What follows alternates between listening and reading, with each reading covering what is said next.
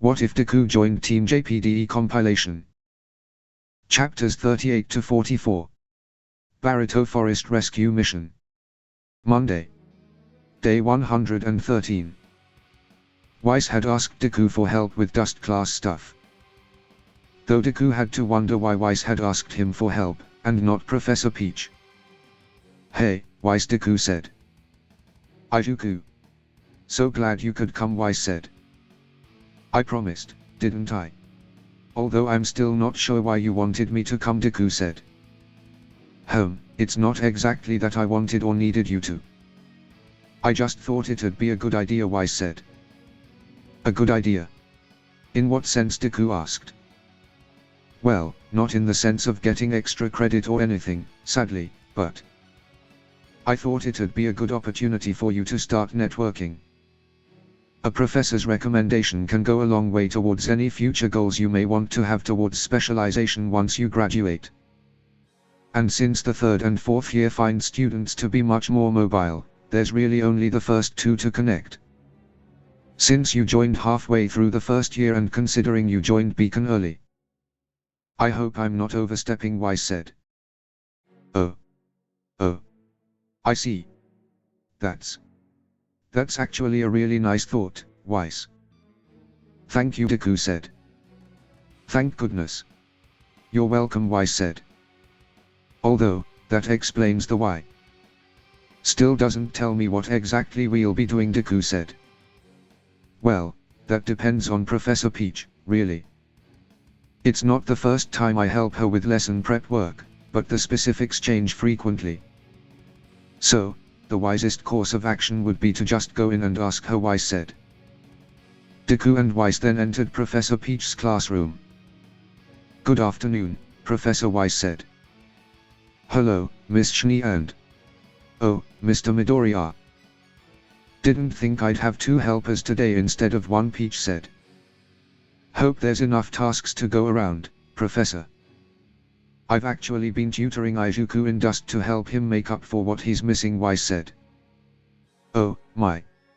You mean you helped him recuperate the entirety of the first semester's curriculum?" Peach asked. "And then some. Remember, I joined Beacon halfway through the year, and I missed out on a lot of the basics I would have learned if I'd had come to Beacon early," Deku said. "Miss Schnee, I knew you had some academic skills, but I didn't realize you also had an instinct for teaching." "Color me impressed," Peach said. "Oh, it was nothing really. I just happened to have a lot of notes," Weiss said. "I wouldn't say so. You also helped David catch up." "Quite impressive due to his memory loss," Deku said. "Well, as a teacher I must be humble about my expertise," Weiss said. "Music to my ears. Anyway, there's more than enough work for the 2 of you," Peach said. "What do you need us to do, Professor?" Deku asked. "Well, for starters, let's measure the doses for next week's lesson." "Scales are in the cabinet, thank you," Peach said. Weiss and Deku then got to work. "That's the last one, Professor," Weiss said. "Very good. Thank you so much, students. You've been a great help," Peach said. "That's a lot of material. Do you usually do all of that on your own, Professor?" Deku asked. "I used to, but then Miss Schnee got all worried because I was still doing so during the 6th month of pregnancy. So, now I do it with her help." "Well, to be fair, Miss Rose was also worried, but she had no idea how to act around me." "It was adorable," Peach said. "And I still don't understand what possessed you to keep going for so long. I have it on good authority you could have asked for leave since month 5, Weiss said. "We were in the middle of a very important piece of the curriculum, Miss Schnee. Breaking the flow of learning in half between 2 professors would have been detrimental, to say the least," Peach said. "Still think it was an unnecessary effort on your part," Professor Weiss said. "Well, not everyone is a good a learner as you and Mr. Midori are, Miss Schnee. Keep that in mind. If being a teacher was as easy as accumulating knowledge and spouting it out from behind a desk, anyone could do it. Considering circumstances like timing and the different aptitudes of each student is a vital part of the job, as you'll learn if you ever decide to follow this path, Peach said. I didn't mean to assume we is said. I know, Miss Schnee. But don't forget that it's children who are supposed to rely on adults, not the opposite. Now, let's clean up, here. Think I've kept you long enough, Peach said. As they cleaned up, Deku's mind was stuck on Peach's words. That children should rely on adults, though the hunter profession and even the hero profession doesn't fit that sentence. Deku had decided it was time to mend his relationship with Miss Goodwitch. He had bought some tea and headed towards Miss Goodwitch's classroom. Deku used Black Whip to open the door to the classroom as his hands were full carrying the tea tray. I'll be right there, Violet. I have to finish this last paper, Glinda said. Glinda was sitting at her desk with piles of papers and books either side of her. Deku then noticed that she wasn't wearing her glasses. Violet. And here I thought my name was Izuku, Deku said. Mr. Midoriya, Glinda asked. Glinda put her glasses on and stood up. That tea set. I thought you were. Where's Violet? I mean, Professor Peach, Glinda said. She's, occupied and... Well, she worried that you wouldn't take a break without someone coming to remind you of it. Also, I thought it was time to mend our relationship, Deku said. I guess I wouldn't. And yes, I would like to patch the rift between us. Please put it on the desk over there, Glinda said. Yes, Deku said. Deku then put the tea tray down, and the two began to have some tea. This tea, Glinda said. You don't like it? Too floral, Deku asked. Oh, no, it's delicious. I was just wondering why the full box is here as well. Seems brand new, Glinda said. That's because it is. It's a present, Deku said. A present? From whom, if I may, Glinda asked. From the person right in front of you. I said I wanted to make amends, Deku said. Glinda remained silent. Is something wrong, Deku asked. No, it's just. I've never received anything like this from a student before, Glinda said. I guess they thought you'd refuse it, Deku said. Do I look that unapproachable, Glinda asked. Maybe a little, but not in a bad way. If that makes sense, Deku said. Please try and elaborate, Mr. Midoriya, Glinda said. It's just that you have a tendency to stick to the rules. Not in a rude way, granted, but still one would think you'd refuse presents from students just because it would go against school rules or a code of conduct, Deku said. So I give the impression of lacking nuance, is what you're saying, Glinda said. Yes, that'd be a good way to put it, Deku said. Glinda then giggled. It's an old critique, believe it or not. Professor Peach told me pretty much the same thing on and off when we in a team together, Glinda said. She seems like she has a way of getting through to you, Miss Goodwitch, Deku said. Yes. And I'm glad to have her around to this day, Glinda said. Despite some of her antics, Glinda said. Like the time she made you act as a commentator for our exhibition fight, Deku asked. Yes, Glinda said. That was actually pretty funny. Students couldn't talk about anything else the following days, Deku said. They did, Glinda asked. Yes. I mean, they had never seen you act like you did with Professor Peach, so it was pretty amazing, Deku said. Pretty amazing, Glinda said. A while later, Deku and Glinda had finished drinking some tea. I'll see you in class, Mr. Midoriya. Have a good night. Thank you for the present and the company, Glinda said. My pleasure. And thank you, Deku said. For what, Glinda asked. For everything, Deku said. Deku then left. So, how does it feel, Peach asked. I figured you'd be around, Violet, Glinda said. Having a student so earnestly express their appreciation for your efforts, Peach said. You'd know better than me. You've always been popular with the students, Glinda said. You're pretty popular too, believe me, Peach said. Doesn't feel like it. Anyway, Violet, I was wondering, Glinda said. What is it, Glinda? Peach asked. Did the students actually like that travesty of a commentary we produced for the exhibition matches? Glinda asked. Professor Peach grinned. They did. Now may I ask a question? Peach asked. Oh, sure, Glinda said. Did you tell him? Peach asked. Violet.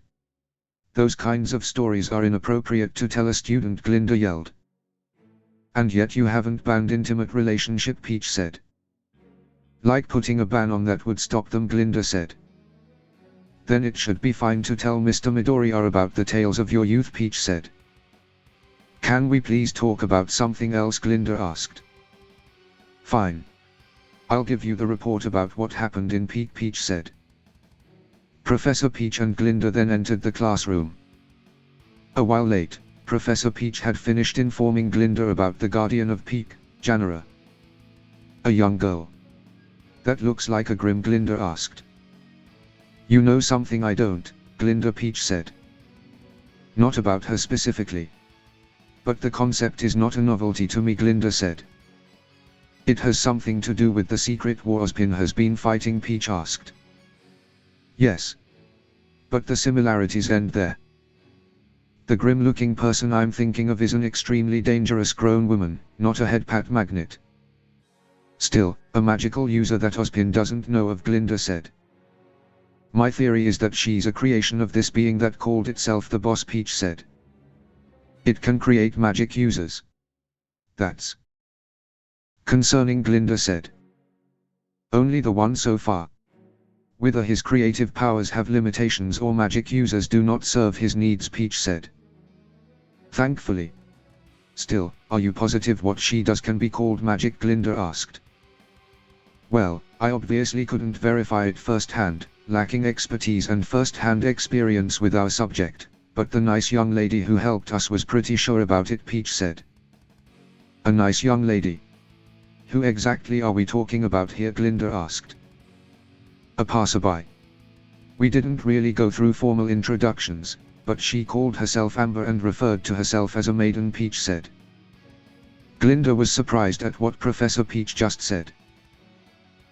Glinda. Are you alright there? Peach asked.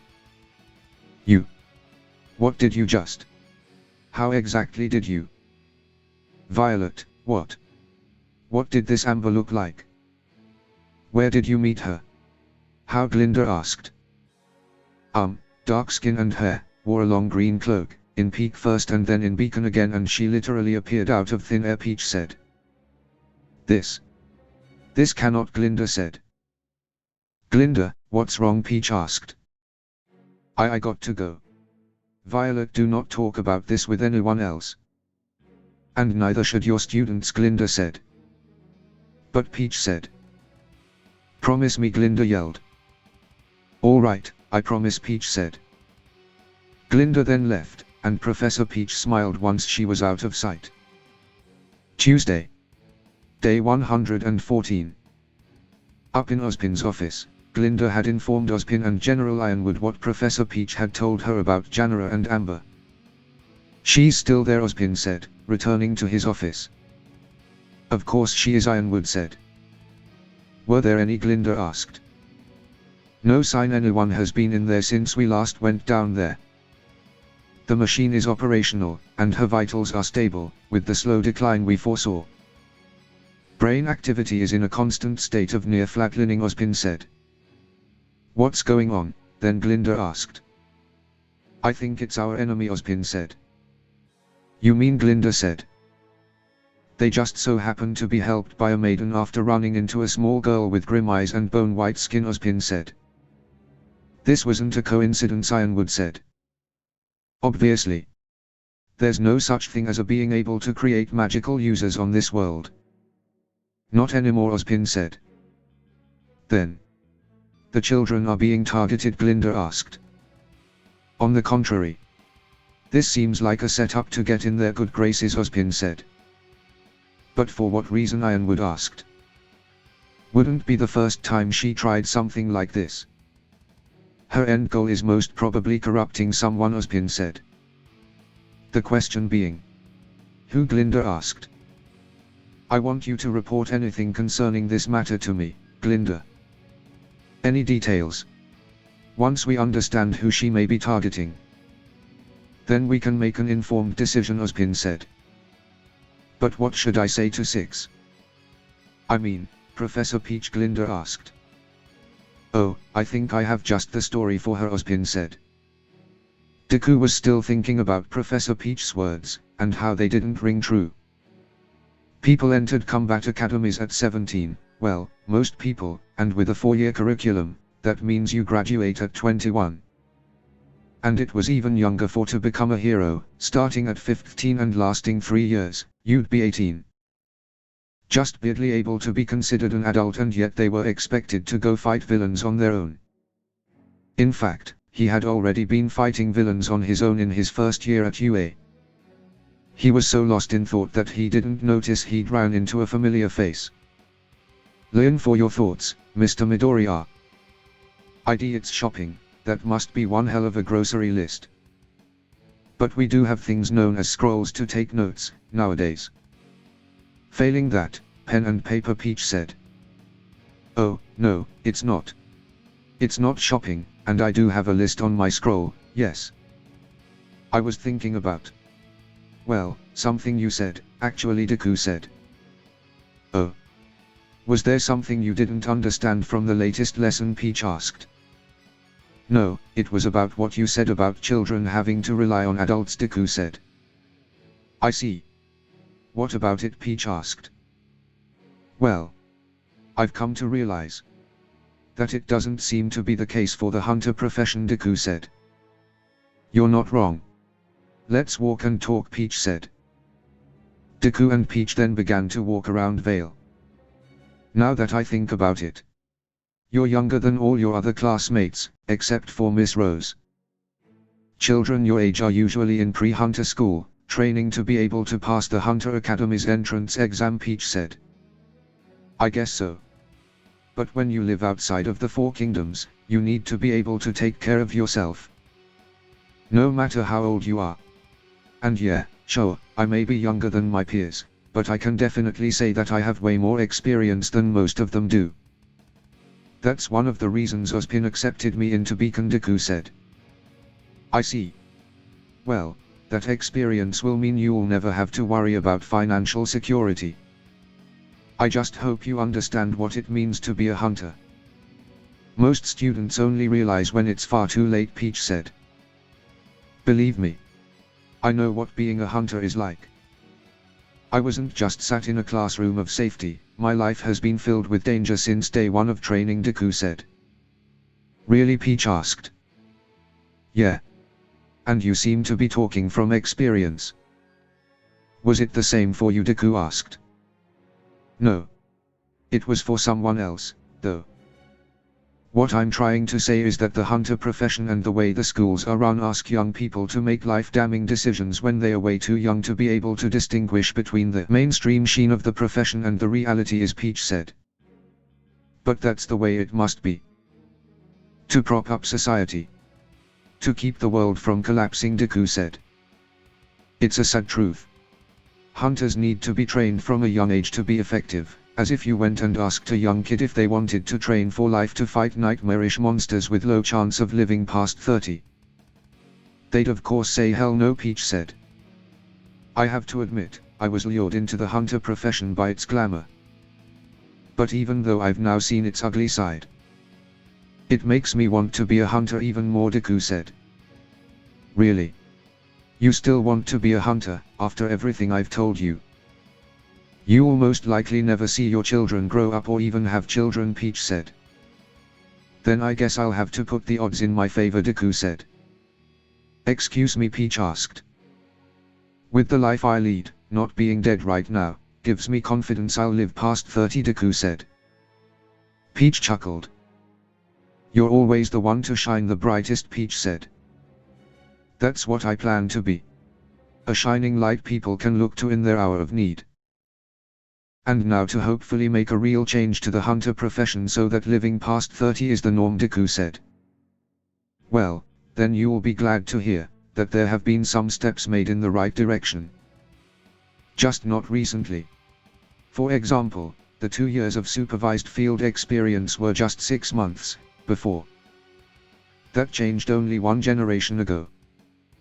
But that's not enough. The core problem here is not hunters aren't given enough experience killing Grim. The problem is the paradigm of bringing up people for a war of attrition only, Peach said. You've obviously given this a lot of thought, Professor. What do you think should be done, Deku asked. Specialization, of course, Peach said. Specialization in what exactly, Deku asked. Well, if you're so interested in the subject. Yes, I'd need an assistant for something, anyway, Peach said. An assistant, Deku asked. Yup. I think you'll be very interested in it. But you got to promise not to tell anyone, Peach said. I see. Sure, Deku said. Great. I'll contact you when and where. Thank you so much, Mr. Midoriya. Now I should get back to my own shopping. Bye, Peach said. Deku was currently walking through Then Beacon Gardens when... Hey, Izuku. Can we talk, Bolin asked. Oh, hey Bolin. Sure, we can talk. What is it, Deku asked. Reese and Arslan, Bolin said. Ah. How bad is it, Deku said. Things are quite bad between them, even more so than before. Reese has stopped talking to Arslan, which usually happens, but she's now starting to completely ignore her, and leaves the room. I fear it's going to start affecting our grades, Bolin said. That is very bad, Deku said. Do you have any ideas on how to get them at least talking to one another again? You were there when things exploded, Bolin said. I have an idea, but we're going to need some help. Follow me, Deku said. Wait. Where are we going, Bolin asked. To talk with Jack Frost and the Mad Hatter, Deku said. Who, Bolin asked. Deku and Bolin then arrived at Team JPDDE's room. Evelyn, Jack. There's someone here that needs your help, Deku said. Oh, hello there, I don't think we've met. I'm Jack, leader of Team JPDE, Jack asked. And I'm Evelyn, the best girl of Team JPDE, Evelyn said. No, Penny is, Deku said. Hey, Evelyn said. Nice to meet you. I'm Bolin, a transfer student from Mistral, member of Team ABRN, Bolin said. So, what do you need from us, Jack asked. Well, I don't exactly know, Izuku said. You two can help, Bolin said. Well, what's the problem, Evelyn said. 2 of my teammates have fallen out, their names are Arslan and Reese, and Izuku said you two could help, Bolin said. How so, Jack asked. Let me explain. You see, Arslan is the no-nonsense type, while Reese is the chaotic type. Just like the 2 of you. So I thought you two would be perfect to make them see eye to eye. You two did allow the difference between Vacuo and Mistral cinnamon varieties to make you hate each other, Deku said. Wait, you two fought over cinnamon, Bolin asked. It's a bit more complicated than that, but Evelyn said. That's essentially what happened. So what happened between Arslan and Reese, Jack asked. In short, due to Reese's hyperactiveness, she often ends up getting into trouble, and that usually means that Arslan has fixed things. Though recently Reese went out with Izuku and didn't cause any trouble, though Arslan had followed them thinking that Reese would cause trouble. I think you get the picture, Bolin said. Yeah. But don't worry, we'll sort them out, Evelyn said. Any idea where they are, Jack asked. I don't know where Reese is, though Arslan is most likely at the gym, Bolin said. Okay then, me and Jack will go see Arslan, while you and Evelyn go find Reese, Deku said. Okay, Bolin said. As you command, leader, Evelyn said. Hey. I'm the leader, Jack said. The 3 laughed. Then Jack and Deku went to the gym to see Arslan. Deku and Jack then arrived at the gym. They saw Arslan punching the punching bag before she then went and sat down on a bench. "Having an intensive workout, I see," Jack said, walking up to her. I guess. "Who are you?" Arslan asked. "This is Jack, my partner and leader of Team Jade," Deku said. "It's nice to meet you, Jack," Arslan said. "Likewise, Arslan. I've heard a lot about you, and Reese from Bolin," Jack said. "Wait, how do you?" Arslan asked. "Izuku brought Bolin to us. He's worried that what happened would divide the team," Jack said. "Maybe it should. I'm a terrible teammate. I can't even trust my partner not to get herself into trouble," Arslan said. "You trust her in a fight though, right?" Jack asked. I do," but Arslan said. "Then you do trust her. You just need to learn how to do so out of the battlefield," Jack said. "But how do I do that?" Arslan asked. "That's something you'll just have to figure out. Trust me, I know what it's like. I had a grudge with one of my teammates because he's used the wrong variety of cinnamon," Jack said. "Wait, what?" Arslan asked. "It's quite the story. It all started when," Jack said. Meanwhile, Bolin had called Res and asked to meet her in the gardens. "So, what do you want, Bolin, and who's the short rabbit?" Reese asked. "Reese," Bolin said. "Sorry. Would you please introduce me to your friend?" Reese asked. "Man, he has you whipped," Evelyn said. "He does not. I am bound to no one," White Ears Reese said. "Oh no, there's two of them now," Bolin said. Reese and Evelyn laughed. "The name's Evelyn, member of Team Jade. I'm Reese, member of Team ABRN. "Wait, Team Jade? That's the team," Reese said. "The team Izuku is on, yes. And I know what happened between you and Arslan," Evelyn said. "I don't want to talk about that," Reese said. "Reese, I know you're mad at her, but if things don't get better soon then we'll be expelled," Bolin said. "I'm not mad at her. I know I can be hard to handle," Reese said. "Then what are you?" Evelyn asked. "I'm disappointed," Reese said.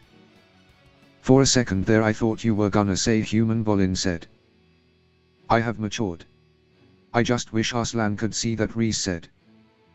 "From what I understand, this was a recent change, correct?" Evelyn said. "Yeah," Reese said. "Then you need to give her time to change as well. I know firsthand. Me and my team leader were at each other's throats all because of some cinnamon, and even after we sorted things out we still get on each other's nerves from time to time," Evelyn said. "Wait, what's this about cinnamon?" Reese asked. "I'll tell you, if you promise that you'll talk to Arslan again," Evelyn said. "I'll try," Reese said. After Evelyn had told Res about the mix-up with cinnamon, Reese returned to her team room to see Arslan. The two stood there in silence for what felt like hours. "Hey," Reese said. "Hey yourself," Arslan said. Outside of their room, Bolin, Deku, Jack and Evelyn were watching them. The four smiled at each other, before the three members of Team Jade left, knowing that things would get better between them. Professor Peach had called Deku to say she was ready from him. Deku then made his way to her classroom. As Deku entered the classroom, he saw a lot of science equipment he'd never seen before. "Good evening, Mr. Midoriya. Glad you could make it. Now the experiment can really start," Peach said. "Professor, that equipment. Where did it even come from? I've never seen it used in class," Deku said. "Oh, from my personal storage. It's not something used for a school curriculum experiment," Peach said. Does the faculty know?" "Wait, how did you even get this here?" Deku asked. "I have my ways. Now, let me show you how to operate the containment field," Peach said, walking down to the equipment. "Containment field!" Professor Deku yelled, then following after her. "So, I'm not going to show you all the ins and outs, just the important stuff. See the rectangle on the screen, here. If it goes past this point and turns yellow, tell me. I would usually go for red, but considering this is your first time, I wouldn't want to risk it. If it does though, push this big red button here, Peach said. Professor, seriously, what kind of experiment are we going to perform here? Deku asked. Nothing too nefarious, but a containment field is still standard safety procedure. Problem is, it needs someone on it at all times checking the levels of strain on the field. My semblance sadly doesn't allow me to split in two. That'd make things like these so much easier, Peach said. Is it dangerous? Deku asked. Oh, no worries. The controls are far enough for what I'm trying to do, even in the case of total containment failure, Peach said. And what about you? Deku asked.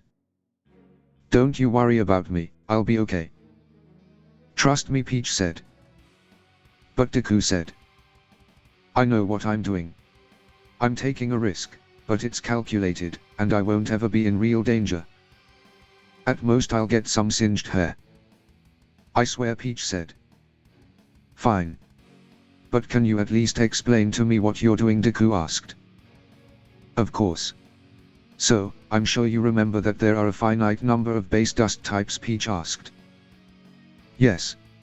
Ice, earth, fire and wind are the 4 base types of dust, Deku said. Bravo. Now, these 4 types can be combined between themselves to form new types. Then those new types can also be mixed with others to form extra new ones, and so on. Now, while that happens in nature all the time, the process is random. The type, size or potency of the crystals you find in nature is anyone's guess. There was a need to find a way to reproduce the process in a controlled environment. To standardize production of certain type of dust, experiment to try and find new ones. That's how the field of dust science was born, Peach said. I see. But how does that tie into what we were talking about last time? Deku asked. Dust science is a specialization for hunters, but it's only available in Atlas Academy. Similarly to how horology is only a specialization here in Vale. My point is that specializations are not just underfunded and very academy specific, but they are also seen as something hunters should go into only past their prime or if they get seriously injured. As a fallback, instead of a goal, exception made for combat-oriented specializations. An attitude that just keeps getting passed on generation to generation, that sees direct engagement and resistance the one and only strategy worth attention when it comes to the grim, Peach said. And leaves people who'd like to dedicate themselves to something different in the field strapped for choices and facilities, Deku said. Indeed. Now, this specific experiment will be about trying to combine 2 types of dust with atypical levels of purity. Eyes on the field counter, please, Peach said. Peach then entered the containment field, while Deku took up his position. It's going to be speed dust and fire dust. Speed dust is pretty much only used in projectile weapons, nowadays. They tried applying it to fabric, but like all attempts of dust textile enhancements, it gave more problems than benefits, Peach said. Okay. So why are you? Deku said. My theory is that adding speed dust to fire dust, the fire crystal will be able to obtain a faster deflagration before dissipating, aka it's going to cover a larger area with the same boom potency, Peach said. Interesting. And what application would this combination be used for? Deku asked. One I can think of is dust mines. The ones they use right now have insufficient area of effect and I'd say are a waste of material for their bang, Peach said. Dust mines. Are you sure it's safe to do so? Deku asked. Absolutely. As I said, this is atypical purity. A fire crystal of this quality is only going to be able to produce an explosion of maximum 5% of their actual potency, Peach said. Oh.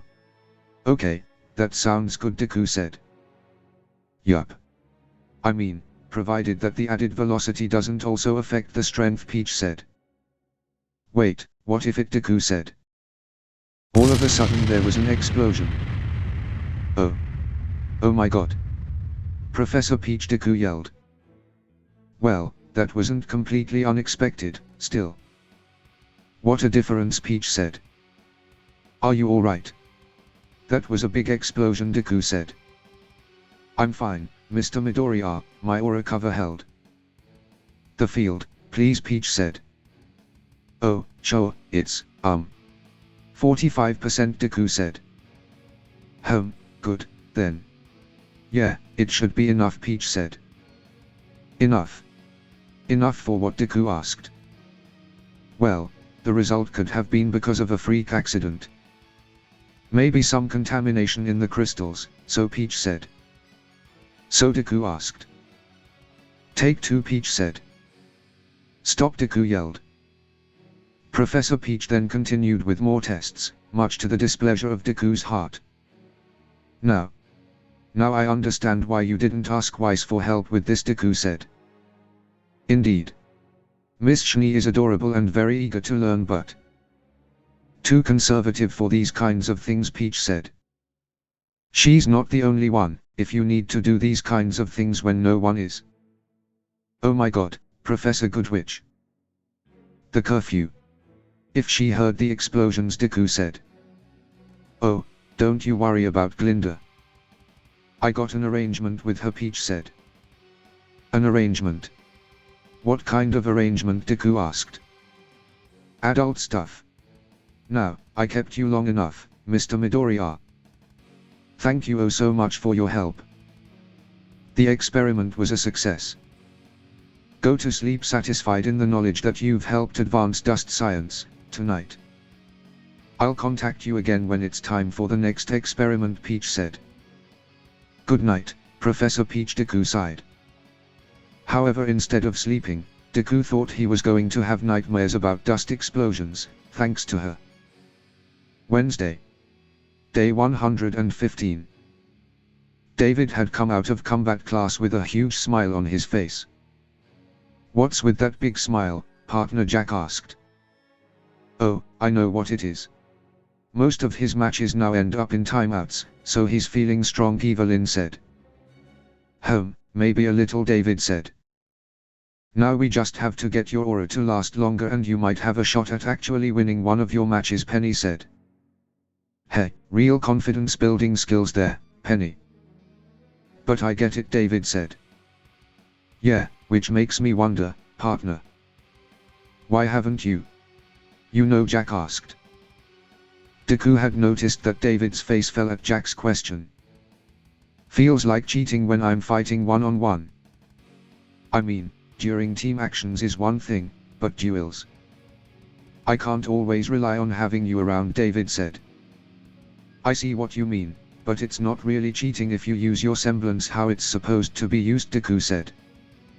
Also, by following that logic, you shouldn't be using other things either, David Penny said. Maybe I should start making you pay copyright, Evelyn said. Alright, I'll try and use it in class next week, okay, David said. Glad to hear it, Jack said. Though, may I suggest not using it to refill your aura pool? That would just bring unwanted attention on you, Deku said. You're right. But how can I use it then? I mean, it's literally what it does, David said. You could use it when your opponent goes in for a hit, use it to heal some of the damage. That way it looks like the strike didn't do much damage to you, Deku said. Guess I know what I'm doing for the rest of the week. Now, let's go for lunch, David said. Hold on, before we go, I have a message. Miss Goodwitch said she wanted to have a talk with us and Professor Peach tomorrow after dust class, Jack said. What do you think is it about, Penny asked. Considering recent developments, it's either about the adorable one or Evelyn said. The matter she told us to leave to her, David said. Deku had the feeling he was being watched. Seal. Would you come out? Like, fully, Deku asked. No, this is fine. Please continue, Seal said. Okay, let me rephrase, please come out and talk to me. I'm getting very uncomfortable, here, Deku said. Very well, Seal said. Seal then came out from hiding. Good afternoon, Izuku, Seal said. And a good afternoon to you. What are you doing? Deku asked. Observing you, Seal said. Okay. Care to elaborate as to why? Deku asked. Not really, Seal said. Alright, let me rephrase that as well. Please explain why you're skulking around, following me everywhere in broad daylight, Deku said. That's incorrect. I would have stopped following you once you got on the bullhead to Vale City. Considering the average level of abnormal behavior exhibited by Beacon students, I figured my actions wouldn't raise that many eyebrows. As for the reason why, there are two things. First, I'm trying to find an exploitable weakness of yours, Seal said. This is about my semblance, isn't it? Deku asked. Indeed. I have a duty to devise a contingency plan if you ever go rogue, Midoriya, Seal said. Do you really think I'll be one to go rogue? Deku asked. No. But your goals may end up clashing with Atlas's in the future. Or you may succumb to mind control, Seal said. You don't need to worry about mind control. I was put under it, but I was able to break the control they had over me, Deku said. A blessing and a curse. This information does not help me defeat you. If you want to find out what the examination uncovered, you'll have to give something I can use against you, Seal said. Okay. Well, I've been told time and time again to stop being so reckless with the use of my semblance, Deku said. And that's a weakness, how? Seal asked. Well, I can body and only handle about 20% of my semblance with no issues. If I go beyond that limit, my semblance cause my body to start breaking. And if I go 100%, it completely breaks my body. It's the reason why I have a bunch of scars on my arms, and if I continue doing it, I can lose all motor functions in my parts, Deku said.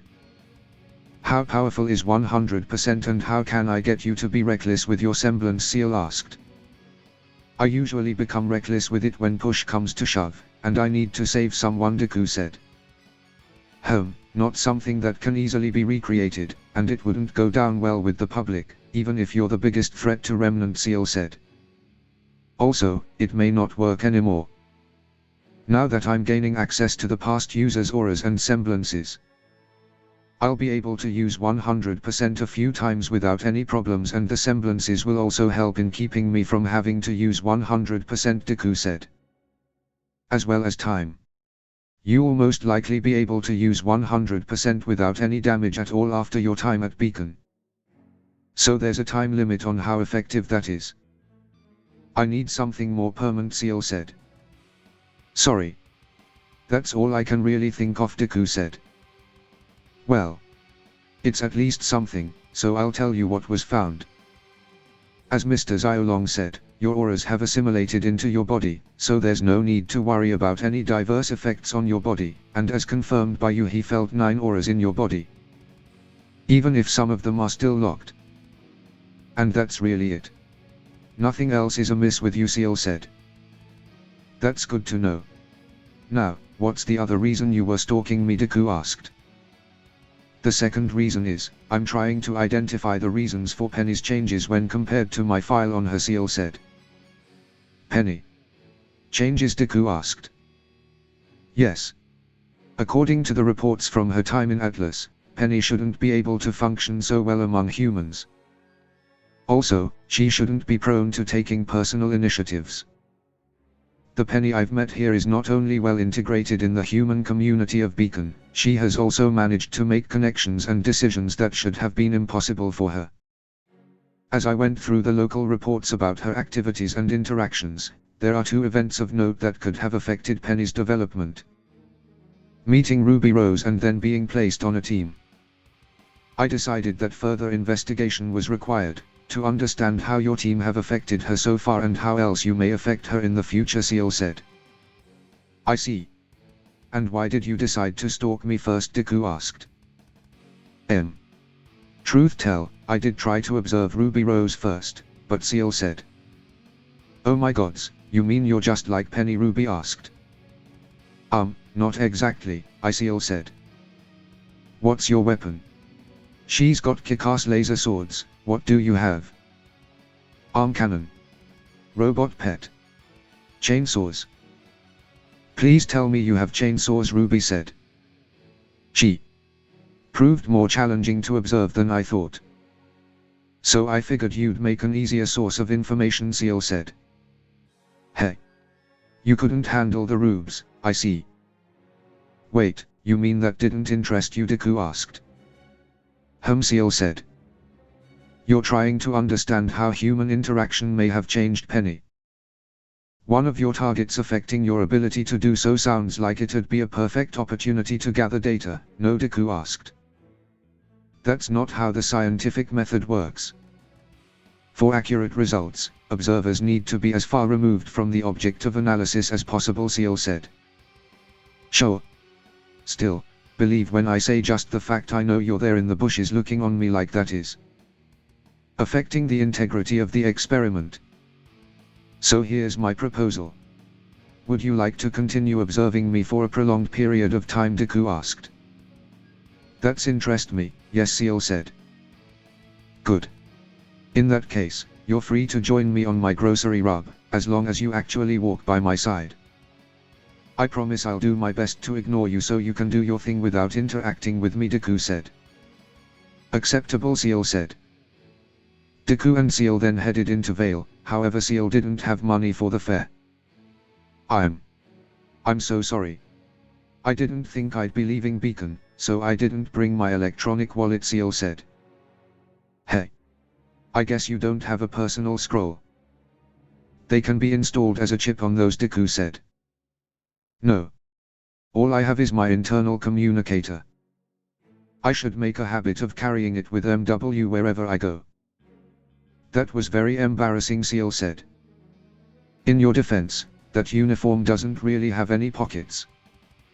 Not much carrying capacity, Deku said. Indeed. I was thinking of adding a standard issue belt so I could hang a pouch from. Stop it, Seal said. Stop what, Deku asked. I'm not here for small talk or getting to know each other better. I'm here for a scientific endeavor, Seal said. But I thought the whole point of this experiment was getting to know me, Deku asked. Well, yes, but that doesn't mean you get to know me. I'm the scientist, not a test subject. Let's just go do your thing, already, Seal said. Deku and Seal then continued into Vale. It's not something you can find in a store, Seal said. Oh, wow, you mean you made it yourself? That's so cool, a female Vale citizen said. No, it's part of a military uniform. It's not available to the public, Seal said. That's too bad. Wait, you mean you're from Atlas? Wow, your tan is fantastic for such a good country. How did you do it, the woman asked. My friend is done. I'm really sorry, but I should go, Seal said. Oh, okay. See you soon, the woman said. I thought that's never end, Seal said. Hey, yeah, Miss Mora can be a bit chatty, Deku said. Chatting is purring it lightly. Who gets so excited about a beret?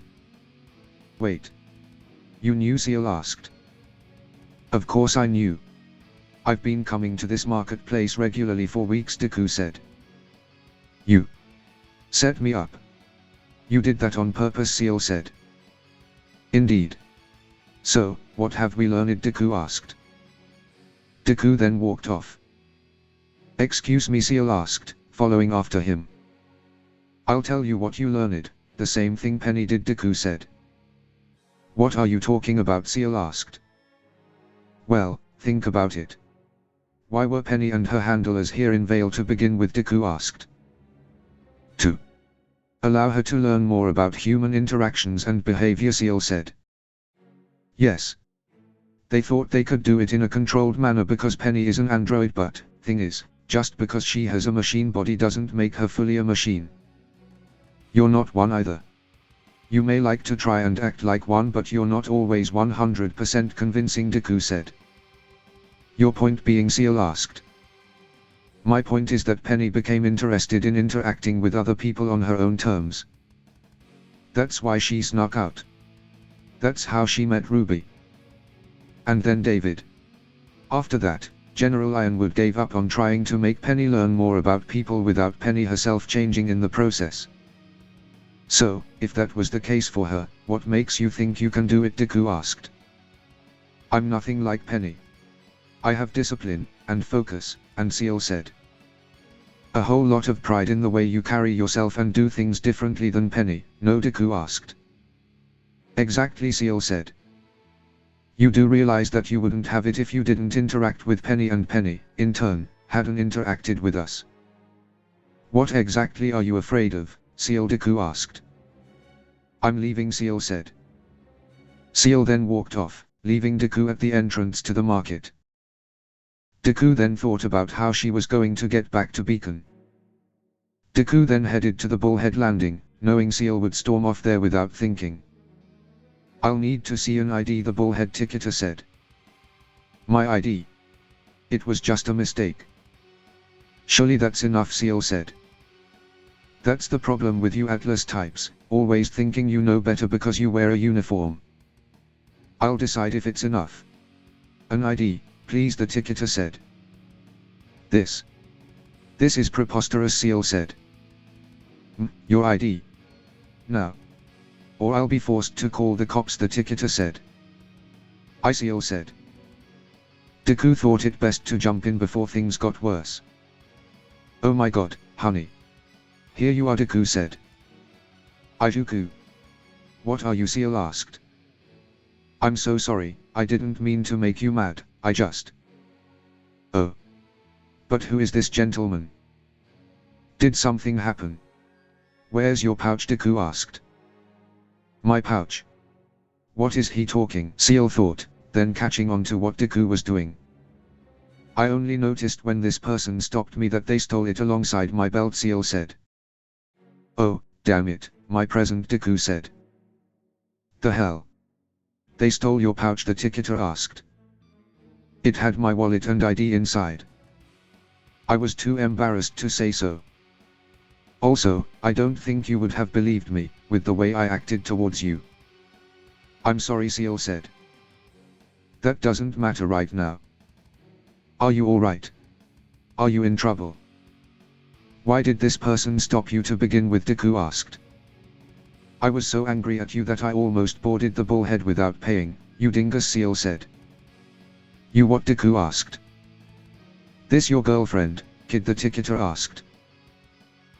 Yes sir, I'm a student from Beacon and she's a transfer from Atlas for the Vital Festival, Deku said. Go figure.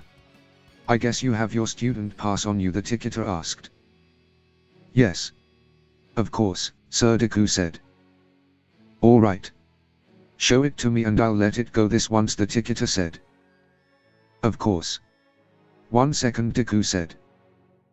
Deku then showed his ID. Alright. Move along.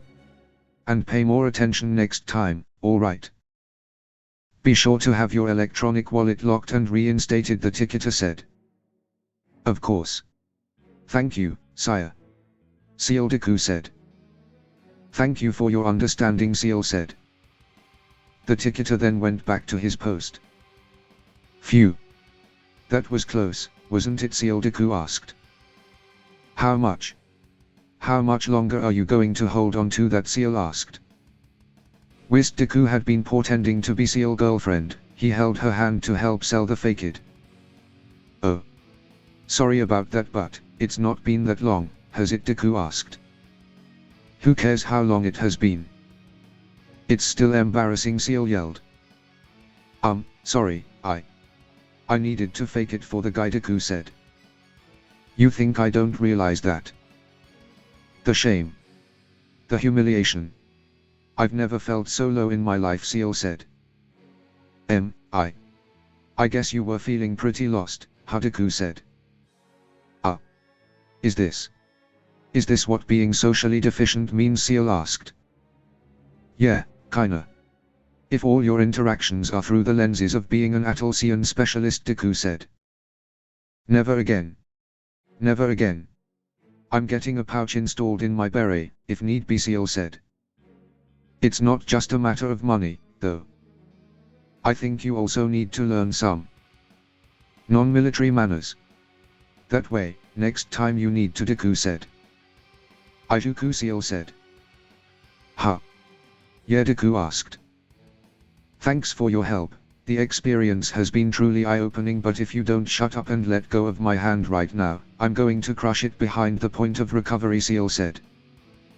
Deku then quickly let go. Thank you, Seal said. The two then boarded the bullhead to Beacon. That was one of the worst experiences I've ever had. Curse my stupid idea, Seal said. Honestly, it wasn't that stupid, Seal. There's nothing wrong with wanting to know more about other people. But you're only ever going to be able to do it successfully if you do it normally. There's no files on any of us, nor can you observe from a distance since the real world is not a neutral environment, Deku said. Looks like I will have to hang out with people, then. But I refuse to do it with you guys. I still don't understand exactly what you did to Penny and how. I won't risk the same thing happening to me. If I have to mingle, I'll do it with normal people, Seal said.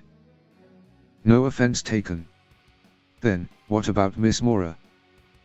I'm sure you have a spare beret for her, Deku said. I believe I do, yes. Good night, Izuku, Seal said. And a good night to you, Deku said. Seal then left for the lab ship. Deku was walking back to his dorm room. As he walked, his mind wandered to the sensation when he grabbed Cinder's hand. The memories of what Cinder did to Amber, it made him sick to his stomach. But it was the best lead they had. You don't have to do it, Amber said. Amber, Deku said. Not for me.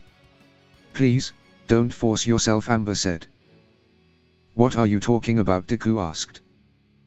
I can feel everything you and David feel, Izuku. You can't lie to me, Amber said. Well then. Amber. I got to do this, Deku said. No you don't, Amber said. It's the only way we have to do this safely, Deku said. You don't need to do anything else. We know it was her who attacked me, what else do we need to know, Amber asked. What exactly she did to you, for one. So we can try and reverse it, Deku said. Maybe. Maybe I don't want to reverse it, Amber said. Amber, Deku said. Izuku, I don't want you to force yourself after what happened to David. I don't want you to go through that, Amber said. Hey, don't cry. It's no big deal. I'll do anything to help a friend. I just need to get close to her, that's all, Deku said. Are you really saying, Amber asked. Amber. The only way to touch her long enough to find out what happened to you, is to get intimate with her. If you have another idea, I'm all ears, Deku said. Amber smiled. Amber. Kidnapping and restraining her is not an option, Deku said. Phooey. Alright, then. We're going with your plan. Although. How are you going to explain this to the others, Amber asked. One word at a time, Deku said. There are two ways they'd reach. One, they'll, Amber said. Amber, Deku asked. She's nearby. And coming this way, Amber said, before disappearing. Izuku Midoriya. Just the man I wanted to see. Cinder 4. Just the woman I don't want to be seen with, Deku said. How hurtful. Is that any way to speak to your girlfriend, Cinder asked. First off, you're not my girlfriend. And second, I don't want to be seen with you, as I would prefer not to be covered in your blood, Deku said. You wish to kill me, Cinder asked. Nope. But Evelyn does, Deku said. Oh, a feisty rabbit I see. It won't matter though, she'll be a pile of ashes before she could lay a finger on me, Cinder said. Then you wouldn't have a boyfriend, Deku said. Cinder then pushed Deku onto a sofa and straddled him. I don't think so. I can be very persuasive, Cinder said, grinding her butt on Deku's crotch. I'll show you a better time than that rabbit could ever show, Cinder said. I'd like to see you try, Deku said. A challenge. I accept then. Give me a call when you're ready to turn up the heat, Cinder said. Cinder then kissed Deku on the cheek, and then left. That was surprisingly easier than I thought, Amber said. Maybe not so, Deku said. What do you mean, Amber asked. I was so, distracted, I couldn't focus on what happened to you. Sorry, Deku said. It's alright. It's a natural reaction, Amber said. So, how am I gonna tell them that Cinder has now invited me to have sex with her, Deku asked. One word at a time, Amber said. Deku then made his way back to his room. Thursday. Day 116. Before heading to class, Deku had received a text from Neo. Hey. How's it going, bestie, Neo texted. Good, thanks, but I'm your bestie. I don't want to know how you treat your enemies, then Deku texted. Indeed, you don't. And I don't have any other candidates, anyway, Neo texted. Well, I guess I'm honored, then. How's it going, Deku texted. He guesses, grr. And I'm actually going back to Vale for a job soon, Neo texted. No time to relax, then Deku texted. Not this time, huff. I wanted to go dancing, Neo texted. Okay, see you never, Deku texted. The bell then rang. Deku put his scroll away and headed to class. After class had ended and all the students had left, Glinda began to inform Team Jade and Co about the maidens. The maidens of legend, from the fable. They actually exist, Glinda said. You mean that we met a legend, David asked. Yes, Glinda said. She seemed pretty real to me. She saved our bacon, Evelyn said. That's what maidens are known to do. They travel, help who they can. Although, they usually try and do it covertly. They don't join battles and don't usually stick around to introduce themselves, Glinda said. Because if maidens exist, then that means magic exists too, Penny said. And you can realize how that'd be a shock to the general populace. Which is why I need you keep all this to yourselves, children, Glinda said. We understand. But Glinda, considering how particular of a location Peak is, we run the risk of running into her again. What should we do if that happens, Peach asked. Well, she's been amicable so far. So unless she suddenly becomes hostile, I'd say you can accept her help. Maybe ask her what she's doing in Peak to begin with, Glinda said. But is she dangerous? What else can you tell us about her, Jack asked. Not much. We do know that maidens are powerful, but there's not much else I can share, Glinda said. That's just great. Hopefully she doesn't turn us into frogs or whatever, Titania said. Miss Goodwitch, I have to ask, how do you know that magic is real, if it's not common knowledge, Deku asked. I can't share all the specifics, but I'm sure Evelyn and Jack can testify to the fact that Headmaster Ozpin does more than just oversee this academy. Magical activity is one of the areas he has taken upon himself to oversee, Glinda said. I see. Then what about the young girl, Penny asked. Unfortunately, we have no knowledge of such a being. So I'd be grateful if you could share any intel about her upon successive encounters, Glinda said. I see. Is that all you can share, Peach asked. Right at this moment. Yes, Glinda said. I see. Children, go on ahead. I will catch up with you later, Peach said. Sure, Professor Peach, David said. Thanks for the intel, Professor Goodwitch, Jack said. Team JPDE and Titania then left the classroom. Now, what else is there, Peach asked. Glinda remained silent. Glinda, you did not react to the word maiden when we spoke. You reacted to the name Amber. You know this girl, Peach said. I do. And her being in Peak makes no sense, Glinda said. Team JPDE and Titania had gone to their dorm room. Truths mixed with half-truths. And one big lie. The one time she was lying through her teeth was when she said she had no knowledge of such a being, Evelyn said. You mean? When we were talking about Janara, Jack asked. But that means, Titania said. That she does indeed have knowledge of such a being, Deku said. But then, Janara is not a creation of the boss, Penny asked. Not necessarily, David said. What do you mean, partner, Kark asked. Remember that Ozpin knew nothing about me. And whatever I am, it's tied to Peak, the mystery behind it and the thing in it. There's no reason to believe they know anything about Janara either, David said. But she was lying when asked, Evelyn said. She lied about have knowledge of such a being, not Janara herself. And it got me thinking. Titania, you were born by copying Mercury Black, remember, David asked. Don't remind me. Been trying to suppress most of his memories from day one, Titania said. Point is, maybe you and Janara are similar in that aspect, David said. She's someone else's copy, Penny said. So Izuku's theory is confirmed, Evelyn said. Being a copy of someone, yes, but of who, no. I think Miss Goodwitch knows about the person who or being Jara was inspired by. That means that whoever they are, they aren't a maiden, and they actually look like a Grim, Deku said. That's awfully specific though. Titania was a fluke, she might have copied anyone at all.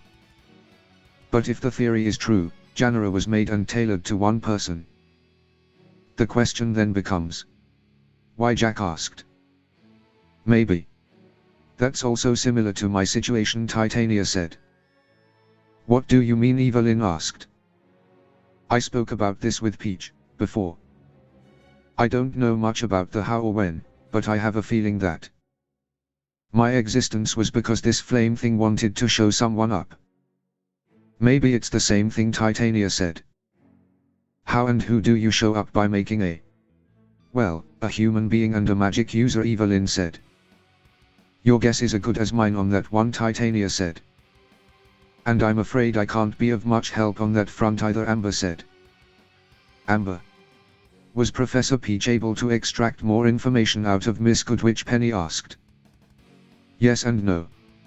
Professor Goodwitch admitted to knowing me personally, Amber said. She what, David asked. Apparently, the maiden Amber was under her group's protection. But they failed in keeping me safe from harm. She wasn't willing to share who harmed me or what they were trying to protect me from. But according to her, my appearance anywhere at the current time is impossible. So she fears this is a setup by someone. A setup she warned Professor Peach about despite Headmaster Ozpin's wishes, Amber said. Asshole. He and his secrets, Jack said. Well, we know it isn't a setup, anyway, David said. But if she's convinced of that, then maybe, Evelyn said. I don't feel dead, Amber said. And here I was trying to be not blunt about it, Evelyn said. Alright, so, let's just put together everything we know, Deku said. Amber was under Ozpin's protection, but it did her a fat lot of good, Jack said.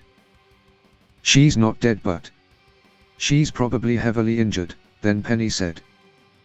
And her going around must be like, I don't know, an out-of-body experience. She's projecting her soul or something, Evelyn said. Oh. I believe that may be it. Yes, it was instinctual. I didn't know I could do that, Amber said. Alright, but if she's still technically alive, I don't think she should be able to skip the country. Get that far out of the body. I mean, aura dissipates if it gets too far from the host body, exception made for certain semblances, no, Titania said. That makes sense. But I believe magical power is different. I don't remember why or how, exactly. But I feel it is so, Amber said. Oh. My gods, David said. David. What is it, Deku asked. When I first met Amber, she She didn't know she was in the real world. She didn't know that the amphitheater wasn't all there was. She didn't know she could move so. She never tried, and her magic power wasn't as strong as it is now.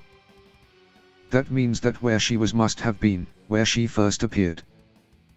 I think it was close, David said. Wait. You don't mean Amber said. It's the only explanation I can think of, David said. Son of a bitch, Titania said. Amber, your real body is somewhere in the school, David said. Deku was in thinking about his encounter with Pythia, and then he realized that he hadn't told the others about it. Hey, David. I had a pretty weird encounter a few days ago, Deku said. Weird how? David asked. Well, imagine Pyrrha. But with an accent and some attitude. Also, glasses, Deku said. That's an amusing image. So you met like a sosia of her or something? David asked. Yeah. She was intense. I mistook her for Pyrrha at first and she got so peeved I thought she'd bite me, Deku said. I guess it happens so often that she got tired of it, David laughed. That was the impression I got, yeah. She's new in Vale, Deku said. And I bet you got talked into showing her around as an apology, David said. Yeah. Although, she hasn't contacted me since then, so maybe she, Deku said, interrupted by his scroll going off. 10 million, it's her, David said. There's no way I'm taking that bet, Deku said. Deku then answered his scroll. Good afternoon, Pythia, Deku said. Heya, Ijuku. How have you been? Pythia asked. Good, thanks. What about you? Deku asked. Good, good, but you know how it is with moving. Things to unpack, stuff to sign. But I'm finally unburdened. Time to hit the town, Pythia said. Sounds good. I'll see you at the same place as last time, Deku asked. You know it. Don't be late, Pythia said. Pythia then hung up. That is an accent, David said. I know, right? If it wasn't for the accent, I would be believing she was actually Pyrrha in disguise, Deku said. But why would Pyrrha want to do that? David asked. Well, she is famous. Being in disguise would allow her to do things she can't as Pyrrha, Deku said. I guess so. Tell me how your date goes, she sounds fun, David said. Yeah, sure. Tell the girls what you believe in, Deku sarcastically said, before leaving for Vale. Deku soon arrived in Vale and headed to where he first met Pythia. Once he arrived, he looked around for the tall redhead. Heya, Ijuku. Over here. Took you long enough, Pythia said. Huh? Am I late? Deku asked. Nah. It's just me who was early, Pythia said. Why were you early? Deku asked. Because after 3 days of doing nothing but unpacking, I can't wait to have fun, darn it. First thing I wanna do is grab myself one of those giant ice creams in the glasses with straws and stuff, Pythia said. You mean a parfait? Deku asked. Yeah. Where can we get one? Pythia asked. I know just the place, Deku said. Pythia and Deku then went to a cafe. Ah. So Yumi. I can't believe this kind of stuff is so cheap to get in the city. This is delicious, Pythia said. I'm happy you like it. I suggested it because a friend seemed to really like it, Deku said. Hey, was it friend Pyrrha, by any chance? Pythia asked. Actually, yes. And I do know here, I'm not lying, Deku said. Would be the first time someone had a good reason to mistake me for her. So, what is it like? Being friends with a celebrity? Pythia asked. I wouldn't know. I don't really see her as one, you know, Deku said. What? But she is, Pythia said. I mean, I know she's supposed to be a big deal, the student populace has made that quite clear, but I never really cared that she's famous, Deku said. You don't care? Pythia asked. No. Not in a callous way, of course. But Deku said. Take your time. I'm not going anywhere till this whole thing disappears down my gullet, Pythia said. When I first met you, I thought you were Pyrrha in disguise, Deku said. Don't remind me. You're not the first nor the last fella to do it, I assure you, Pythia said. And I apologize for that. It's just that I thought Pyrrha would want to be someone else, even just for a short while, to escape from the famous side of her, Deku said. Pythia said. She obviously takes a lot of pride in her accomplishments and strength, but the invincible girl shtick probably inevitably colors every aspect of her life. Even her closest friends can't help but bring it up. Good-naturedly, of course, but Deku said. Even then, I reckon it kinda makes her feel like that's the only part of her that matters, Pythia said. I think so too. To me, that's actually the part of her that matters the least, Deku said. But isn't that a big part of her, Pythia asked. Well, yeah, but it's not the part of her I hit up with, you know. It's not the Pyrrha the celebrity who I and my team helped with her love life. It was Pyrrha the insecure girl in love. My friend Pyrrha. Seeing her sad. Almost broken, last time we tried something. It hurt to watch, Deku said. So I guess it didn't work out with this guy, Pythia asked. I wish it was that. The guy doesn't even realize she likes him. He only has eyes for this other girl, and Deku said. Pyrrha hasn't told him, Pythia said. Yeah, because she doesn't want to screw up the relationship they already have. So she's stuck in limbo. She can't progress one way or the other, and I can see it hurts her. I'd like to see her get what she wants.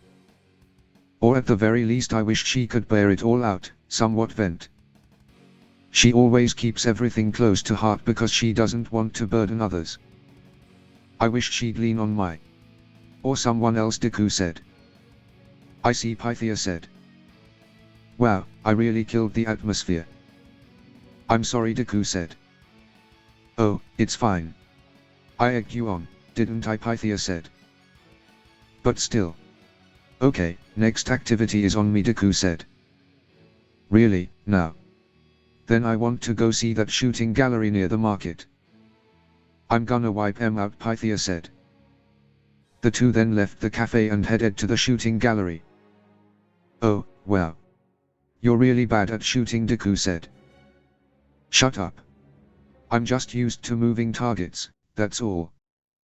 Next time, for sure. I swear, Pythia said. Knock yourself out. I'm not paying, next time, Deku said. That means I can keep all the prizes for myself, then. Lucky, Pythia said. Whatever you say. Anyway, I should head back, Deku said. I guess. Thanks for the company, Ijuku, Pythia said. It's been fun. Hit me up again whenever. Maybe next time I'll introduce you to my team, Deku said. But why not meet one of them now, David said. David. What are you doing here, Deku asked. Other than making my way to the bullhead landing, David asked. So, this is ye partner, David. I like him already, Pythia said. Oh wow, she really does look like Pyrrha, David said. You wanna say that again, Pythia asked. Definitely not, Pyrrha would never act like this, David said. Sorry to cut introductions short, but we need to get going, Deku said. It was nice to meet you, Pythia, David said. Likewise. Can't wait to meet the others, Pythia said.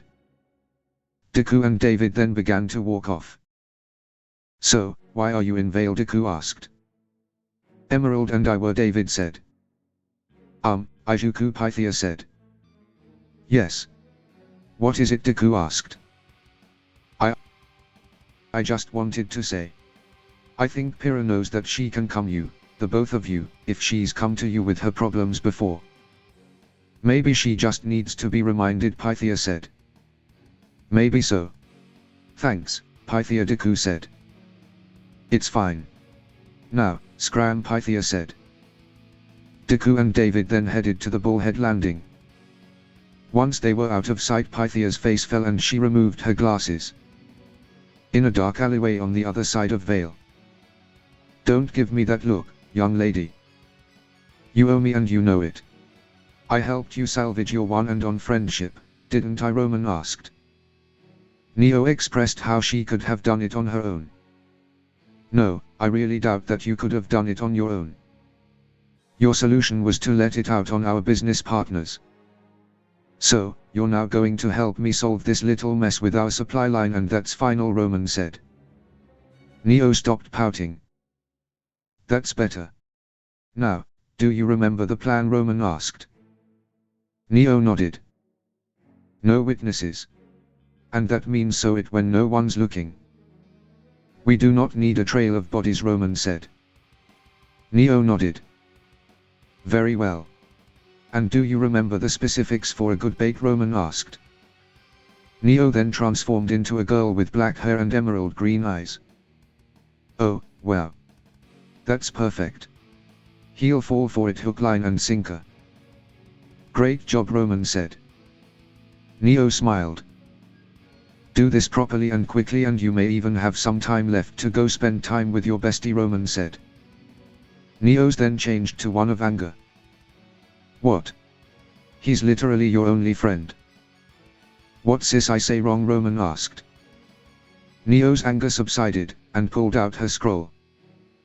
Why would I ever want to look at your scroll? I get enough of your demented behavior in real life, thank you very much, Roman said. Neo got anger again and then kicked Roman. Friday. Day 117. Their progress has been quicker than expected, Weather said. Must be because of that girl. Leave it to those 5 to just randomly chance upon a magic user, Howard said. Well, they do say that luck is also part of one's skills.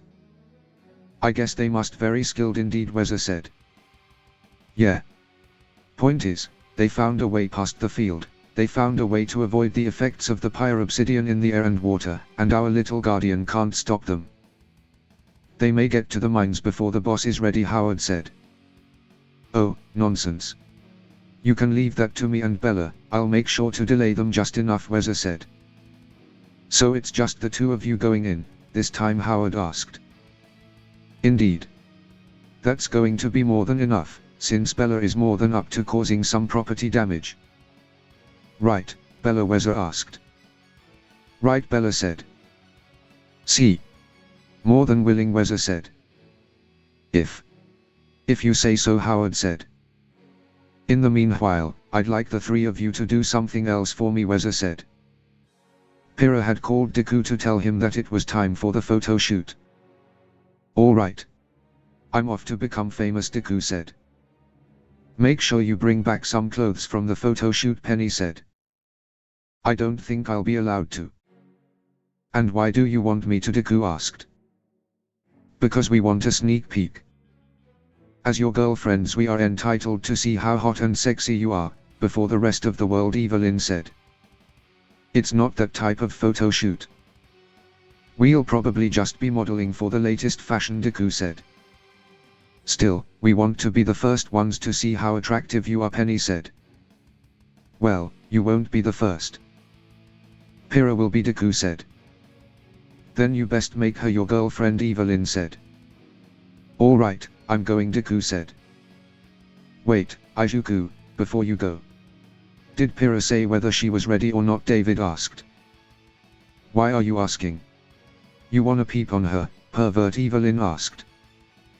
David, if you want to watch a girl change, you can just ask us, Penny said. What? No. I mean if she's waiting for him, David said. She said she'll meet me at the Bullhead Landing. So, I assume she's still getting ready, Deku said. Okay. You don't mind waiting a bit longer? David asked. Not at all.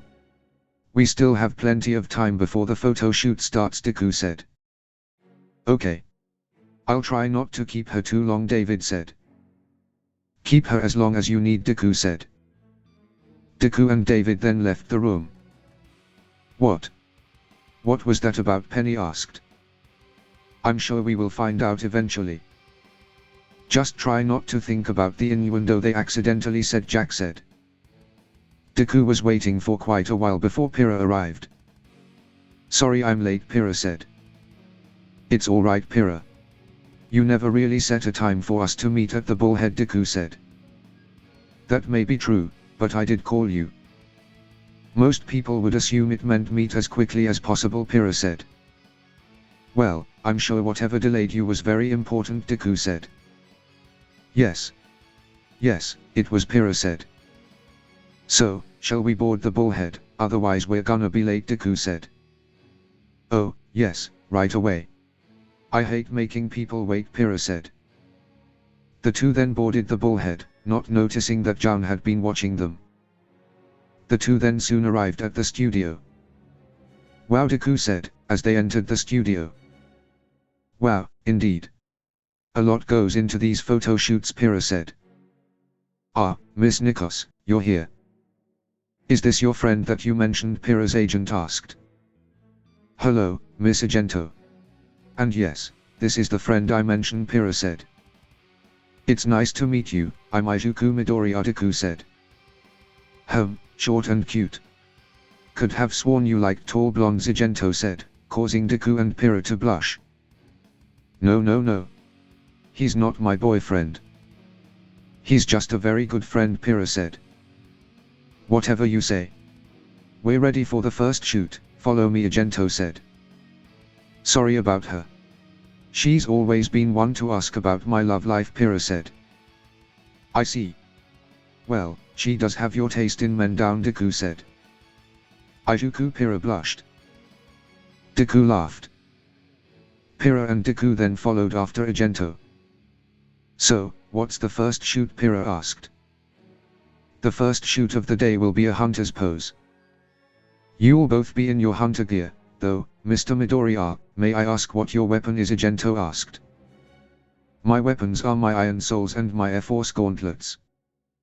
I can crush dust in them to give effects to my punches, and I can add effects to," Deku said, starting to ramble. Izuku, you're rambling," Pyrrha said. "Oh, sorry," Deku said. "It's fine," Pyrrha said. "I'll leave it up to you to make a pose. Just make it dynamic," Argento said.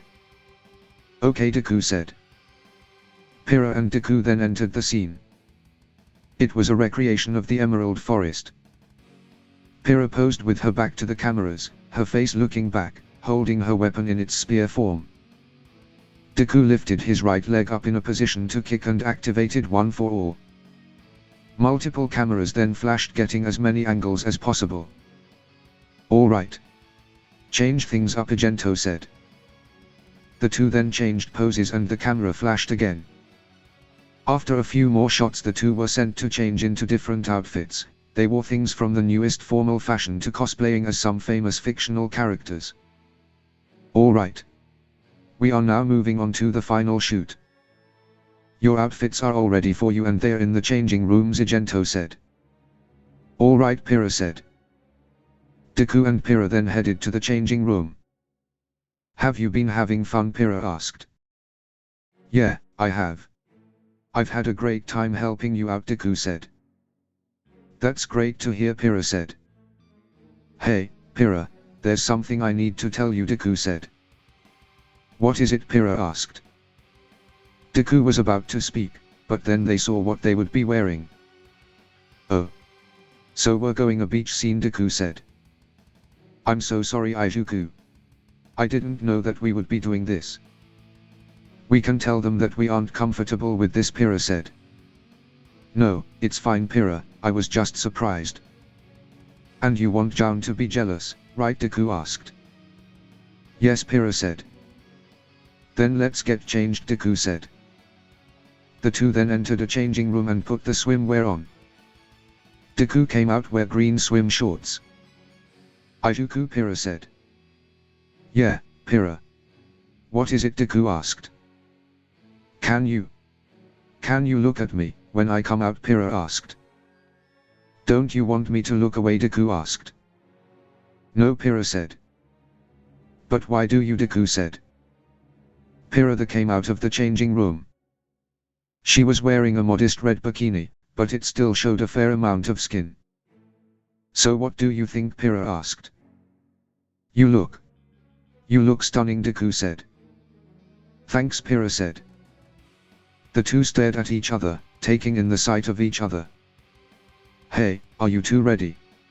We're waiting for you, Argento asked from outside the room. Oh, yes. We'll be out soon, Pyrrha said. The two looked at each other and they quickly looked away. They then left the changing room and headed to the set and were immediately put to work. They laid on the beach, splashed in the water, and played volleyball. They got many pictures of them, some more erotic than others. Alright. This will be the final shot. Izuku, would you please hold Pyrrha and lift her up, Argento said. Deku said. It's alright, Izuku. I'm okay with it, Pyrrha said. Okay, Deku said. Deku then lifted Pyrrha up and held her. Her chest was very close to his face, while his hands were holding onto her butt. That's perfect. Hold still, Argento said. As Pyrrha was being held, she felt something touch her. It only took her a short time to realize what it was. Deku saw her blush and then blushed, realizing that she was feeling it. After the photos were taken, Deku put Pyrrha down and the two headed back to the changing room, the two remaining silent as they walked. Hey, Pyrrha, about Deku said.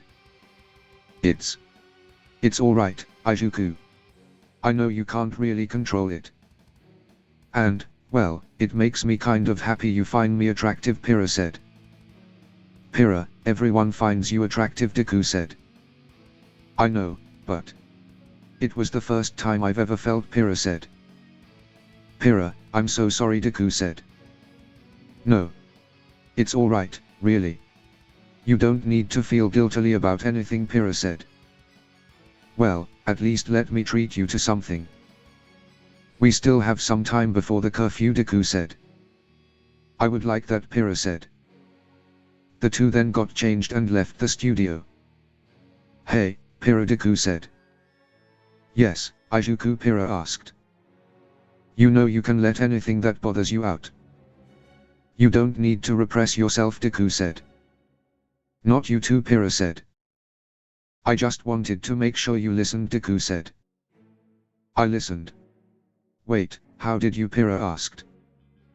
We both met a girl who told us to remind you that you can come to us with any of your problems.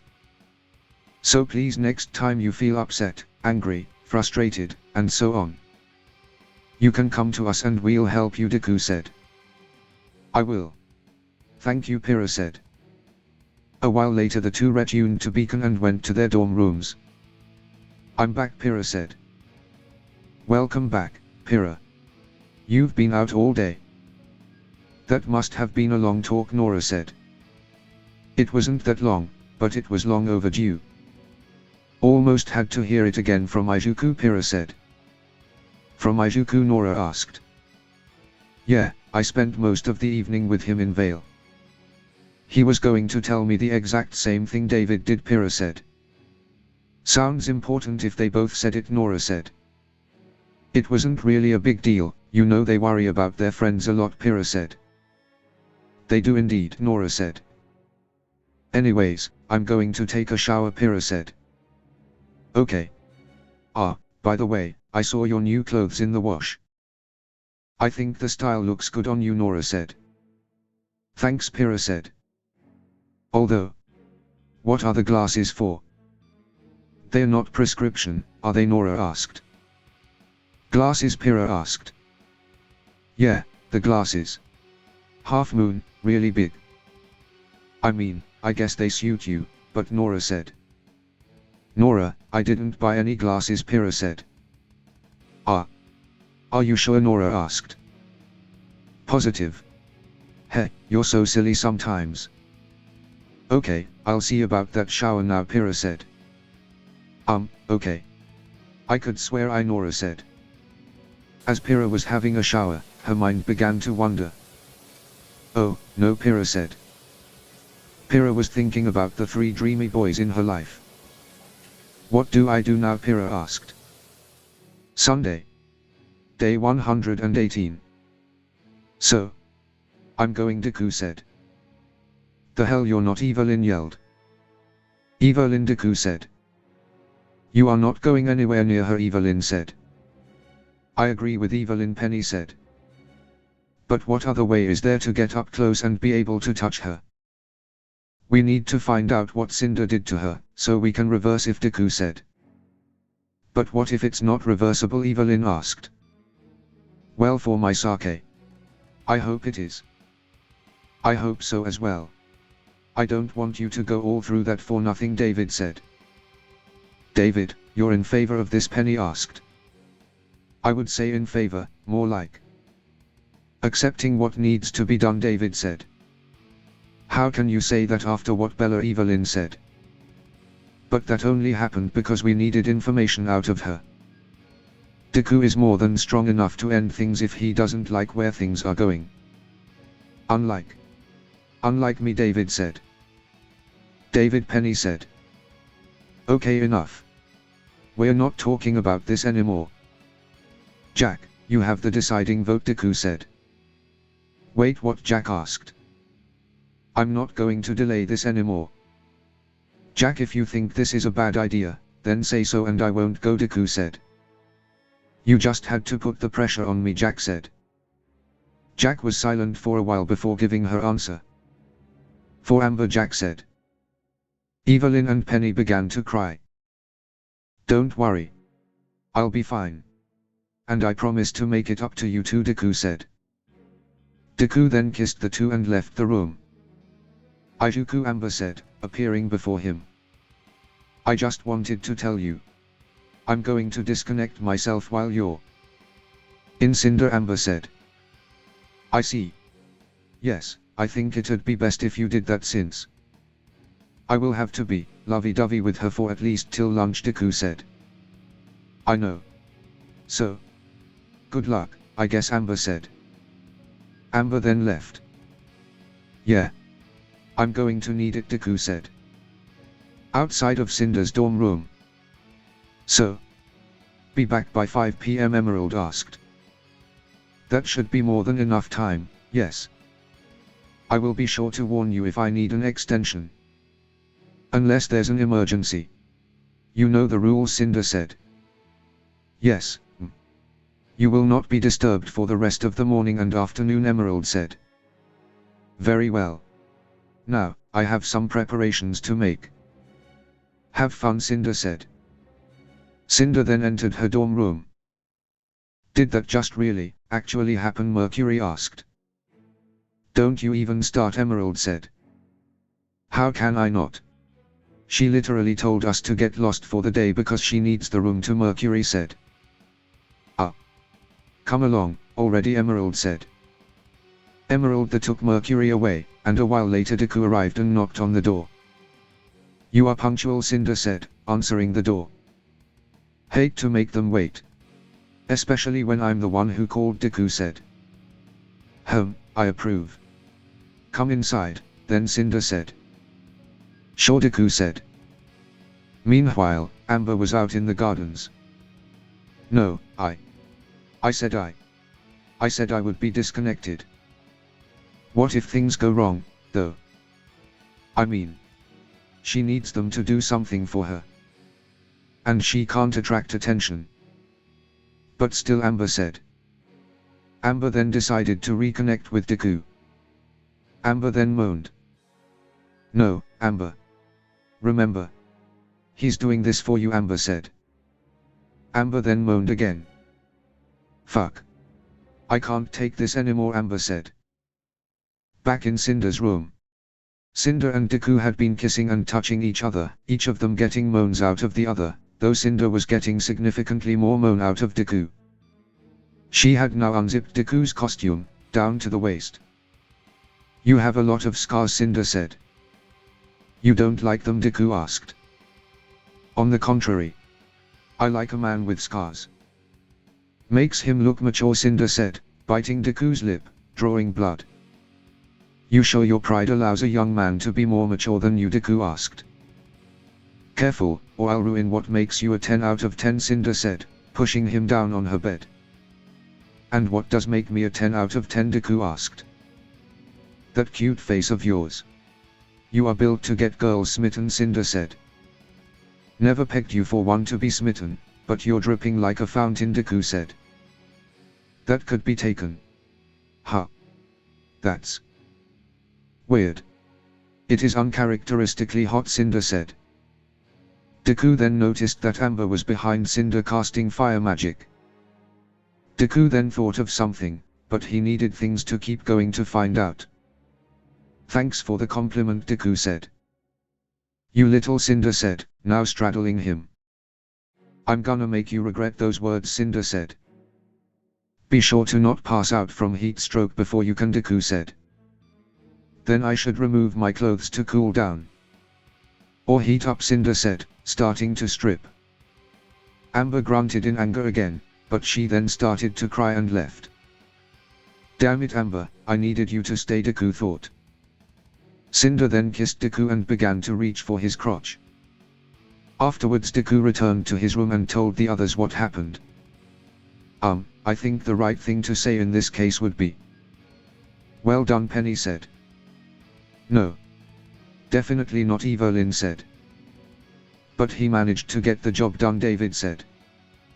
Well yeah, but I was hoping he wouldn't have to fuck her. His dick is my property, Evelyn said. Carrots, his dick is not your property, Jack said. Thank you, Jack, Deku said. It's both yours and Penny's property, Jack said. Jack, Deku said. Evelyn sighed. I can live with what happened. Pat yourself on the back, I do. You managed to get close to her. Found out what you needed, Evelyn asked. No, Deku said.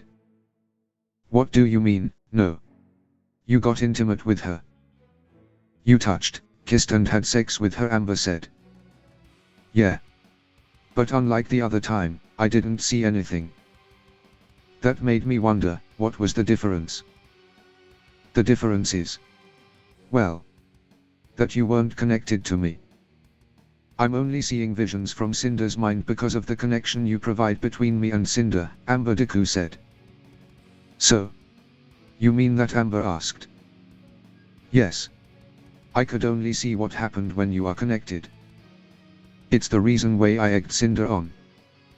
I was hoping you would say so I could see more, but I understand why you left, Deku said. So it was all for nothing, Amber cried, before then leaving. Wait. No, it wasn't all for nothing. Damn it, Deku said. What do you mean? What else could you have learned, David asked. Well, while Cinder was out of it, I took the opportunity to snoop around, Deku said. But what could you have possibly found? I'm 100% sure Cinder would not be so careless, Penny said. You're right, but there's one thing she overlooked, Deku said.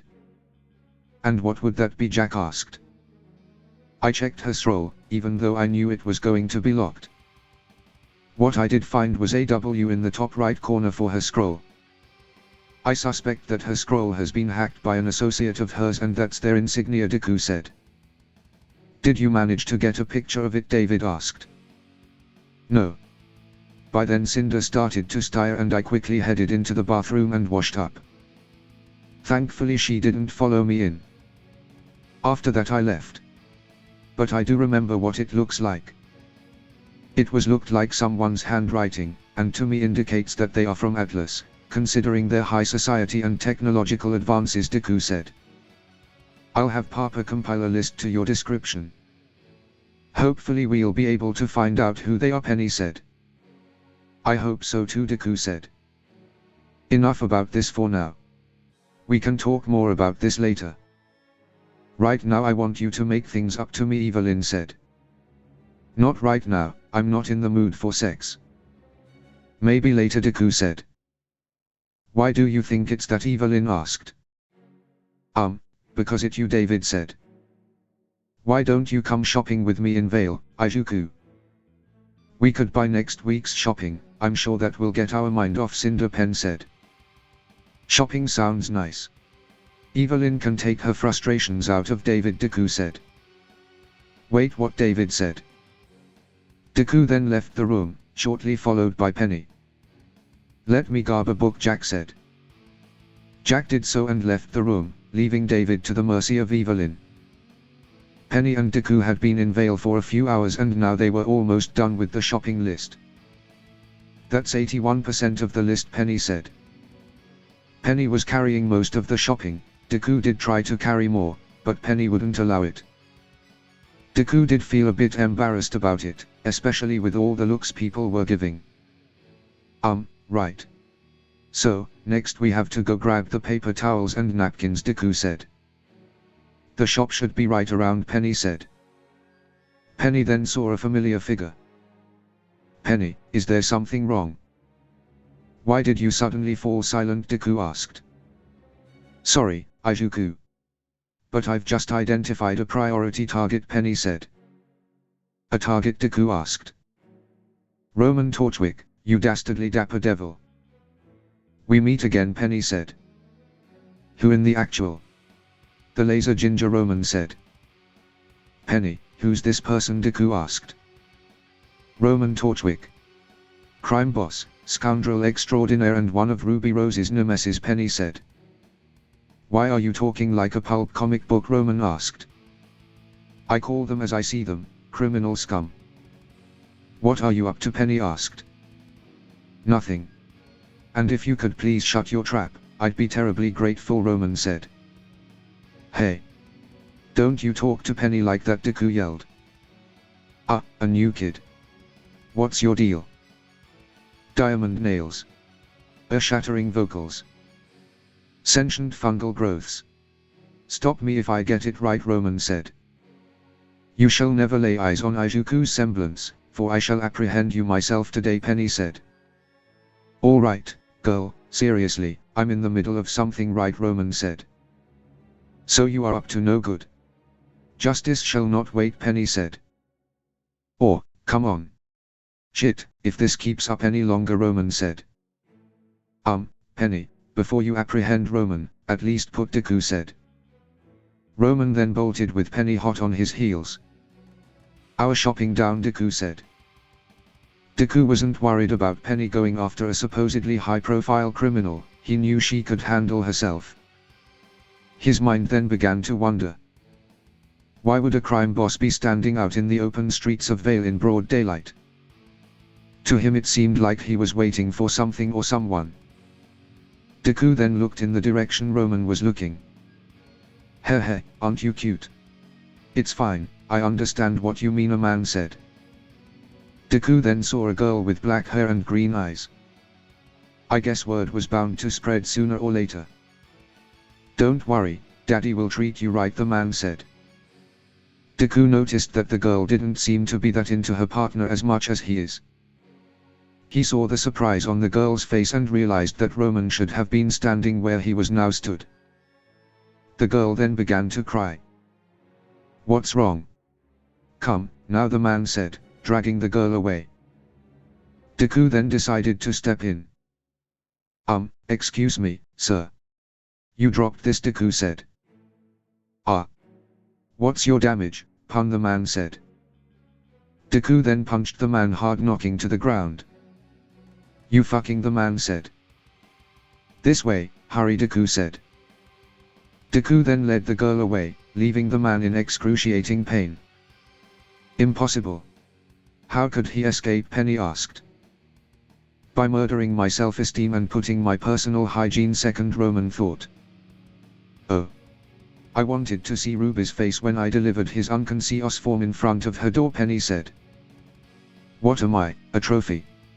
Oh gods, this family is eating way too many greens, Roman thought. Oh, well. I guess I'd better go find Izuku and return to our schedule, Penny said.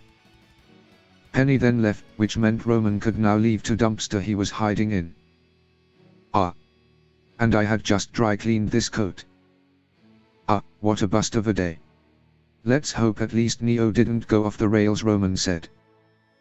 Deku had taken the girl to the market.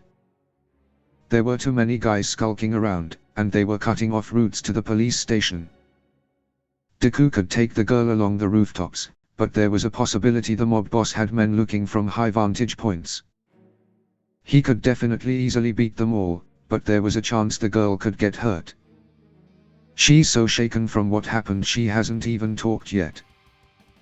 The girl was whimpering. Deku began to think of why Roman Torchwick involved this girl. Deku then came to the conclusion that she was bait. They would have to wait this out. Stay out of sight until they move and go block by block. Deku thought he should try and put her mind at ease. Even if she didn't want to talk, she could type. Deku pulled out his scroll and used a text app to write something in big letters. "Hi, my name is Ijuku. What's yours?" Deku typed. The girl smiles and grabs the scroll and writes down her reply. "I'm Mint. Thanks for helping me," Mr. Mint typed. "Oh, I'm not that old, I'm a student at Beacon." "Anyway, you seemed to be in a very bad situation," Deku typed. It was kind of scary, yes.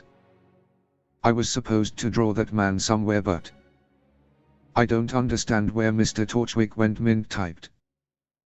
"Did he force you to do this?" "Roman, I mean," Deku typed. "Mr. Torchwick." "Oh, not at all, I was happy to help him," Mint typed. "Really? But isn't he a crime boss, too?" Deku asked. "Not just any crime boss. He's in control of Vale's underworld. He's the city's kingpin," Mint typed. "How did you get involved with someone like him?" Then Deku typed. "It's a long story, but let's just say that I owe him a lot, Mr. So, if I can help him in any way, I may fuss and pout a little, but in the end, he knows I got his back." Please don't tell him I said that." "Alright," Mint typed. Now with an understanding of who they were to each other, Deku decided he would let them go. Roman was Mint's hero, even if he was a criminal, but people can't always pick the good path. "I promise. Still, if he's so big of a person, why did he have to come deal with?" "I guess a rouge underling himself," Deku typed. "Let's just say that most of his men are involved in a big operation right now. So he had to come deal with this himself. With my help. I just hope he's okay," Mint typed. "Oh, I'm sure he's completely fine," Deku said. "Provided Penny didn't catch him." Deku then wondered where she was. Why isn't Ijuku answering his scroll? I'm starting to get worried. I shouldn't have run off like that. Ijuku is really stronger, but I should ask around. Excuse me, sir," Penny asked. "And what do you want?" the mob boss asked. "Sorry to bother you, but I was wondering if you had seen a boy around my height with green hair and wearing a green jumpsuit," Penny asked. "With red trims and white gauntlets with bulk wrist things," the mob boss asked. "Oh. Indeed. He's a student from Beacon." "Have you seen him?" Penny asked. "You his friend?" the mob boss asked. "Yes, but we've gotten separated." "Can you tell me where you've seen him?" Penny asked. "Oh, I'll do you one better. Let me help you find him," the mob boss said. "You would? Thank you, good sir," Penny said. Back with Deku and Mint. "Huh. That was sudden. They all suddenly up and left. Maybe the guy got tired, or something came up on their end," Deku typed. "Who knows? But, to be safe, maybe we should stay hidden together a little more," Mint typed. "No need for that any longer. The path to the police station is clear," Deku typed. "Yeah," Mint thought. "Come on, we're safe now," Deku said. Mint and Deku then walked to the police station. "Here we are. I know you probably aren't on good terms with the police, but this is the safest place for you until Torchwick comes back," Deku said. "Huff. I guess," Mint typed. "Why are you still talking using a scroll?" Deku asked. "Because it's fun," Mint typed. "Hey. Maybe a little bit. Anyway, I should probably let my friend know where I am," Deku said. Deku had turned his scroll on silent whilst hiding. He hoped she didn't get too worried. Deku saw that he had missed a bunch of calls, in fact she was calling him right now. "Sorry, I have to take this. Just 1 second." Penny, I'm so sorry, Deku said. We have the red-haired girl, the mob boss said. Who is this? Deku asked. Who do you think, punk? I'll make you regret that day you crossed me, the mob boss said. Wait, you're the guy from before. You captured Penny? Deku asked. What, don't believe me? Say hi, girl, the mob boss said. Hi, Ijuku, Penny said. Fine. What do you want? Deku asked. We're going to send you a location.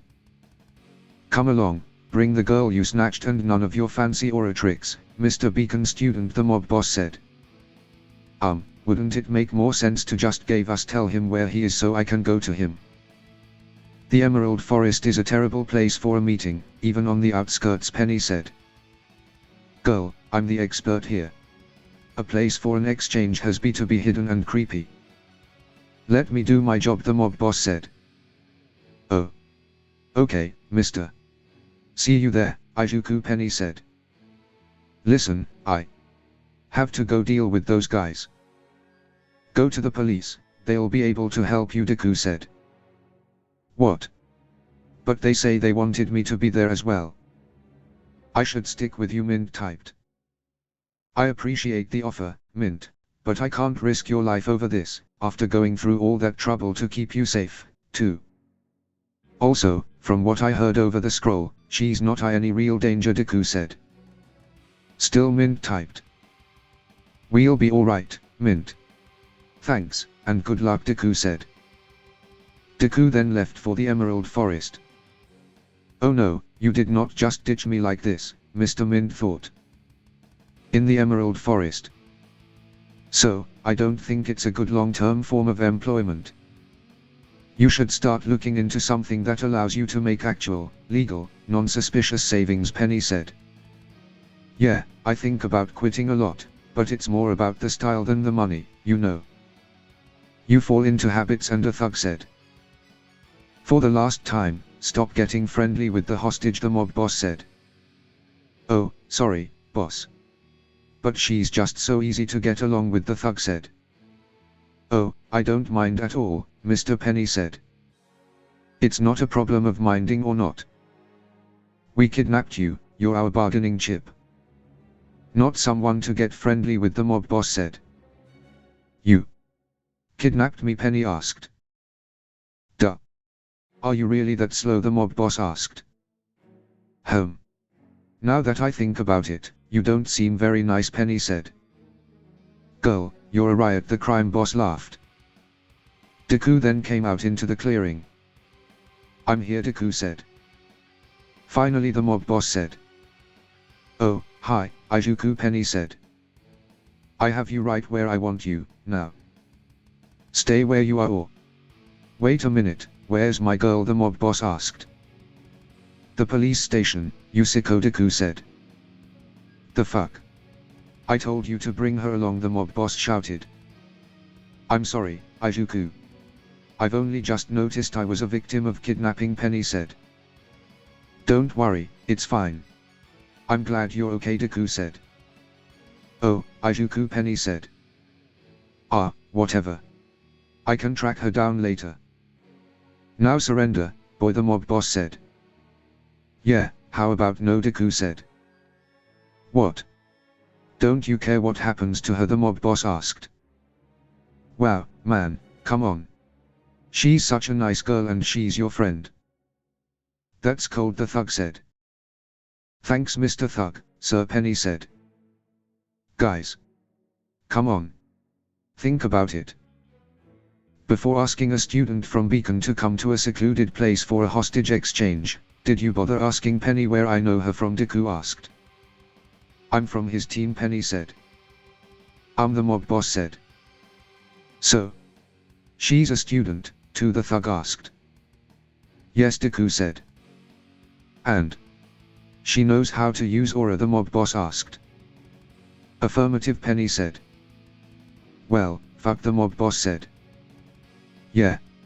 So we're going home now, and you should probably turn yourself in or some, Deku said.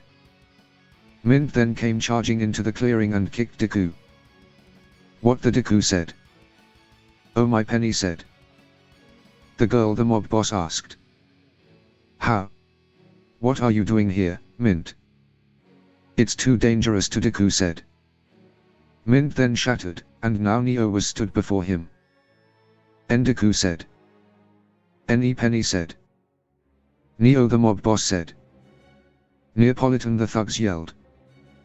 That'll teach you to ditch me like that, you dick, Neo typed. Oh no no no, the mob boss said. It was you all along, Deku asked. It's been along. Well, actually, we were never really introduced. I'm Penny, Penny said. Yeah, whatever. How can you leave such a cute girl in need of assistance alone, Neo typed. Shit shit shit. Torchwick noticed. Torchwick noticed, the mob boss yelled. I left you at a police station. How in the actual? Wait, Torchwick is the guy you got the information about Weather from, isn't he? He's your boss, Deku yelled. Well, duh. I told you earlier what my relationship with him was, Neo typed.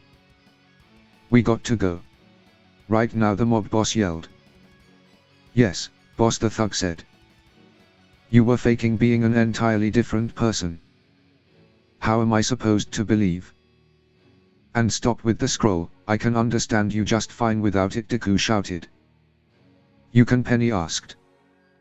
I ditched you at the police station because I thought you were a meek, soft, scared gittle. But there's nothing meek or soft about you, is there, Deku asked. Neo smiled. That wasn't supposed to be a compliment, Deku yelled. Goodness, you can carry out a full conversation with her through body language alone. You've become such good friends in such a short time, haven't you, Penny asked. No, we haven't, Deku shouted. Mr. Student, sir, the thug said. And what are you still doing here, Deku asked. Ijuku. That's not very nice, they are good people, Penny said. Sorry, I'm running high on emotions. But they did kidnap you. Or tried to at least, Deku said. Never mind that. We have a thug said. There was then a roar from Beowulfs that had circled around them. Small problem, the thug said. We were throwing around a lot of negativity, I guess, Penny said. Typical. And why am I not surprised you're looking forward to this, Deku asked. Neo laughed. I don't wanna die, the thugs screamed. No such risk. Ijuku, I will be on defensive duty for Autoralis guests. Could I ask you and Neo to be the front line, Penny asked. Alright. Come along, you pest. Just so you know. I'm still peeved. Would it have killed you to just ask me to spend time together like a normal person would, Deku asked. More fun. For you, maybe.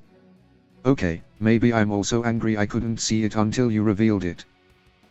If that's your semblance, it's very useful. Today's been totally crazy.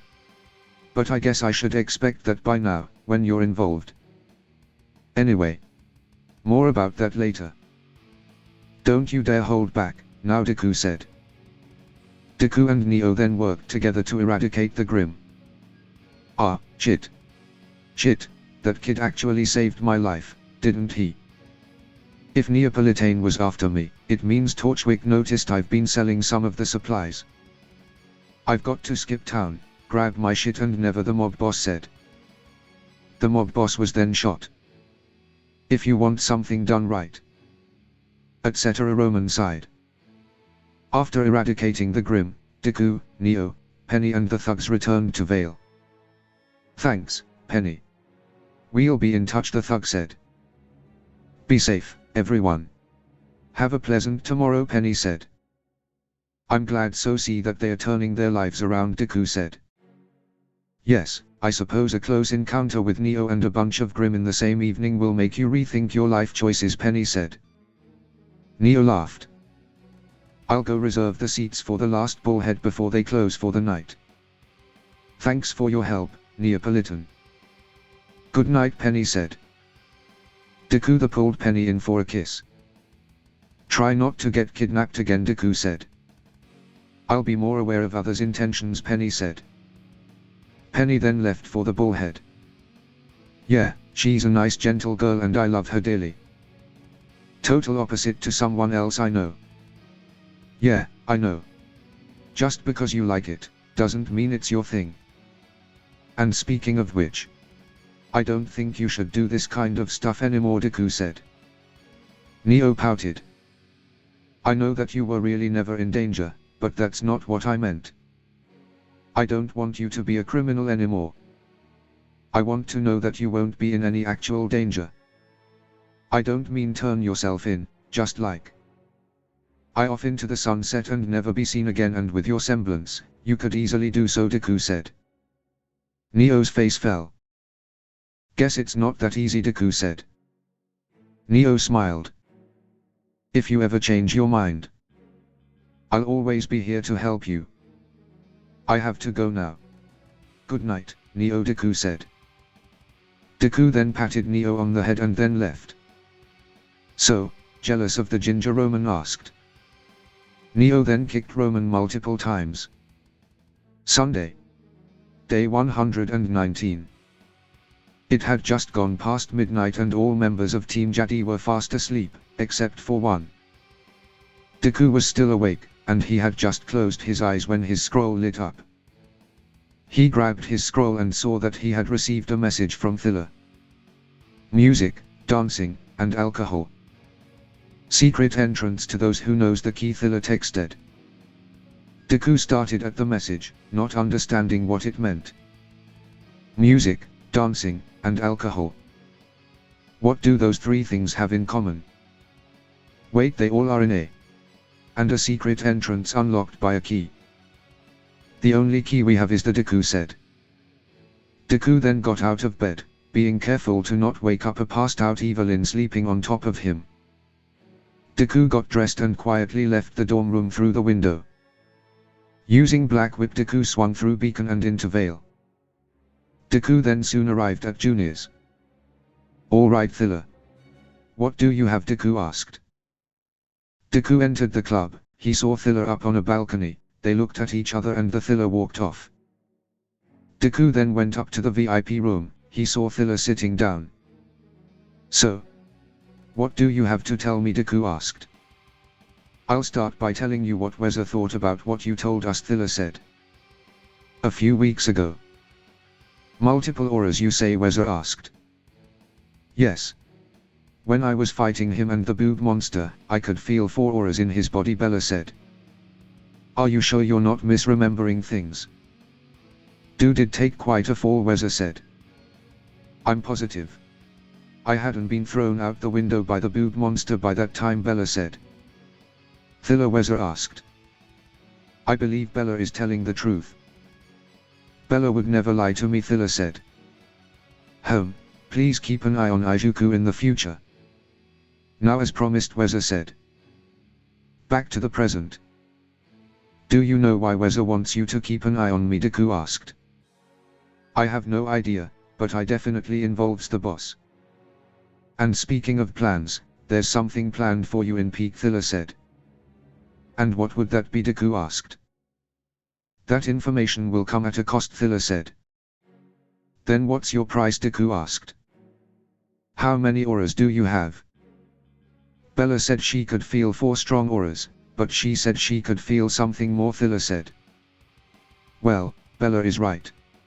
I have unlocked 4 auras, Deku said. Unlocked? Thriller asked. Let's just say that my semblance is much older than myself, Deku said.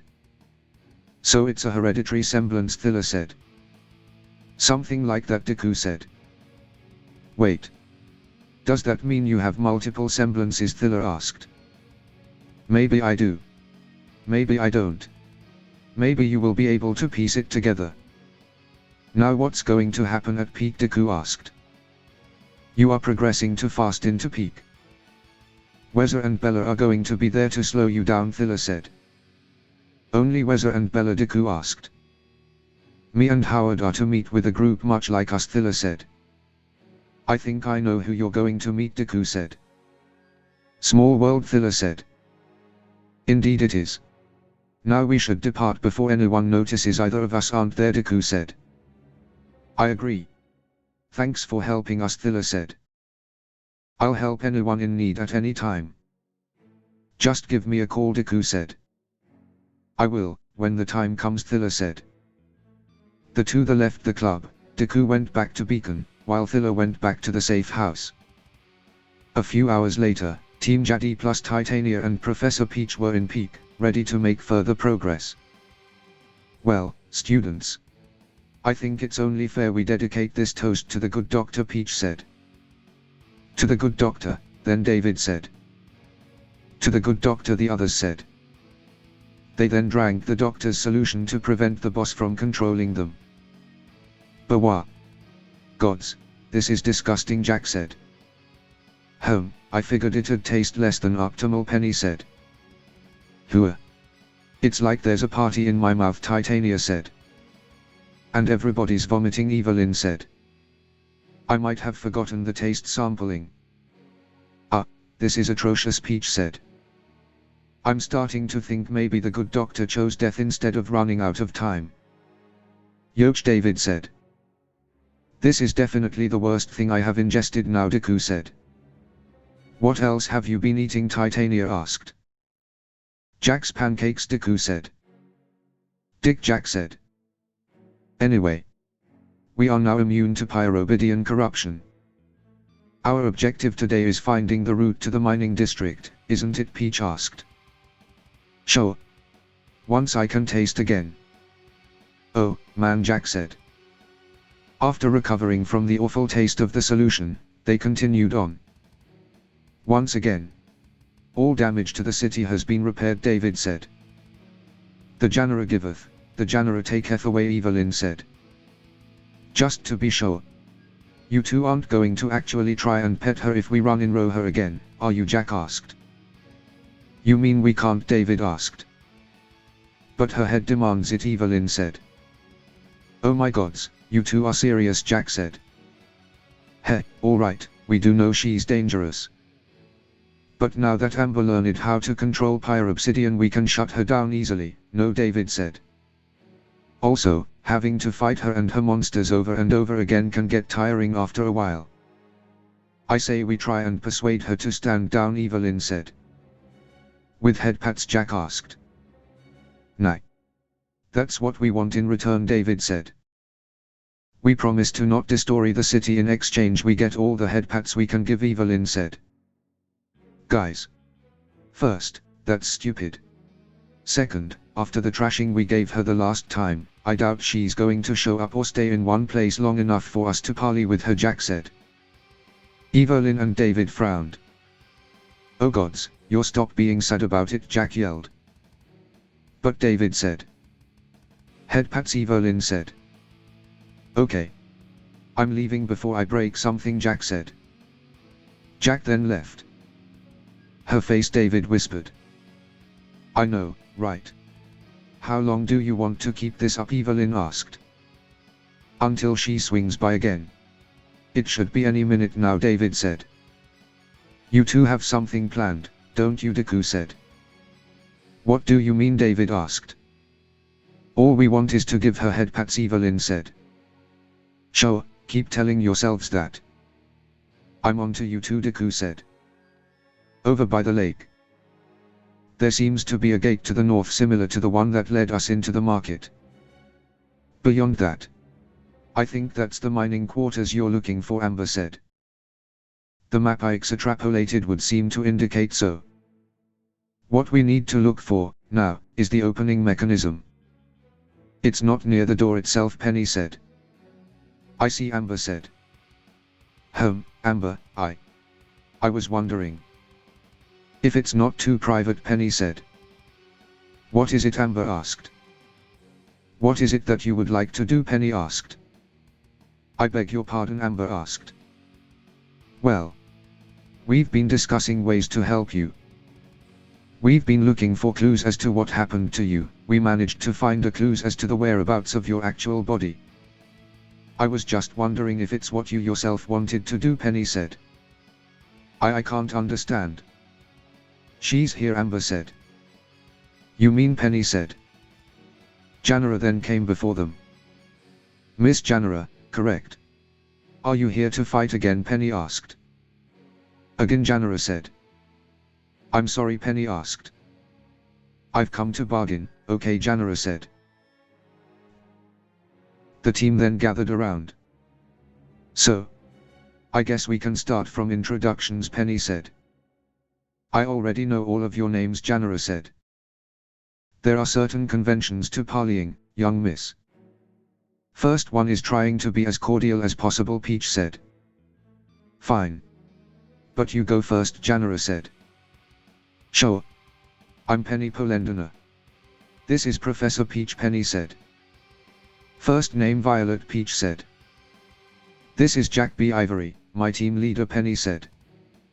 Nice to meet you without a metal entourage, Jack said. This is my partner, Evelyn Damarot, Penny said. Hey there.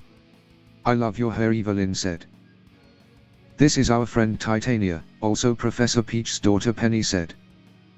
Still haven't forgotten you tried to rip me apart, Titania said. And this is David D.I.K. Begis, he's one of Jack's partner, Penny said. Nice to meet you too, Janara, David said. Last, but definitely not least is Izuku Midoriya, also known as Deku, and is Jack's and David's second partner, Penny said. Hello there, Deku said. I'm Amber, Amber said. No. Shoo. I've already told you to stay away, Janara said. Your turn, then is it just Janara, Evelyn asked. My name is Janara, yes. But your introductions are incomplete, Janara said. In what way, Penny asked. All I've learned are your names. You haven't told me what you are and what you are here for, Janara said. Well, the latter is a long story.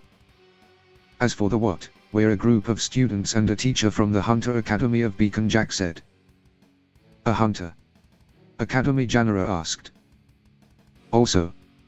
Well, I'm a former business heiress with a sister who swapped bodies with someone else, Jack said. How, Janara said. Survived an encounter with a body-snatching Grim and now I want to kill my cousin, Evelyn said. You what, Janara asked. Mad scientist, Peach said. Gender-bending metal blob, Titania said. Gynoid, Penny said. Ghost, Amber said. I'm only 4 months old and was born from a rock, David said. Stop making fun of me. You think I'd believe all of that, Janara asked. We're not, Deku said. Then what's your story, Janara asked. I'm a human from another planet that has a genetic superpower called a quirk. My quirk is one that was passed down to me, and now it's my duty to become the symbol of peace. I am also unlocking the quirks of the past users. I was transported here by a fragment of an entity called the Flame that resides in David, Deku said. What, Janara asked. I'm technically an alien, Deku said. Did I just hear that right, Peach asked. Yes, you did, and all your questions will be answered at a later date. Anyway, we all have some kind of reason to be here in Peak, exploring, Jack said. Exploring? So that's what you're here for, Janara asked. Yes. We're actually trying to reach the mines. That's our ultimate goal, Jack said. The mines? Why would ever want to go in there, Janara asked. Any reason we shouldn't?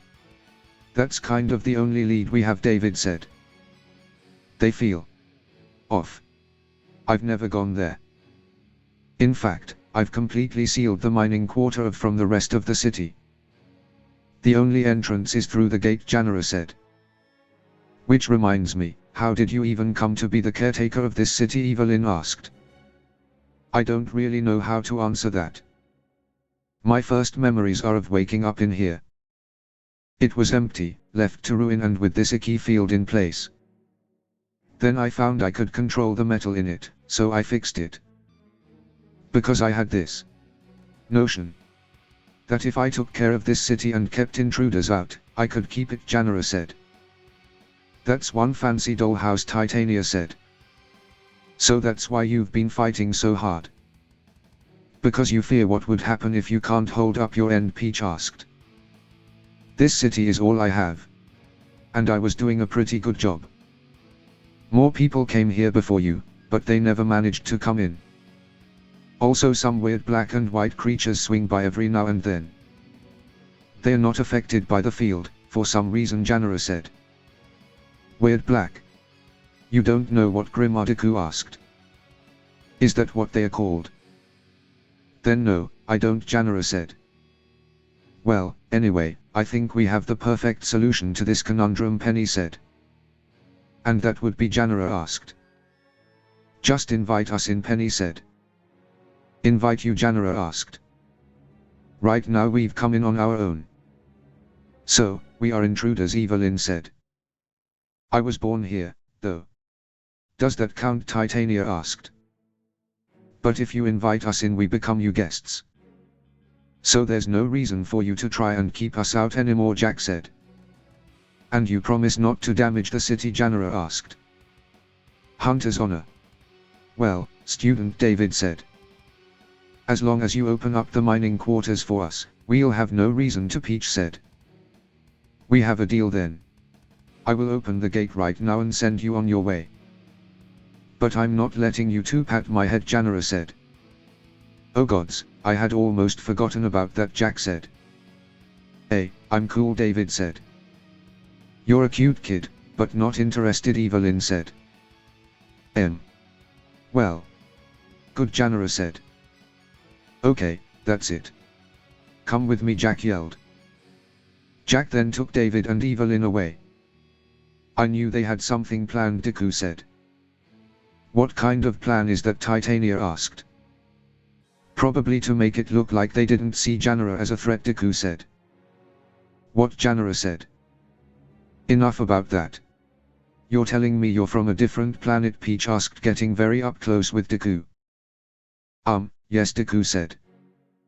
Oh my gods, Mr. Midoriya, you've just given me a science orgasm, Peach said. Please don't, Deku said. What's the planet like? What kind of civilization is there? How many species are there? Peach said, continuing to bombard Deku with a load of questions. Meanwhile. Start talking, Jack said. Well. We had noticed that we were pretty much being observed all the time, David said. She could see and hear us. Anyway, after last time she was pretty angry, no, Evelyn said. There was a good chance she could have doubled down instead of being level-headed about the whole situation, David said. Your point being? Jack asked. What better way to make someone not look for direct confrontation, Evelyn said, than to make it seem like you do not take them seriously at all, David said. How did you even catch on his plan with just a look? Jack asked. I had younger siblings and cousins, remember? There's nothing kids hate more than being treated like kids, at a certain age, Evelyn said. Your increasing affinity fills me with equal parts dread and apprehension. Is this like a side effect of your semblance, partner? Jack asked. Who knows, David and Evelyn said. Or, don't be a stick in the mud.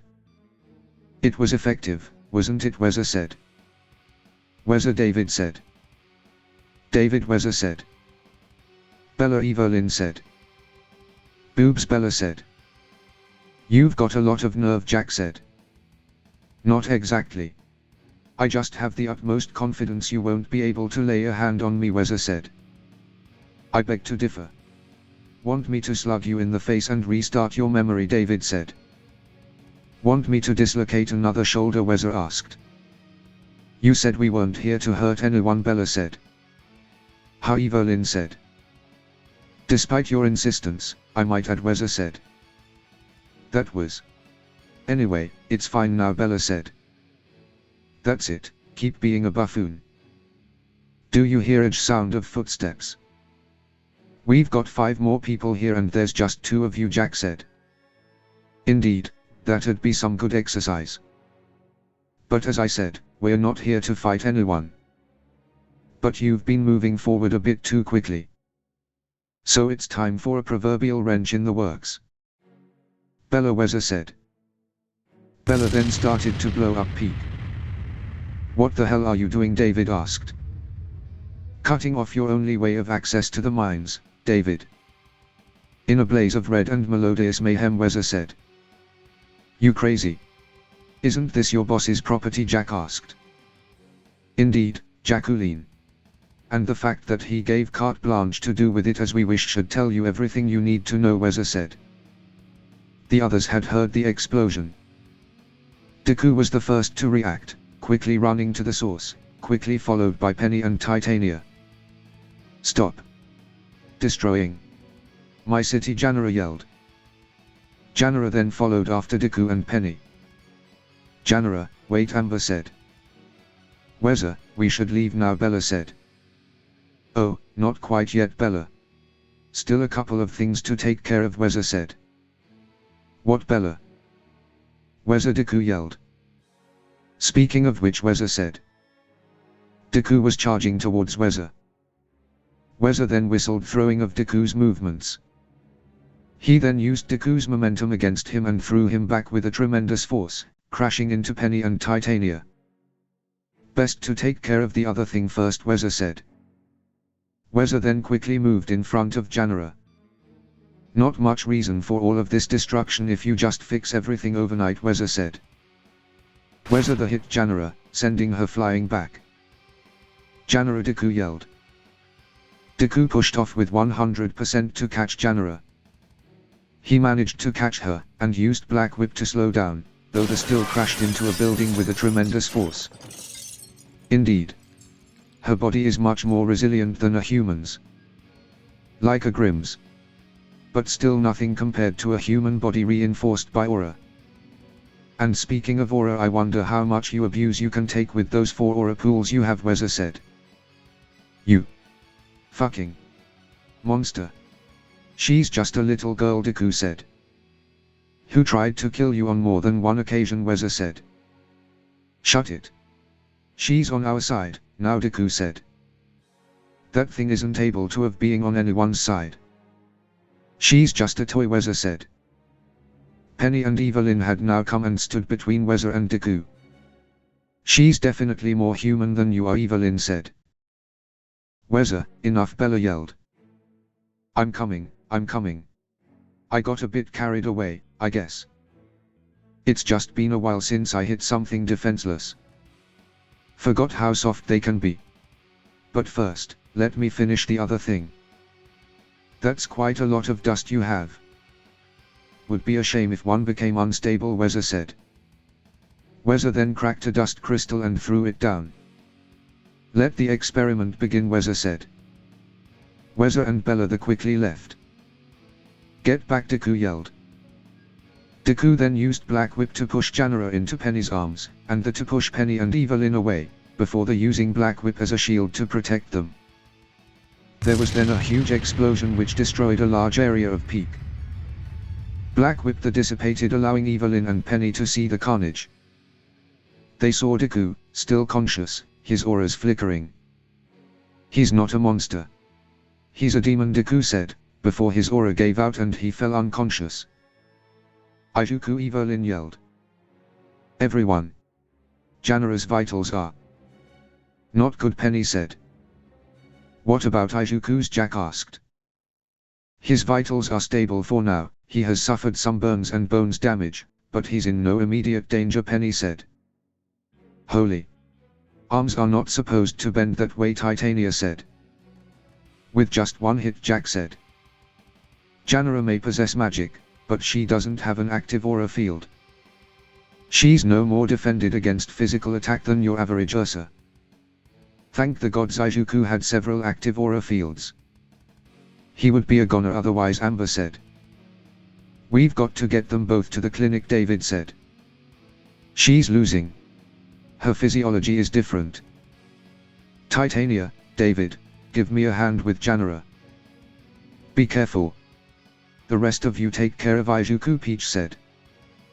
The group then took Janara and Deku to the clinic. Once they arrived, Jack set to work patching up Izuku, while the others worried about Janara. She looks so fragile, Evelyn said. She's in a very bad condition. My old students didn't hold back at all, Peach said. If she ain't got no active aura, can't we jumpstart it like we did, Titania? Let it heal her injuries, David suggested. Her injuries are too severe for the rate at which aura heals wounds, Penny said. Also, her physiology is very different, according to Penny's scans. She may have more in common with Grim than just colors. Using aura may actually worsen the situation. But that's a moot point. She needs surgery, Peach said. Surgery? Here, David asked. The equipment is old but clean and working. We got plenty of tools and supplies, but without know how her body works we're pretty much going in blind, Peach said. No, we're not, Evelyn said. Evelyn, Penny said. I can take care of that, tell you if what you're doing is wrong or not. Adjust your aim, Evelyn said. Miss Damerot, that's mean keeping up your semblance through the entire surgery. It could take hours. The mental stress, Peach said. I can handle it. I've handled way worse, Evelyn said. Still, I doubt you have enough aura, Peach said. Well, Evelyn said. Don't worry about that. She will, David said. It could work, Peach said. Penny will keep an eye on her vitals, Evelyn can guide us through the surgery, and I can supply the aura, David said. We should have someone as your main battery, and you'll tap into your own reserves just in case. Miss Ivory, how's it going, Peach asked. I'm almost done. But I'm going to go on guard duty. Use Titania instead, Jack said. Very well. Let's start preparing, Peach. The only thing I'm worried about is her blood, I guess. I doubt we have any plasma, and I don't think any human one wouldn't send her into shock, Penny said. That's where my semblance comes in. Do not fret, blood loss is the last of our worries. Now let's go prepare. We don't have much time, Peach said. Meanwhile, in Vale. Sorry for the delay. First time coming to this part of town, so it took a while to get our bearings, Howard said. And yet you're the one who chose this place, Cinder said. Not me, my boss, Howard said. So you're what? The messenger, Cinder asked. Girl over there's restless, HM. Look at her tapping her foot, Mercury said. Second in command really, Howard said. That's not good enough, Cinder said. I'm sure it'd be good enough for Ozpin, Howard said. Don't do anything stupid, Thiller said. Are you threatening me, Cinder asked. Are you disrespecting me, Howard asked. What is it you want, Cinder asked. To collaborate and make sure that we can both achieve our objectives. Or we can get in each other's way. Choice is yours, Howard said. Collaborate, you say. Then start by telling me how you know that name, Cinder said. My boss's boss has had dealings with her, Howard said. And he's still alive to tell the tale, Cinder asked. Sort of, Howard said. It had been several hours since the surgery begun on Janara. I'm 99% sure we did it. Good job, everybody, Penny said. Oh good, I feel empty, Titania said. That's aura exhaustion. Don't move too fast until the dizziness subsides, Titania. I have to commend you on your mental fortitude, Miss Damerot. We avoided more than one close call thanks to you, Peach said. Evelyn didn't respond. Miss Damerot, Peach asked. Evelyn was staring off into the distance with a crazed look. Evelyn. Evelyn, David called. What? Evelyn said. Are you alright? You were standing completely still, David said. Oh, I'm fine. It's just, I've never observed a person for this long before. It was pretty intense, Evelyn said. It was. You should go relax. Me and Miss Polendina are enough, now, Peach said. Leave it to us.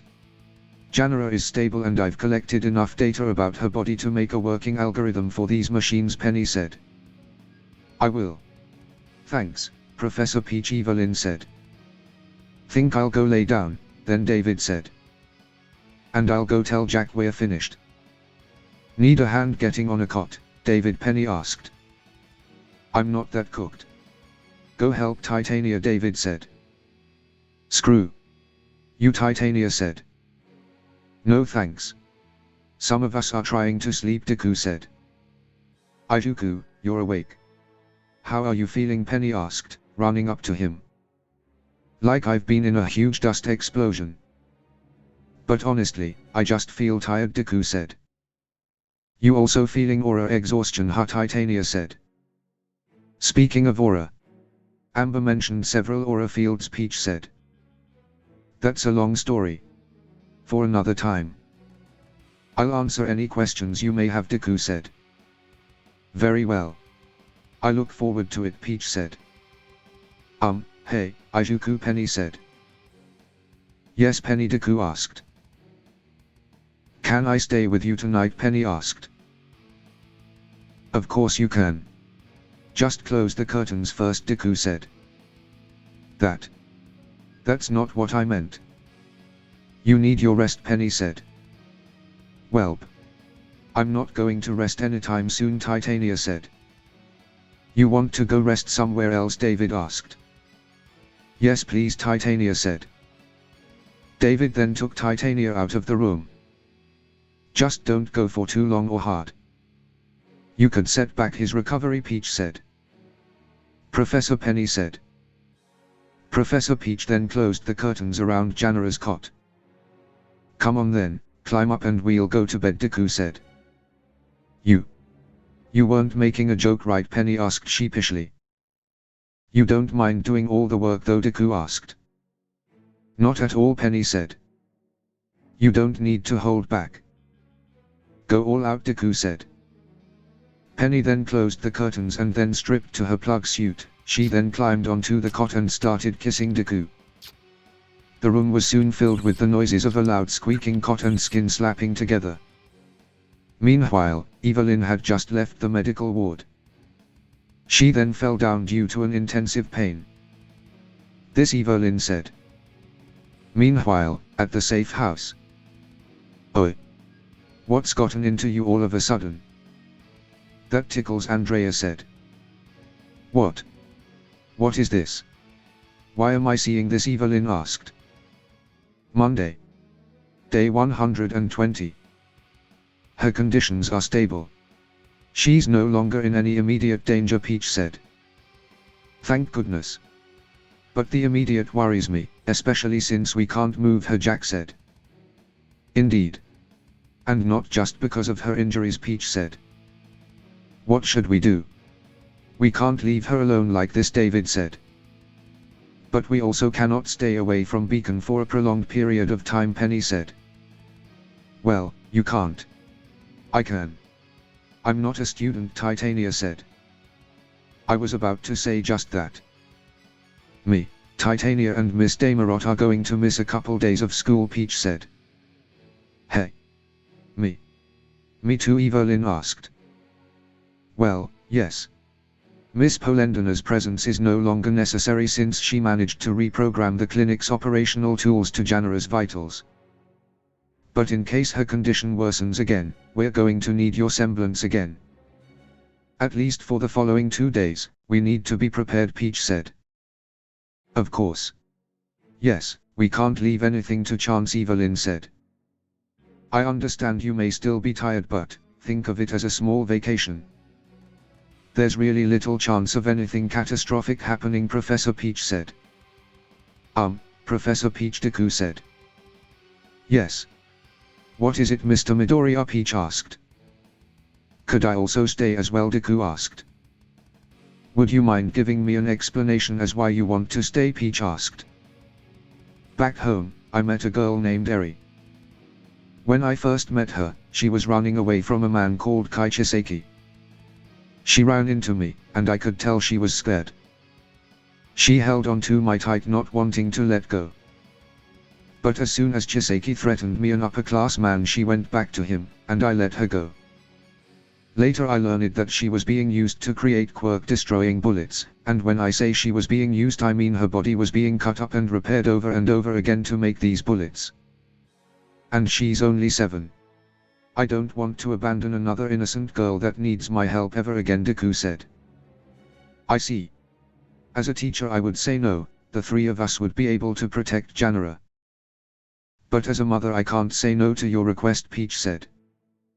Thank you, Deku said. Now I shall radio in Glinda and tell her about the situation. Well, sort of, Peach said. Professor Peach then left to contact Glinda. Is she alright? Evelyn asked. She's safe and sound now and is well on the road to recovery, Deku said. That's good to hear, Evelyn said. Evelyn, are you okay? You've been acting kind of off since last night, David said. No, I'm fine. Just a bit tired, Evelyn said.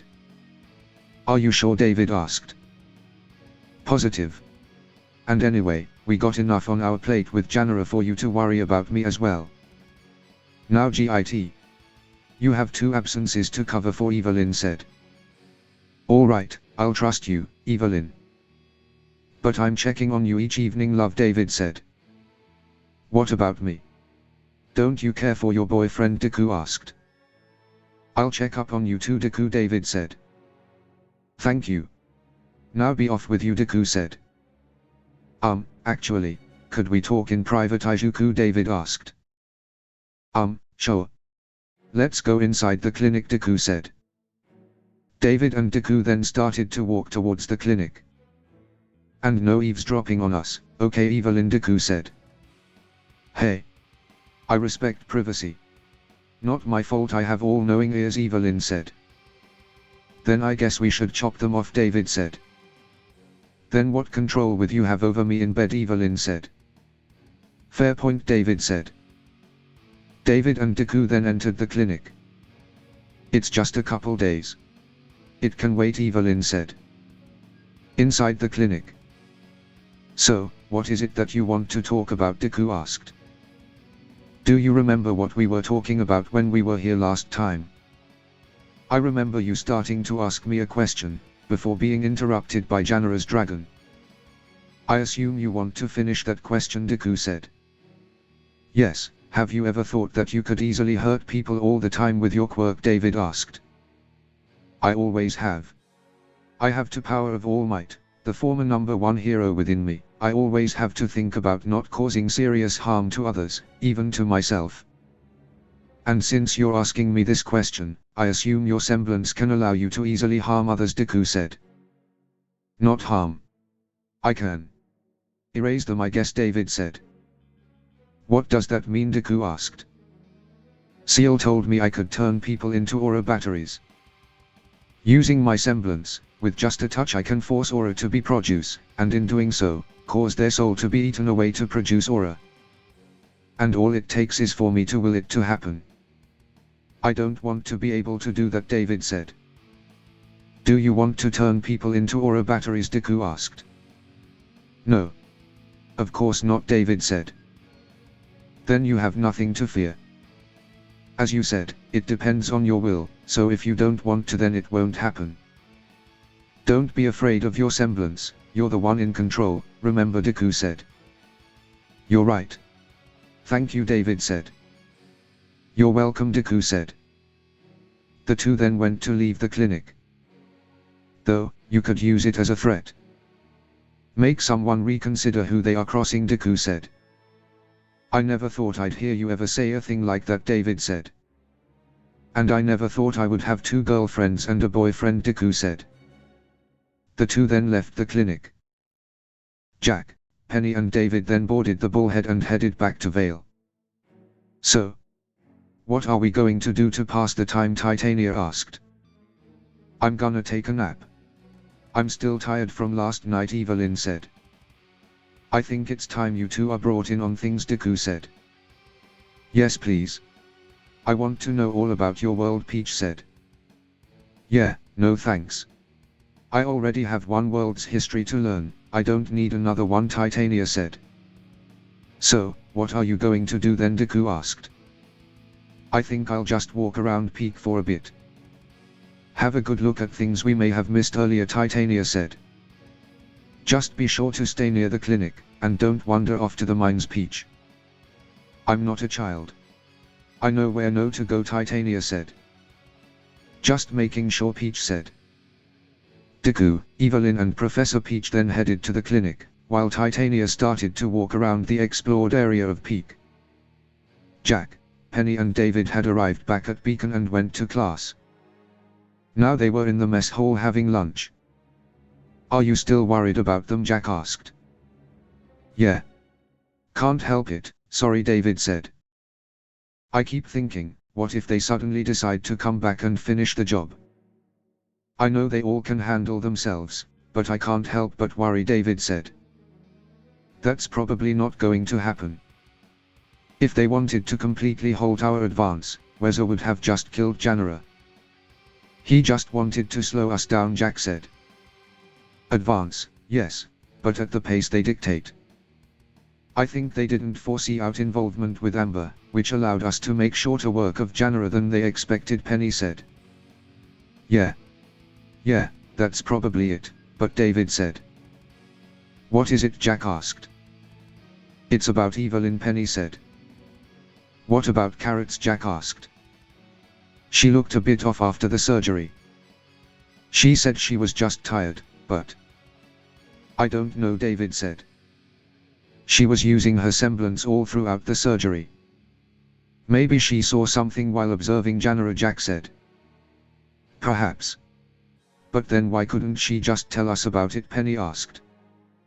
"Also, I had the impression that she wanted to get back to Beacon but held off because they needed her," David said. "It's a possibility, but Carrots is not stupid. I'm sure she would have told us if it was something that terrible, or dangerous. And Izuku is with her. If anything is bothering her, he'll notice and get it out of her," Jack said. "I know, but even if it's just something that makes her hurt, I don't like it," David said. In the Beacon dormitory, Hair Cinder laughed. "Is something that matter?" Emerald asked. "I was thinking how. I was expecting trouble, some resistance, many more difficulties than we're actually having. And the moment we get some, it's from the most unlikely of sources, or completely unknown third parties," Cinder said. "With such weird requests, too. The hell do they care about keeping the jeeps occupied for?" Mercury asked. "The what?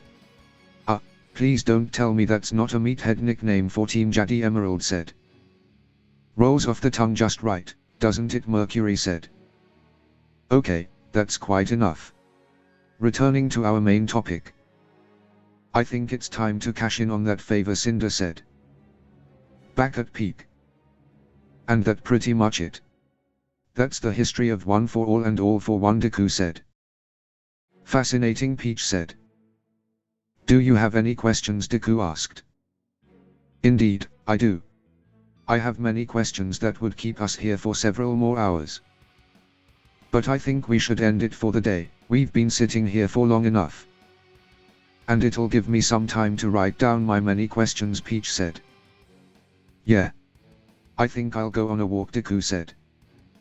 "If that's so, mind just checking up on Titania?" Peach asked. "Alright. When do you want to continue?" Deku asked. "How about after my dust lesson on Thursday? We should be back at Beacon by then," Peach said. "Very well then. Do you want to know more about quirks or something else?" Deku asked. "I would be very interested in know about your world's achievements, pre and post quirks, as it's the advances in technology that tell the most about the world," Peach said. "You best prepare for a long history lesson," Deku said. "As long as you don't speak as fast as Professor Oblek, I'm looking forward to it," Peach said. Deku then left the clinic and walked around looking for Titania. He soon found Titania sitting in a patch of wild flowers. "What kind of flowers are they?" Deku asked. Izuku, you scared me," Titania said. "Sorry," Deku said. "It's not your fault. I shouldn't have been so distracted," Titania said. "You really like plants, don't you?" Deku said. "Yeah, Mom had a lot of books on science stuff. I found most of them boring, but the books on plants were very interesting," Titania said. Deku chuckled. "What's so funny? You think I only liked the plant books because of the pretty color?" Well, you're wrong. It was mostly the reason, Titania said. Not that. I was just thinking about how fast you started calling Professor Peach Mom, Deku said. Well, she looks after me, provides me a home, and feeds me, or at least tries to with that last one. Really wish I knew how to cook, Titania said. How about I teach you to cook then, Deku said. You will, Titania asked. Yeah. You can't be any worse than Professor Peach, Deku said. Very true, Titania said. I'll let you know when I'm free to teach you, Deku said. Alright, Titania said. Now let's go back to the clinic. It'll be dark soon, Deku said. Deku and Titania then returned to the clinic. That night Deku received a visit. Izuku, can we talk? Amber asked. Oh, sure. What is it? Deku said. You know how I'm connected to you and David, Amber said. Yeah, it's the reason why I was able to see something when I touched Cinder. If this is still about that, I am really sorry that you went through that, Deku said. It's alright. You were doing it for me, but that is not what this is about, Amber said. Then what is it about? Deku asked. Well, when David and Evelyn did it, I couldn't disconnect in time, and so Amber said. Oh, Deku said. After that experience I couldn't help but want more, but I didn't want to intrude on your privacy. So I settled for giving David good dreams, Amber said. And by good dreams you mean? Deku asked. Yeah, Amber said. Okay, and why are you telling me this? Deku asked. When I reconnected to you when you and Cinder, I could feel pleasure from the both of you. And, after I ran, I had time to think about it and found that I actually kind of enjoyed it. Of course that was overshadowed by my hatred towards Cinder, but it remained in the back of my mind, Amber said. Okay. So what are you getting at? Deku asked. I would like it if you'll allow me to influence your dreams. You'll give me a request and I'll fulfill it, Amber said. Is that what you told David? Deku asked. No, I haven't even told him I'm doing it, Amber said. Why? He has a right to know, Deku said. I know, but I've been doing it for such a long time. How would he react? Amber asked. Amber. He's your friend, and he wants to help you get back into the real world. I'm sure if you come clean, he'll understand, Deku said. Okay. I will. But not this week. I need to prepare myself, Amber said. That's perfectly alright, Deku said. So, can I? Amber said. Deku sighed. Alright. I'll give it a chance. But the dreams can only involve you, Deku said. Of course. And thank you, Amber said. Amber then planted her lips on Deku before disappearing. Deku smiled and closed his eyes, prepared for Amber's dream. Tuesday. Day 121. Deku and Evelyn were cuddling on the steps outside the clinic. Evelyn's scroll then went off. Hey love. What's up? Evelyn asked. That's my question. How are you holding up? Both of you, David asked. Hi, Evelyn. Hi, Izuku, Penny said. Hey, Penny. We're doing fine, we should be back in Beacon by tomorrow, Deku said. Janara's body is crazy. Even without aura, she's healing up incredibly fast. She should be waking up any moment now, according to Professor Peach, Evelyn said. That's good to know. And what about you specifically, Evelyn? David asked. I'm fine, thank you, Evelyn said. Fine enough to tell me what's bothering you? David asked. It's something new. With my semblance, I mean. But I have it under control, Evelyn said. Evelyn, you should have told us. I think you need to see my father, Penny said. Penny's right. You should have gone back, Deku said. I know, but you heard Professor Peach. We couldn't just leave Janara like that. She needed our help, and we need hers, Evelyn said. Still. You should have told us, David said. No use in anyone else worrying about it but me. And anyway, we'll be back tomorrow and I will go see Professor Polendina immediately after. Heck, even the bullhead is from the Atlas Army, Evelyn said. You'd better. Or we're going to make you, Penny said.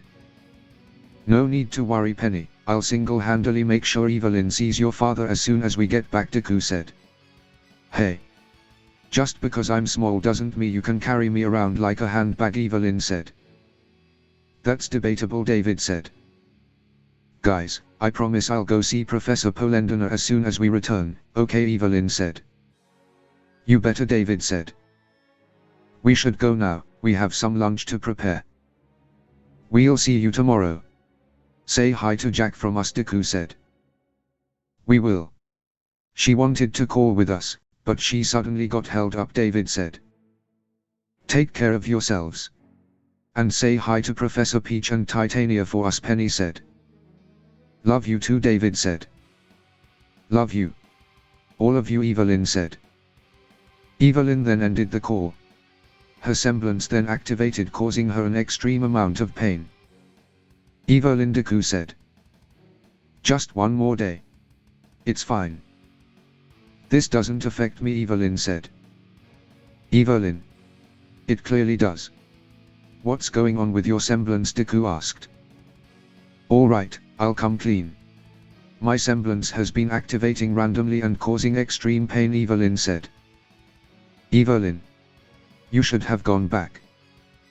If your semblance is hurting you, then there's something seriously wrong, Deku said. I know. But Professor Peach needs me just in case, and you are always saying to go plus ultra and surpass your limits, Evelyn said. I know. But that doesn't mean you should be ignoring any pain you feel and not overdo things. I know what happens when you do, Deku said. It's okay. It doesn't happen often, and we'll be back at Beacon tomorrow and then things will be put right, Evelyn said. That doesn't put me at ease. I'm still worried, Deku said. Then let me ease your worries, Evelyn said. Evelyn then kissed Deku. She then quickly forced her hat on Deku's head, covering his eyes. Deku lifted her hat up so he could see. He saw that Evelyn was running away. Hey! Get back here, you naughty rabbit, Deku yelled, giving chase. Deku quickly caught up and then tackled her, both of them landing in a patch of flowers, Evelyn on the ground while Deku was holding himself above her.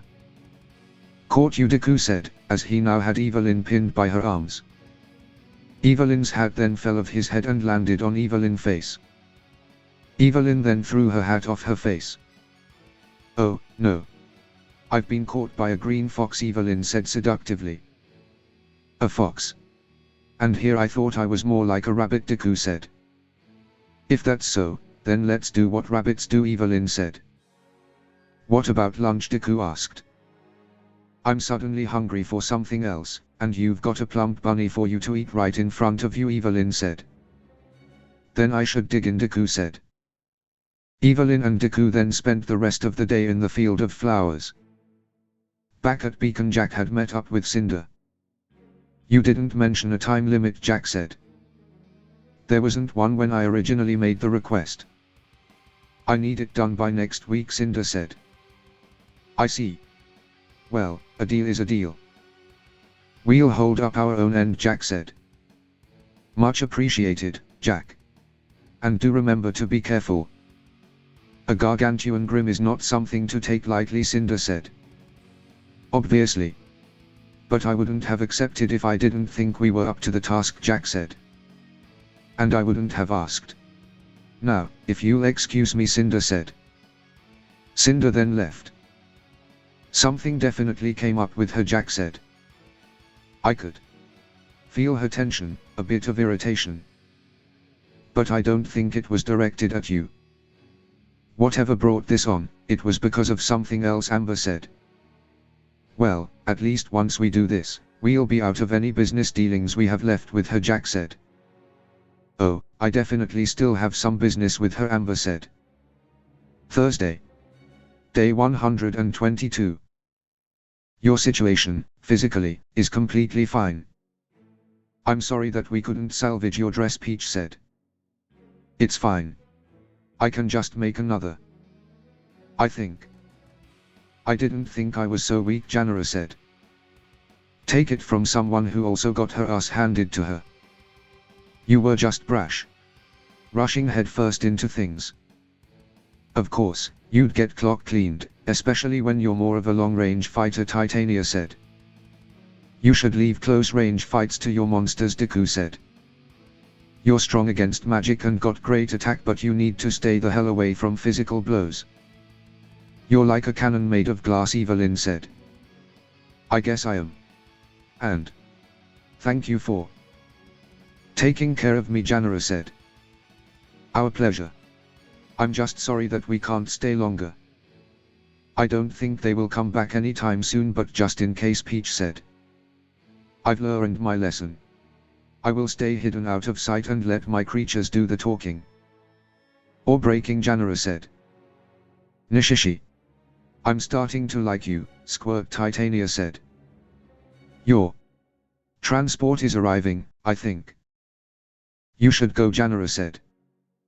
Indeed we should. We'll see you soon, Janara, Peach said. Professor Peach, Titania and Deku then headed to the landing site. Janara, I was wondering, Evelyn said. What is it, Janara asked. You sure you don't have any other memories before waking up in peak, Evelyn asked. That's a weird question. Yes, I'm sure. Why do you ask, Janara asked. When I used my semblance on you, Evelyn said. Evelyn's semblance then activated and caused her extreme pain. NGH. Not again, Evelyn said. Are you alright, Janara asked. I'm fine. Let's just forget about this conversation. Seems like if I talk about what Evelyn said. It then happened again. Shit. I can't even think about it, can I, Evelyn said. You're not fine. What's wrong, Janara asked. Gods, you sound just like Izuku. It's nothing. I should go. Bye, Janara, Evelyn said. Evelyn then left. You're not fine, Janara said. Back at Beacon, the rest of Team Jade were waiting for the others to arrive back. Any minute now, right, David asked. If the cruise speed has been maintained throughout the entire trip, the bullhead should be landing in 3 minutes and 43 seconds. Although, if that's the case, they should already be in range of my hearing, Penny said. You can hear that far? 3 minutes at cruise speed is a good distance, Jack said. It's not dissimilar to how you would strengthen your body with aura. I can just strengthen functions other than just durability and healing, Penny said. Useful, David said. But consuming. It's just that I can't wait until I see, Penny said. Children. There you are. I've been looking for you all over, Glinda said. Professor Goodwixth. What's wrong, David asked. Sorry for our non-presence, but we were waiting for the bullhead to bring Evelyn, Izuku, Professor Peach and Titania back, Penny said. That's exactly why I was looking for you. They won't be coming, Glinda said. What? What does that mean? What happened, Jack asked. I'm sorry, but the headmaster has called for an official investigation, so I cannot share the details with you, Glinda said. RUF, David said. Go to Penny's father immediately. He will be able to fill you in, Glinda said. Thank you, Miss Goodwitch, David said. I'm calling a transport right away, Penny said. A short while later the three had arrived at the lab ship. Seal, David said. You're late, Seal said. What do you mean we're late, David asked. Miss Goodwitch went looking for you half an hour ago. Where were you, Seal asked. At the landing. Waiting for them, Penny said. I'm sorry, I didn't mean to, Seal said. Seal, it's fine, but will you tell us what happened already, Jack yelled. 43 minutes ago we received a mayday from the bullhead. 39 minutes ago we intercepted and decrypted the transport's last transmission. 30 minutes ago we confirmed the transport has crashed in the forest of Barito, Seal said. For the love of... You can't be serious. Why did they stray so far? That's almost in vacuo, Jack said. Bad weather. They had to circle around the storm formation, Seal said. What is it? What's this forest? David asked. The forest of Barito is a very peculiar ecoregion of the Vacuo-Valesian biome. It's a thick rainforest where forms of life exclusive to that region live, Penny said. Alongside particularly pernicious Grim, some that normally only live in Vacuo or Mistral, Seal said. That's probably where Ozpin took the Walang from, Jack said. That's... How did the crash even happen if they were trying to avoid bad weather? David asked. Come with me. The professor is waiting, Seal said. The four then entered the lab. What happened to Miss Damerot? Enrico asked. Why? Why are you asking that? David asked. Papa, what happened? Penny asked. I ask that because this is the transmission we got from the bullhead, Enrico said. Enrico then played the transmission. Mayday. Mayday, we're going down. The hull's been breached. Cabin has lost pressure, the pilot yelled. Titania, watch out, Peach yelled. Easier said than. She's more slippery than an eel, Titania said. Please stop this. I know you're in. Deku said. The aircraft is in a near nosedive. I'm going to try an emergency landing in the... Oh gods, the forest of Barito, the pilot said. Miss Damerot, no. Stop this, Peach yelled. Send help to our position. One last thing, the breach was caused by one of the Paso gods, the pilot yelled. The finial thing they heard was a screech. Where is this place? David asked. Mr. Dik Begis, Enrico said. Okay, let me reword it. Tell me where we need to go, David said. Partner, calm down, Jack said. How do you expect me to calm down? David shouted. They dropped in the middle of one of the most dangerous places on Remnant, and rushing in without a plan will just serve to increase casualties. We are not going to be sitting this one out. Ozpin can go to hell. But we need a plan, and we need intel, starting with what the hell happened to Evelyn, Jack said. Permission to go find that out? David asked. Granted. Penny, go with him, Jack said. Affirmative, Penny said. David and Penny then left the lab. Mr. Polendina, I dare not ask for another transport after what just happened, Jack said. Nonsense, Miss Ivory. It was an unforeseen circumstance. Wasn't it? Enrico asked. It was to us. Evelyn had seemed a little off, but she assured us it was under control. We could have pressed for more details, but her presence in peak was pivotal to saving a life, as you already know, Jack said. Indeed. This is no doubt tied to Miss Damerot's aura splicing. I hope we're in time to help her, Enrico said. Me too. And speaking of aura splicing, would this sort of thing happen to Izuku? Jack asked. No.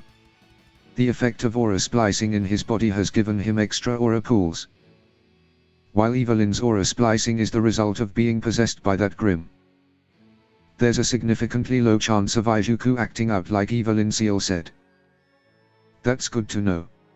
Anyway, you sure you can secure us another transport? What about General Ironwood? Jack asked. Not just any transport, Miss Ivory. We're going to move towards our destination with this very airship. And James would never leave one of his men to die without at least confirming his fate first. But an extraction mission from such an area will be difficult, Enrico said. Yes, but not impossible. I actually have other business in that area that may work to our advantage, Jack said. May. What are the variables? Seal asked. First, I need to know where the bullhead crashed, Jack said. Meanwhile. What? The Titania said, stirring awake. You're waking up. That's good. That means we can stop soon, Deku said. Titania then fully opened her eyes to see trees moving away from her. She then realized that Deku was carrying her on his shoulder. She saw the pilot being carried on his other shoulder, completely passed out.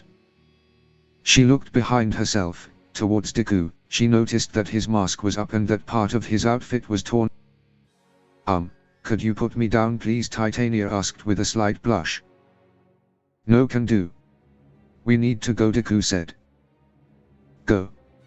Go where? Titania asked. As far away from the bullhead as possible, Deku said. But shouldn't we stay near the crash site?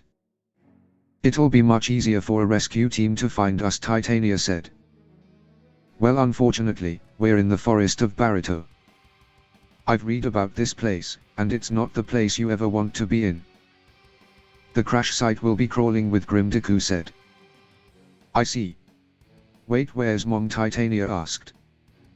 I don't know. I jumped out of the ship carrying you two before she did. And I didn't see her after that, Deku said. Titania then began to cry. Mom, Titania said. Titania, Professor Peach is more than, Deku said. Deku then felt a sharp pain in his head. Catch, Deku said. Deku then threw Titania and the pilot off his shoulders. Titania was barely able to grab onto the pilot before crashing to the ground and losing her grip. Deku. What the hell was? Titania yelled. Titania then saw Deku being encircled by a huge horde of Grim. Take the pilot and run, Deku yelled. Where? Where are the pilot said, starting to wake. The pilot let out a huge scream of pain. Titania then looked back to see a giant Grim crushing the pilot's leg. The Grim then screeched. Deku's face went pale as he recognized that screech. The Grim then went to crush the pilot's head. No, Deku yelled. Deku then charged out of the pile of Grim, sending the Grim flying back. Deku then crashed into the giant Grim, pushing it away from the pilot. Titania. Take the pilot and run, Deku yelled. But Titania said. Go, Deku shouted. Titania quickly grabbed the pilot and ran away. You may have heard these words before, Deku said. The Grim then charged at Deku. But I'll teach you what they really mean, Deku said. The Grim then threw a punch and Deku dodged out of the way and pulled back his fist. Go beyond. Plus. Ultra, Deku yelled, punching the Grim, but it wasn't affected. Deku then moved back out of the Grim's strike range. So you have the same powers. Then you will have the same name. No, Mew, Deku said. Bella was currently sitting in the safe house. There were then several short quick knocks on the front door. Ha! Who is Bella said. You shouldn't leave the door open, Bella Penny said. Big. I mean, David. What are you? I mean. I'm happy to see you, gosh, I must be a mess, Bella said. Hi, Bella, David said. Ha! What's wrong? Bella asked. We need to speak to Andrea. Is he living with you? Penny asked. Don't remind me. But why do you need to talk to him? Bella asked. Because Evelyn, of course. Evelyn. Seems like that's everything anyone's talking about recently, Andrea said. The hell? What's this about boobs? Bella asked. I'm going to ask only once. What's happening to Evelyn? David asked. Don't know, don't care. Bob does, though, Andrea said. Bob? Bella asked. Who's Bob? Penny asked. My Grim pal, of course, Andrea said. You call it Bob? Bella asked. I want to talk to him, then David said. He doesn't do a lot of talking. I can translate for him, though. You know, this sounds like a fun conversation to have, on second thought. Go make us some tea, Firecracker, Andrea said. Who the hell do you think you're? Bella said. Fine. Let's have some tea. As long as you talk, David said. Do you prefer green tea or black tea? David Bella asked. The four were now out on the balcony. So, how much do you know about our family? Andrea asked. We know that there's only the two of you left after. Bob swung by, David said. That's the gist of it, yes, Andrea laughed. We also know that Evelyn's aura was spliced during the process. Modified, which is the reason for her color blindness and her semblance, Penny said. Yup. What she doesn't know, though, it's that the semblance she has, and by reflection mine, isn't something that just happened to be born out of her tortured aura structure at random, Andrea said. Wait. You mean that Bob was purposely trying to make this particular semblance manifest in you? Penny asked. You got it. He's had a few centuries of practice, but it's not an exact science. That's why he always goes through a few botched tries and prefers to lose his current body among groups of people, Andrea said. But why such a specific semblance? Penny asked. To survive, David said. Bingo, Andrea said. Oh. Of course, Penny said. Jack said something similar to me. From a purely survivalist point of view, Evelyn's is the perfect semblance. Always being able to see the outcome of your actions, David said. For an existence whose only purpose in life is to continue seeing the light of day, there's nothing better, Andrea said. Okay. So David asked. So? There's the problem that this semblance was still forced in, and our color blindness is a result of that discrepancy. It's like trying to replace a bone when the original one is still there. Now, as you remember, semblances only grow more powerful with time and usage, Andrea said. Evelyn pushed herself to her limits to save Janara, David said. Bella said. Her semblance must have reached a new level. And? Oh no, Penny said. If just having it caused us to go colorblind, I can only imagine what this new level must have done to her. Did she go mad? Maybe, Andrea asked.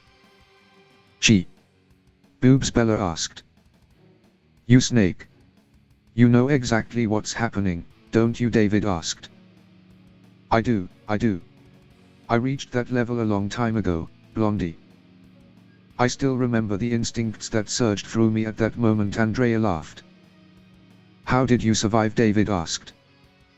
Oh, I cheated. Remember that I eat for two. While the semblance is a foreign presence for me, it fits into Bob like a puzzle piece. Eve doesn't have that cheat. So she's left alone to try and stomach the effects, Andrea said. Penny, David said. He doesn't appear to be lying, Penny said. Damn it. Damn it all, David said, leaving the safe house. Thank you for your time, Penny said, following after David. Oh, wow, didn't even touch the tea. So rude, Andrea said. Up in Ozpin's office. So you're going to allow this? Ozpin asked. Allow. They have my full support. The problem was caused by one of their own, so their support is a welcome gesture of responsibility. And so is that of the other orphans at the school, as per the rules, Ironwood said. Orphans may be recalled and activated to answer distress calls of other orphans, I remember. We made those rules together, Ozpin said. Good. Then, you got any other recommendations that I may ignore? Ironwood asked. This will upset the balance of the region in ways that we cannot foresee. Before going in guns blazing, we should make sure there's at least someone to save, Ozpin said. And the more we hesitate, the less chances there are of finding anyone alive at all. I guess to someone who only sees in the long term it would be a suffered but necessary trade-off. But normal people don't have all the time in the world, Ozpin. We don't have reset buttons, and each action not taken is something we could have prevented, a life we could have saved, Ironwood said. Or a mistake that could have been avoided, Ozpin said. Indeed. I guess we will need to learn to live with them. You certainly never did, Ironwood said. David and Penny were currently in the gardens. David, we should go back to the airship. They need our presence there to discuss the plan for tomorrow. Have you sufficiently calmed down? Penny asked. Yes. Yes, I'm calm. But I'm still so worried. Even if we find Evelyn, how are we going to be able to help her? She's alone. We can't help her fight this battle, David said. No, we can't. But you can, David, Penny said. What? David said. I spoke with my father while you recovered. The specifics of what may be happening to her are a complete mystery, sadly. But he's sure of two things. 1. Evelyn needs to suppress the foreign body in her aura structure before the symptoms get too severe. 2. The more aura she has, the better, Penny said. You mean? David said. She needs aura to destroy the semblance. And she needs aura to heal the damage done to her body, aura structure and mind. Evelyn, Izuku, Professor Peach, Titania, the pilot. They need our help. But Evelyn. More than anything else, Evelyn needs you, David, Penny said. Penny, let's go, David said. Yes, Penny said. On the other side of the garden. How does this keep happening? I just wanted to ask why we hadn't seen Evelyn and Izuku in class for the past 3 days. Still, Ruby said. In the lab ship. The floor is yours, young lady, Ironwood said. Are you sure, General Ironwood? Jack asked. It is your plan. There's still no one more suited to explaining than you, Ironwood said. Thank you. Before we begin, I'd like to express my thanks to the orphans who are here. Even just having one of you come in time would have been lucky, but to think 3 of you were here as transfer students, Jack said. I guess the gods favor us, today, Enrico said. I also extend my personal thanks for your presence, Ironwood said. A rescue mission is not something that can be refused without guilt, Arslan said. I'm always up to kick some major butt. And I have never been on an Atlas airship before. And what better way to repay Izuku for what he's done for me? And Arslan Reese said. You promised us a plan of action. Let's hear it, May said. Of course. Let me lay down the situation, first. This morning, a transport belonging to the Atlas Army crashed in the forest of Barito. The occupants were Professor Peach from Beacon, her daughter Titania, my teammates Evelyn Damarot and Izuku Midoriya, and the pilot, Cole Schwartz. We've received a last transmission before the crash, which allows us to pinpoint with accuracy the area where the aircraft dropped, but any survivors are sure to have moved to a safer area. Barito is chock full of grim. Our objectives are simple: locate the survivors and extract them successfully, Jack said. With just 1 airship and 6 people, May asked. 7. Seal Soleil of the Atalcian army is going to join us on the ground. And having a bigger contingent would actually be counterproductive. You see, the Barito forest is home to a rare gargantuan grim. A Gumra, nicknamed the Mountain in hunter circles. Its size and durability are incredible, but most dangerous of all is its ability to influence smaller grim in a large area, which extends to the forest itself. Any direct attack on the Gumra is sure to bring the entire forest's attention down on us, Jack said. I see, May said. Oh man, that sounds cool, Reese said. You do realize that's where we're going to be? Reese Arslan asked. So? Being dangerous doesn't make it not cool, Reese said. Yes. We're going to be split into 3 teams, each one with a different role. David and Penny will be the rescue team. Their job will be to locate and rescue everyone. Me, Arslan and Reese will be assault team. We're going to create a diversion and make so that the rescue team can move safely. And finally, Seal and May will be the sniping team. You're going to support both the assault and rescue teams and take care of any flyers before they can join the fight, Jack said. I suppose you prepared some suitable equipment for this, May said. The best available to the Atlas Army.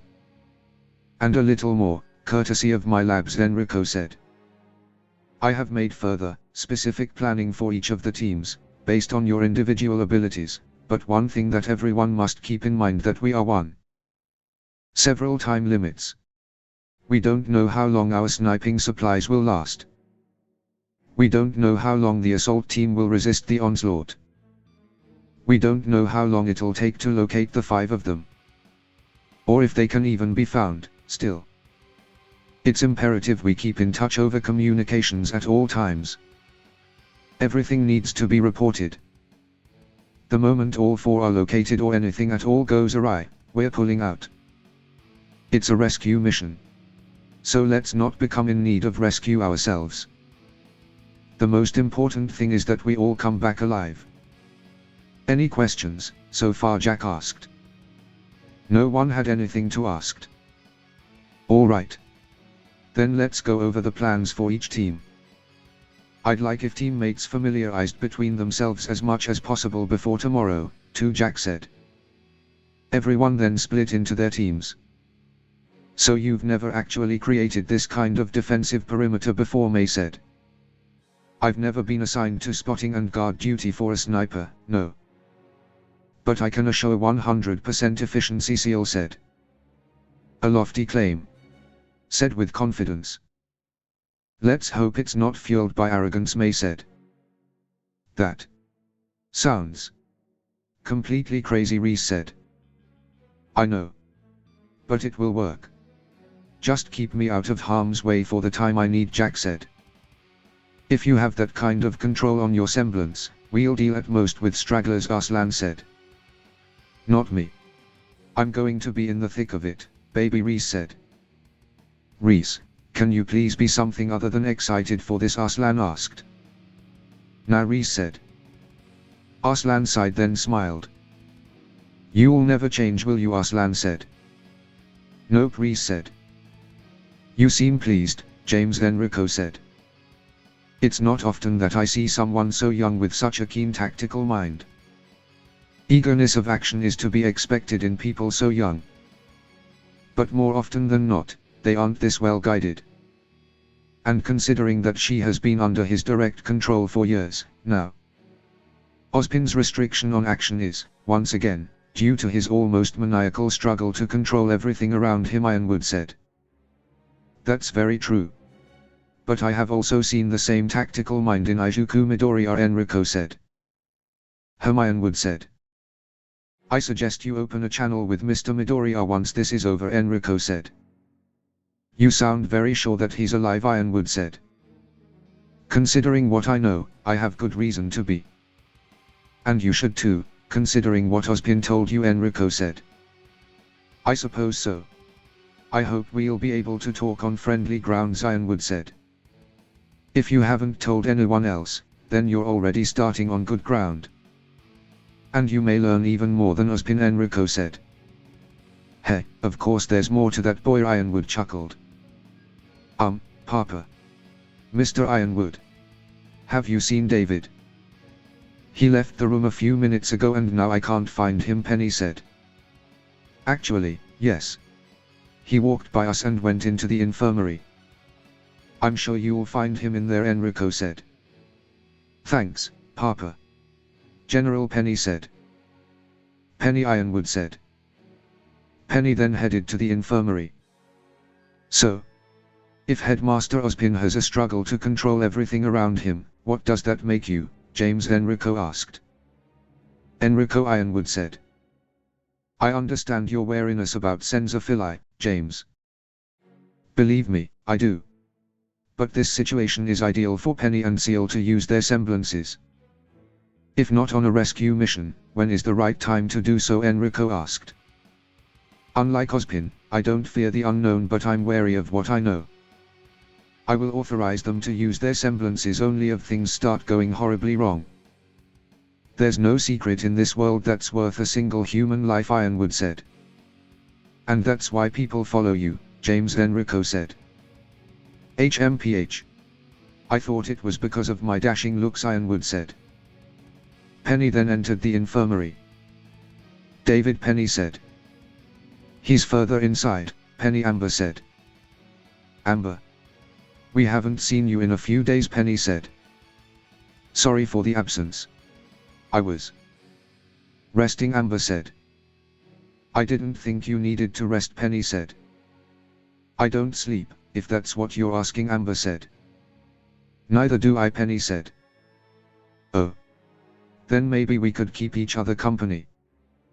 Anyway, what I meant is that appearing to people other than magical users and David and Ijuku costs me magic power. I figured we'd need as much of it as possible, Amber said. So magic doesn't have a cap like aura, Penny asked. Not exactly. But anyway, I'll see you tomorrow. I suspect Jack will have David tell me of my role in this battle, Amber said. Amber the disappeared. David, Penny said.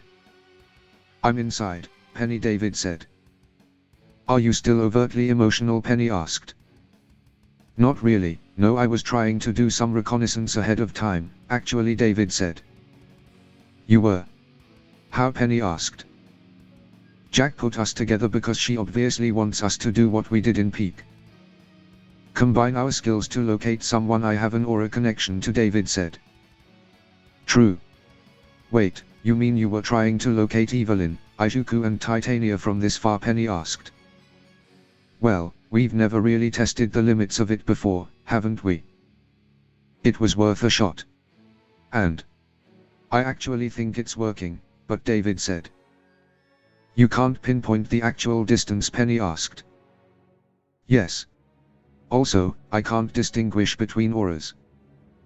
Like, as far as my body knows, they are all pieces of me, so all I'm feeling is, there's multiple pieces of me in that general direction, David said.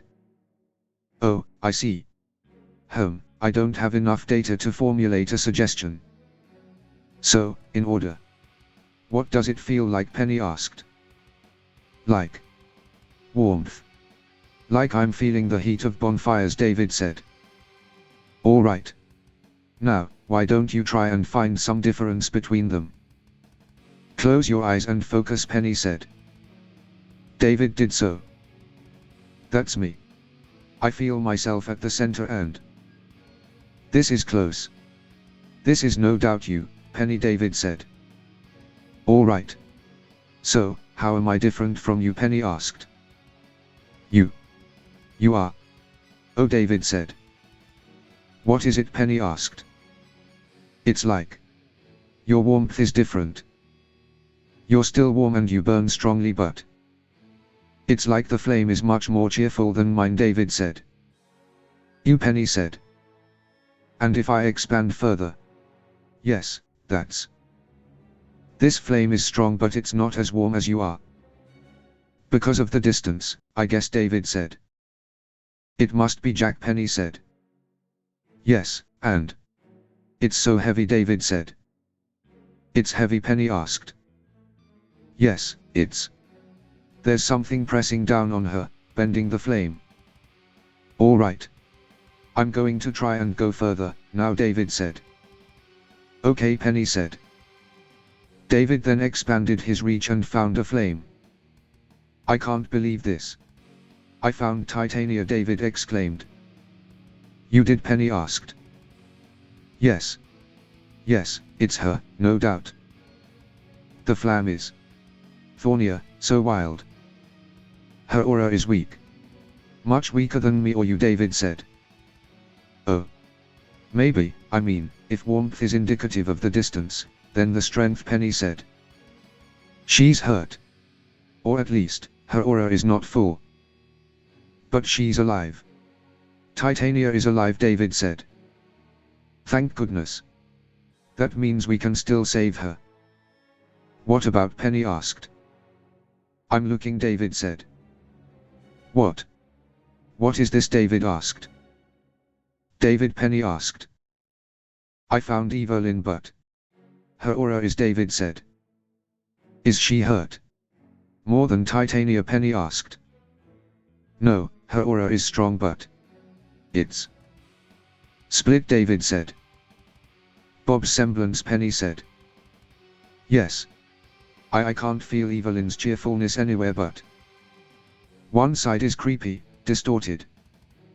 And another is cold, like stone, David said. Which is Evelyn's real aura? And who? Who's stronger? Penny asked. I can't tell. They seem to be pretty even right now, David said. What about Izuku? Penny asked. I'm looking. Man, he's a lot further away, David said. How far? Penny asked. Very far. I can barely feel any warmth from him, David said. How's its strength? Penny asked. It's a bit weird. It's like there's two flames. One is split like Evelyn's. It's split into 5 sections, David said. 5. That means he's unlocked another quirk, giving him access to their aura, Penny said. Seems so. The other one is not split and is behind the first. I can't feel any warmth coming from it, David said. That must be the aura of the past users of One for All, Penny said. David then noticed that the first flame appeared to be shrinking. He's in a fight and using a lot of aura. The first flame is shrinking, David panicked. Calm down, David. He'll be fine. There's nothing that he can't handle, and remember, he never had aura to begin with. There's nothing to fear. Even if he runs out of aura, he'll be in way less danger than the others. Let's focus on Evelyn, Penny said. All right, David said. Thursday. Day 123. How's everyone feeling? Jack asked. Operative, Penny said. I'm ready, Seal said. Calm, Arslan said. I'm so excited. Can't wait to go into battle. Totally not nervous, guys, Reese said. May said. How long till we get there? David asked. T-15 minutes. You ready, partner? Jack asked. Yes. But I'll take a bathroom break, David said. You know what? I think I'll do the same. For maximum efficiency, Reese said. Want me to come hold your hair? Arslan asked. Would. Hey, Reese yelled. The three then headed out. As David made his way down the hall, he focused on his objective. Eek. You gross, a female voice shrieked. What the? Who are you? Arslan asked. Why are you puking on me? The girl yelled. Why were you Hido blower? Reese said, throwing up. No. Not Kazent Rose, the girl yelled. David recognized her voice. Ruby then came running out. My poor baby. Honestly, who pukes on other people's weapons? Ruby asked. Ruby, David said. Oh, hi, boyfriend, Ruby said. Don't hi me. What are you doing here? David asked. I'm here to help, of course. Da, Ruby said. But how do you even know? David asked. I happened to overhear you and Penny talking in the gardens. And I also happened to overhear, Ruby said. So we have a stowaway, Ironwood said. Oh. Hi there, Mr. Ironwood, sir. I'm here to help, Ruby said. Except you weren't invited, Miss Rose, Ironwood said. And this is the one person Ozpin would never want involved in anything like this, Ironwood thought. I know that, but, David and the others, they're my friends. And Evelyn is in trouble, and you had so little time. You need all the help you can get. And I couldn't just wait around to ask for permission, Ruby said. I'm familiar enough with your exploits to know that trying to contain you would actually bring more trouble than it would be worth, Miss Rose. So welcome to the strike team, Ironwood said. All right, Ruby said. But you're going to obey your group and team leader at all times. Do anything at all to endanger this mission or the lives of anyone else, and I will make personally sure you never see beacon or a weapon as long as you live, Miss Rose, Ozpin be damned. Am I clear? Ironwood asked. Yes, sir, Ruby said. Report to your group leader right this instant, Miss Rose, Ironwood said. Will do, Ruby said. Ironwood then left. That guy is intense, Ruby said. Yeah. But I get where he's coming from. Come on, I bet Penny will be delighted to have you with us, David said. David and Ruby then went back to the team. So, it's also a gun, Ruby said. I understand that, Ruby. Thank. And I already know where to place you. You're going to join Seal and May on the sniping team, Jack said. What? But that means I will be away from the action, Ruby said. Oh, we'll see plenty of action just to get to our perch, Seal said. Well, yes, but... I mean, can't I go with Penny and David? They sound like they have the hardest job, Ruby said. They probably do. Which is why ours is the most important job, May said. Ruby said. Our duty will be to take out flyers and thin out any resistance before they get in contact with the assault and rescue team. I understand your grievances. Believe me, I do. But that's the lot of a sniper. To protect teammates, we have to be away from them, May said. I didn't think about it like that, Ruby said. Because you've never been an actual sniper, before. It's fine, May said. Could you give me a few tips, Ruby asked. Sure. Come with me, May said. May and Ruby then walked off. Well. She's good, David said. Indeed. She seems to have a certain older sister aura to her, doesn't she, Penny said. She's most efficient. As expected from someone chosen to be paired up with me. Good choice, group leader Seal said. Hey.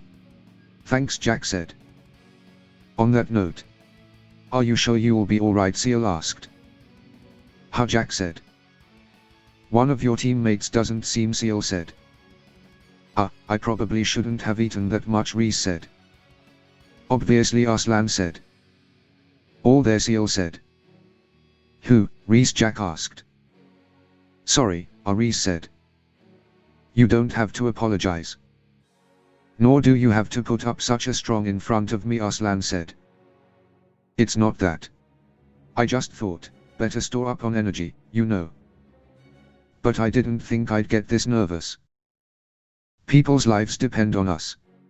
I guess it only just dawned on me, Reese said.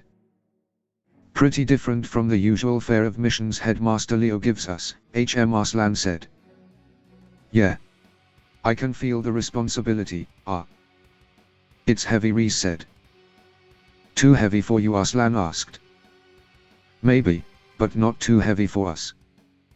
And worst case scenario, we squish some Grim with it, Reese said.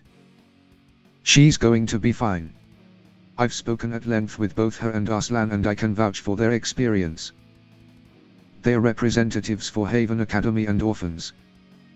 You don't get more qualified for fighting Grim than that, Jack said. Speaking of which, I wanted to ask, partner. What exactly are the orphans?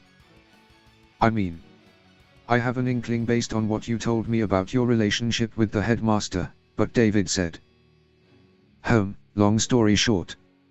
We're a group of kids who were recruited by Ozpin and the other headmasters of the 4 major academies of Remnant. We all have something we need help with, like my family situation. In exchange for being trained to do their grunt and wet work, and actually doing it, we get that help, Jack said. Then. Does that mean, David asked. An alarm then went off. Never mind. You'll tell me about it when we go back, David said. That's the landing signal coming in from the corridor, Penny said. Seal, get your team. I'm getting Arslan and Reese. This is it, everyone. We're going in, Jack said. The group then landed in the Barito forest. As previously scanned, there's an abundance of flyers Grim swarming around the forest. The ship can't stay stationary lest we become overwhelmed. We will circle the forest continuously and try to take out as many flyers as we can. The bait probes we've deployed to let you land won't work for much longer, so good luck, Ironwood said. Be safe, everyone. Godspeed, Enrico said. Thanks, General. Professor. This is where the biggest piece of the transport crashed. How's it looking, Jack asked. Inconclusive. No bodies, no signs of struggle, no hints of recent human presence, Seal said. It's safe to say that none of the people in the transport dropped with it, Penny said. There are traces of Grim. But they are fresher than the landing, May said. So? They could have landed anywhere around us. Partner Jack asked. The closest is Titania. I can feel her, Evelyn and Ijuku, but Titania is definitely the closest one to us. She's a bit further north. Ijuku, however, is east of our position, though he's much further out than both Titania and Evelyn. He's also on the move and moving fast, David said. Well, that's a useful semblance, Reese said. All right. Then, let's begin operations. Sniping team, you're up first. We move once you've reached your perch. Good luck, Jack said. We'll be super duper fast, Ruby said. I'd prefer if we were just effective, Ruby May said. Oh. Of course, Ruby said. Let's go, then. Our objective is the top of that hill, Seal said. Good luck. Don't you dare die on me, Jack said. The sniping team then began to make their way up the hill to their perch. Are you alright, Ruby? Do we need to slow down, May asked. No, I'm fine. I'm just worried, Ruby said. About screwing up, May asked. Yeah. I've never done anything like this before, Ruby said. I figured, May said. I've never been a sniper, I've never been in such a large group with such a precise plan. And I've never had to, you know. Save people, Ruby said. I'm sure you and your teammates have helped each other plenty, in the past, May said. Well, yes, but we've never had to go somewhere just to. I mean, I never had to save anyone, and just that. Like. It doesn't matter how many Grim we kill or how much ass we kick if we can't save them. This is the first time where just fighting doesn't save the day, for me, Ruby said. The first time? Really, Seal asked. Ha, Ruby said. You want to become a hunter, don't you? Then you should know, Seal said. The three then heard the sounds of a Walang approaching. Never mind that. You're in luck, Miss Rose, Seal said. A Walang was now stood before them. Feel free to fight at your heart's content, Seal said.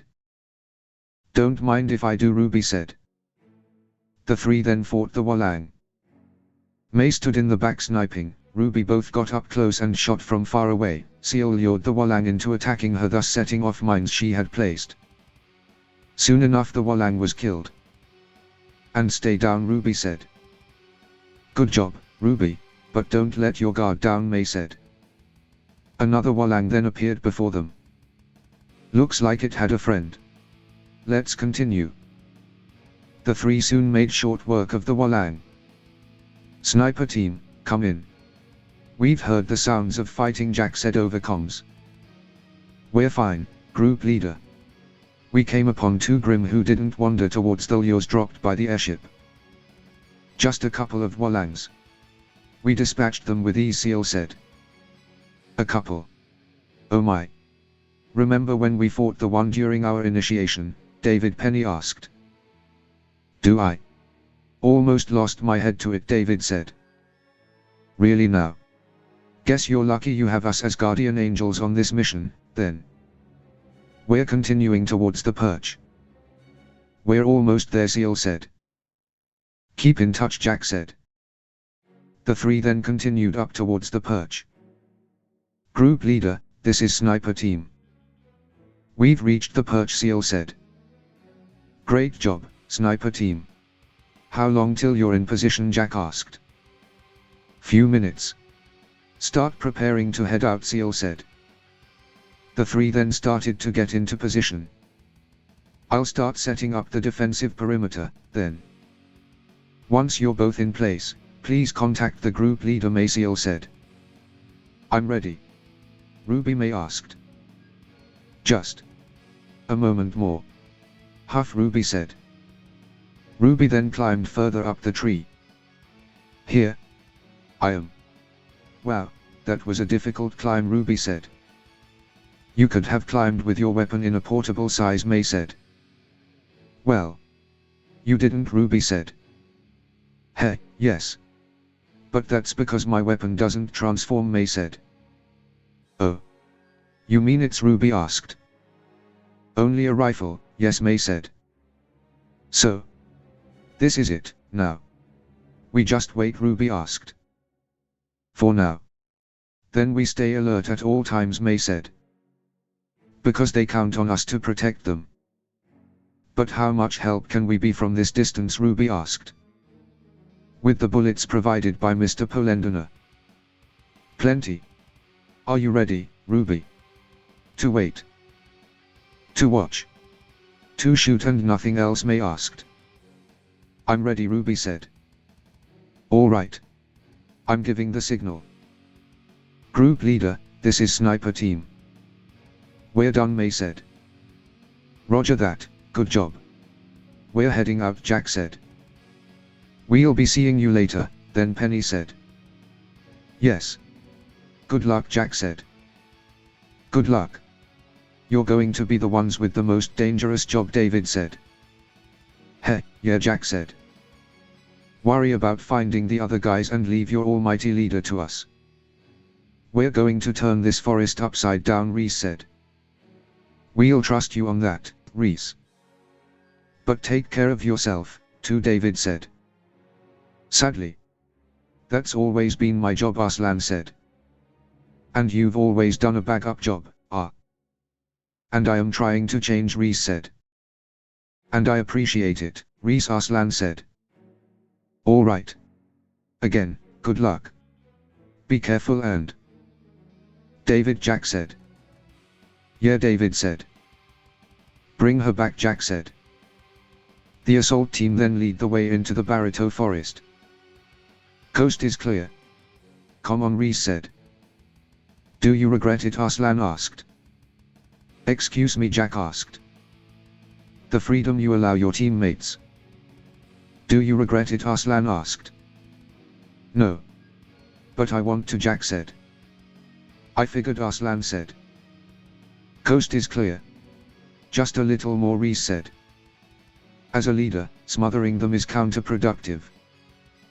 There's no way we're always going to be able to face everything coming our way together. Like at the moment. Splitting up will happen, whether I like it or not. And yet, considering the stuff we keep having to face, and everything that keeps happening to us, I would love nothing more than to do as Headmaster Ozpin says. Hide somewhere, stop sticking our necks out and letting the adults protect us and deal with things, one at a time, Jack said. Except your troubles and enemies aren't gracious enough to do things at the Headmaster's pace, Arslan said. Yeah, Jack said. Ho, coast is not clear, Reese said. We can talk more about this later. What's out there, Rest, Jack asked. A bunch of beowulfs around one of the lures. Seems like it didn't drop where it was supposed to, Reese said. Doesn't sound too problematic, Arslan said. They are beowulfs, yes. But still, in Barito Grim tend to be stronger than their normal counterparts. Since they don't go looking for humans, they just survive, and grow older and more powerful. Let's go. Pace yourselves but do not hold back, Jack said. The assault team then dealt with the pack of beowulfs until there were only 2 left. Jack then froze the 2 beowulfs. Allow me, Arslan said. Arslan shattered the frozen Grim. Well. Brutal. Did you see the way those limbs bounced away before dissipating? Awesome, Reese said. If you say so. But don't get too excited. Now. Time for the hard part, Jack said. The assault team then continued forward. Over there, hiding among the tree line. I can locate her even with my normal senses, Penny said. And Evelyn is close, as well. Also, Izuku has moved much closer to our position, David said. Back with the assault team. This is it. Are you ready, Jack asked. I think so, yeah. Yeah, let's do this, Reese said. We've come all this way. Everything depends on us, Arslan said. It does, doesn't it, Jack said. How should we get its attention, Arslan asked. Home. We've been walking all over without being acknowledged, as I figured, so. This sonic grenade from Mr. Polendina will do, Jack said. Plugging my ears, Reese said. Reese, just put on your earplugs, Arslan said. The assault team then put their earplugs in and then Jack set off the sonic grenade. The ground then began to shake. The Gomra then began to erupt from the ground, pulling up the ground and destroying trees as it did. The Gomra was as tall as the cliff tops around it, even in the crater that it had created where it rested. Shit. It's even bigger than I thought it'd be, isn't it, Jack thought. Holy, Ruby said. Ruby, no, Nay said. But that thing is. It's enormous. It looks so strong, and Ruby said. Look at the sky, Seal said. Ha. Ah, Ruby said. The flock of flying Grim. Hovering above, just waiting for its signal. Those are going to be your targets once the plan really starts, and not a minute earlier, Seal said. Who are, Ruby said. Do not dare waste even a single bullet on anything but the crowd of Grim that is going to descend on them afterwards. Stay calm, stay focused and with your shot loaded, Seal said. I hate this. I hate this, I hate this, I hate this, Ruby yelled. And you should. You always should. So be sure to channel that frustration through your weapon. Do not dare miss a shot, Ruby May said. I hope these bullets are as powerful as Penny's dad said, Ruby yelled. It's not calling for help, Arslan said. Because it doesn't see us as a threat. I doubt this guy has ever been easily hurt, Jack said. So we hurt him, Reese asked. Yes. We hurt him a lot, Jack said. The three then began to attack the Grim. Reese kept its attention on her while Jack and Arslan hit it with everything they had. I think we actually managed to hurt him, Arslan said. Take that, you overgrown lizard, Reese said. Which means, Jack said. The Gomra then called for the Grim under its control to attack. Here they come. As planned. Stay inside the perimeter at all times and take care of the straggles if they manage to break through. They are coming, Jack said. Over with David and Penny. The plan worked. The Grim are leaving, David said. Which mean? They are all converging to Jack's position, Penny said. Penny, we need to hurry. This is rescue team, we're moving in on Titania position. Sniper team, if you see any of the others, please advise us to their position, David said. Roger that, May said. Finally. Also, holy guacamole. That Nevermore's head exploded, Ruby said. It's our time, Ruby. Don't let up, May said. David and Penny then arrived at Titania's position.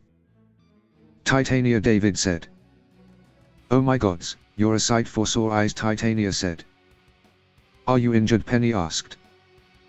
Mostly fine, but the pilot here's got a pretty fucked up leg, Titania said. The pilot is with you. That's wonderful, Penny said. Yeah. Ijuku was also with us, but we got separated, Titania said. He was, David asked. Yeah. He was carrying me and the pilot until we were ambushed by a bunch of Grim. Then this large muscular bipedal Grim appeared and crushed the pilot's leg. Ijuku told me to run away with the pilot while he dealt with it. It seemed like he already had experience with that type of Grim, whatever it was. I've never seen anything like it before, Titania said. But how's that possible? We've never faced anything like that before, Penny said. We'll worry about that later. Do you know where Professor Peach is, David asked. No, I have no idea where Mom has gone. She didn't drop with us, Titania said. Let's get you out of that tree. Can't believe you managed to avoid Grim for more than one day while carrying an injured person, David said. The Grim were the least of my problems, Titania said. What, David asked. I wasn't hiding in here because of the Grim. I was hiding from Titania said. David was then attacked. David, Penny yelled. David, are you Penny asked. Penny, stay back David said. David now had a deep cut in his back, and now Evelyn was stood before them. Evelyn, Penny asked. Evelyn screeched. She's what I've been hiding from. She's been after me since I left Ijuku, Titania said. Evelyn, please. It's us. Don't you recognize us, Penny asked. The sound of trees falling then began to echo through the forest. Rescue team, this is Ruby. There's something big heading your way, Ruby said. Do you have a vis? David asked. A giant Grim then came flying out of the woods, crashing into Evelyn. Never mind, David said. That's it. That's the Grim. I'm surprised it's survived this long, Titania said. That's because it's no ordinary Grim, Deku said. Deku then stepped out from the woods, and removed his mask. Ijuku. Are you Penny asked. No time for questions, Penny. You all need to get out of here, the Nomu is already getting up, Deku said. Nomu. What? David asked. I said no time for questions. Get out of here now, Deku yelled. Evelyn then attacked the Grim Noma, taking an eye out. The two then screeched at each other. They're fighting, Titania asked. That's not good, Deku said. Charging railgun to full blast, Penny said. That won't work. You won't do any permanent damage, Deku said. Permanent damage, Penny asked. Deku then put his mask back on and shot a gust of wind at the Grim Nomu. Hey you bastard. Your fight is over here, Deku yelled.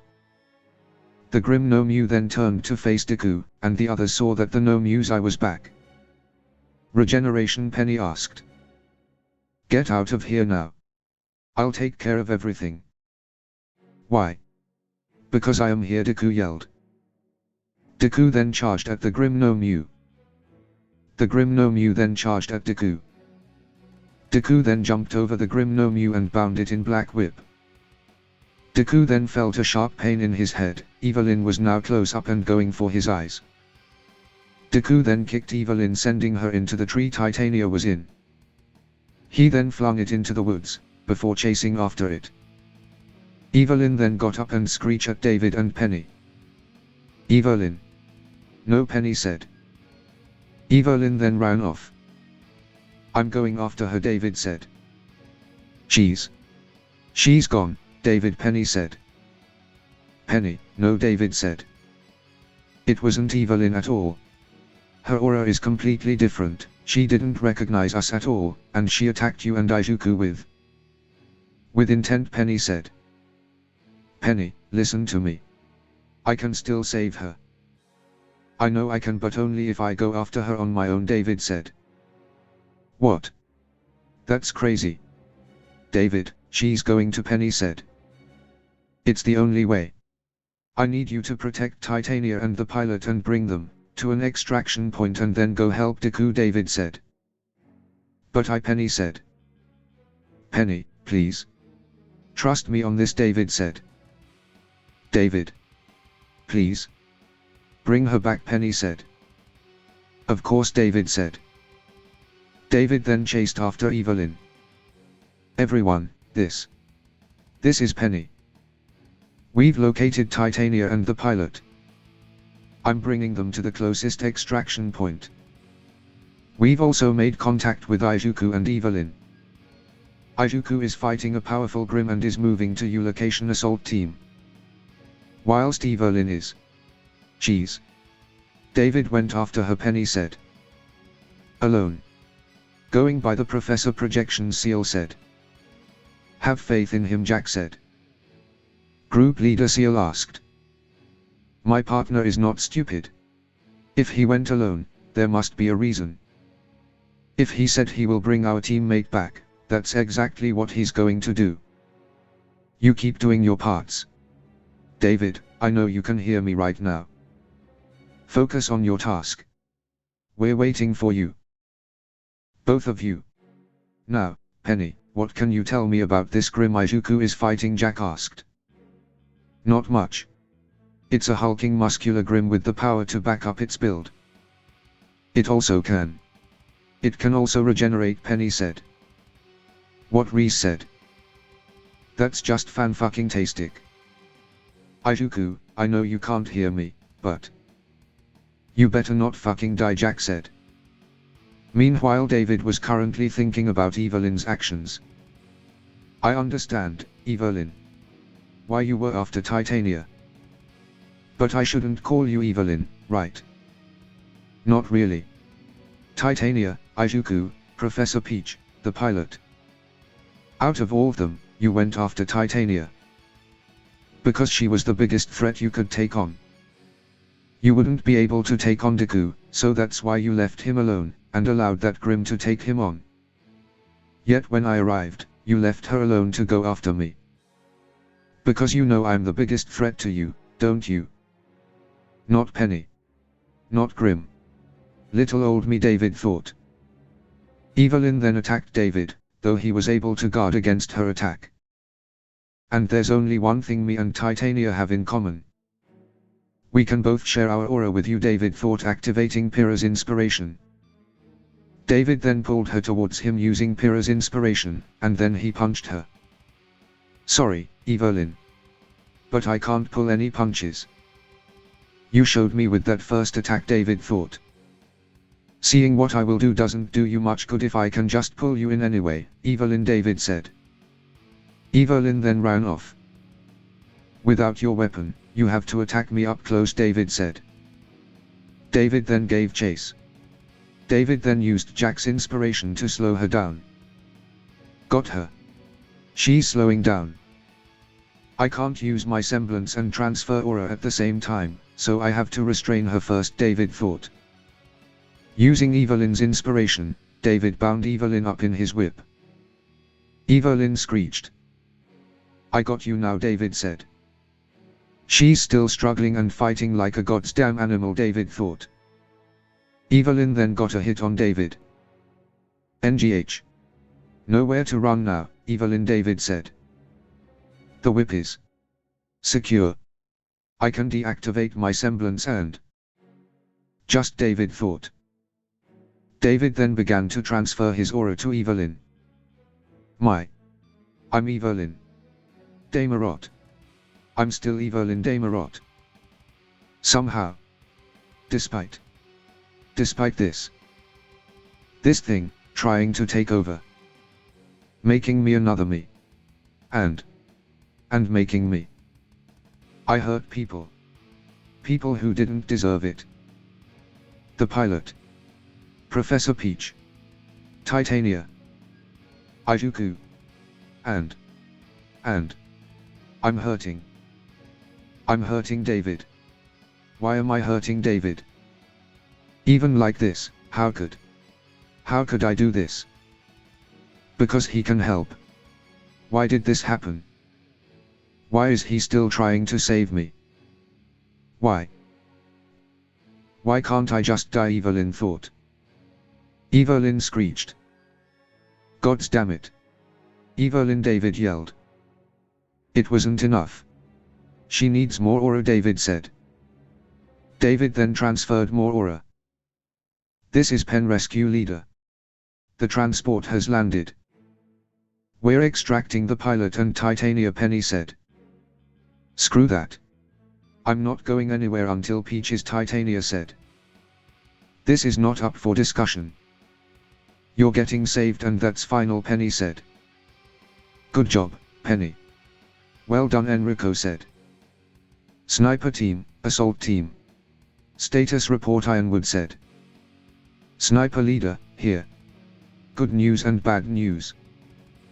We've managed to take care of almost all the flyers, but the Grim have noticed us and are now rushing our position as well. This means that we've taken some pressure off assault team, but we don't have long before our position is overrun, Seal said. Assault team here. We're enduring. Group leader's strategy is working. Most of the Grimm are being destroyed by her semblance, and we're taking care of any stragglers that manage to jump high enough over the hurdle.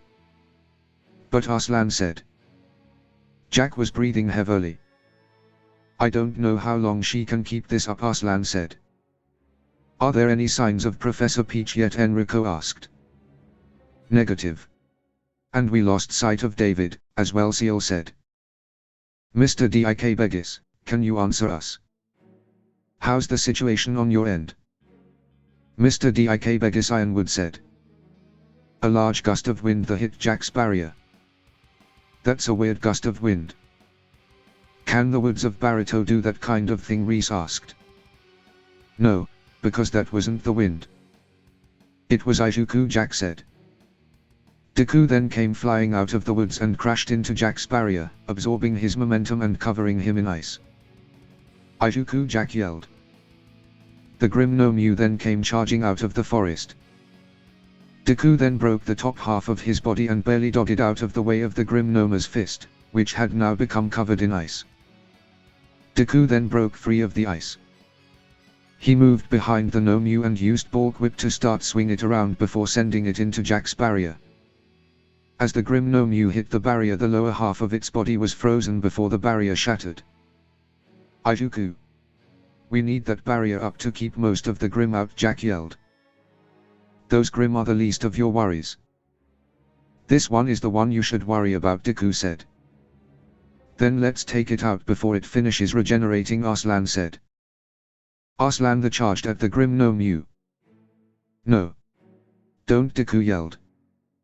Arslan then punched the Grim no Mew, but it had no effect. What? My attack did nothing, Arslan said. The Grim no Mew had now finished regenerating and now stood tall in front of Arslan. Deku quickly pulled Arslan out of the way with Black Whip. It has shock absorption. One powerful attack won't do anything. We either need to hit it with multiple high-powered impacts to overload its shock absorption, or hit it with a piercing attack. You two take care of the Grim that got through when I broke the barrier. I'll take care of this Grim no Mew. Jack, I'm going to need your help, Deku said. Kind of busy at the moment, Jack said. The Grim no Mew then called for the Grim to attack Deku, but then the Gumra called for the Grim to attack Jack. The Grim no Mew and the Gumra then began to roar at each other. They both can control Grim, Reese asked. Seems so. But they appear to be at odds with each other. They are fighting for control of the other Grim, Arslan said. Then use that. While the Grim are confused, take them out, Deku said.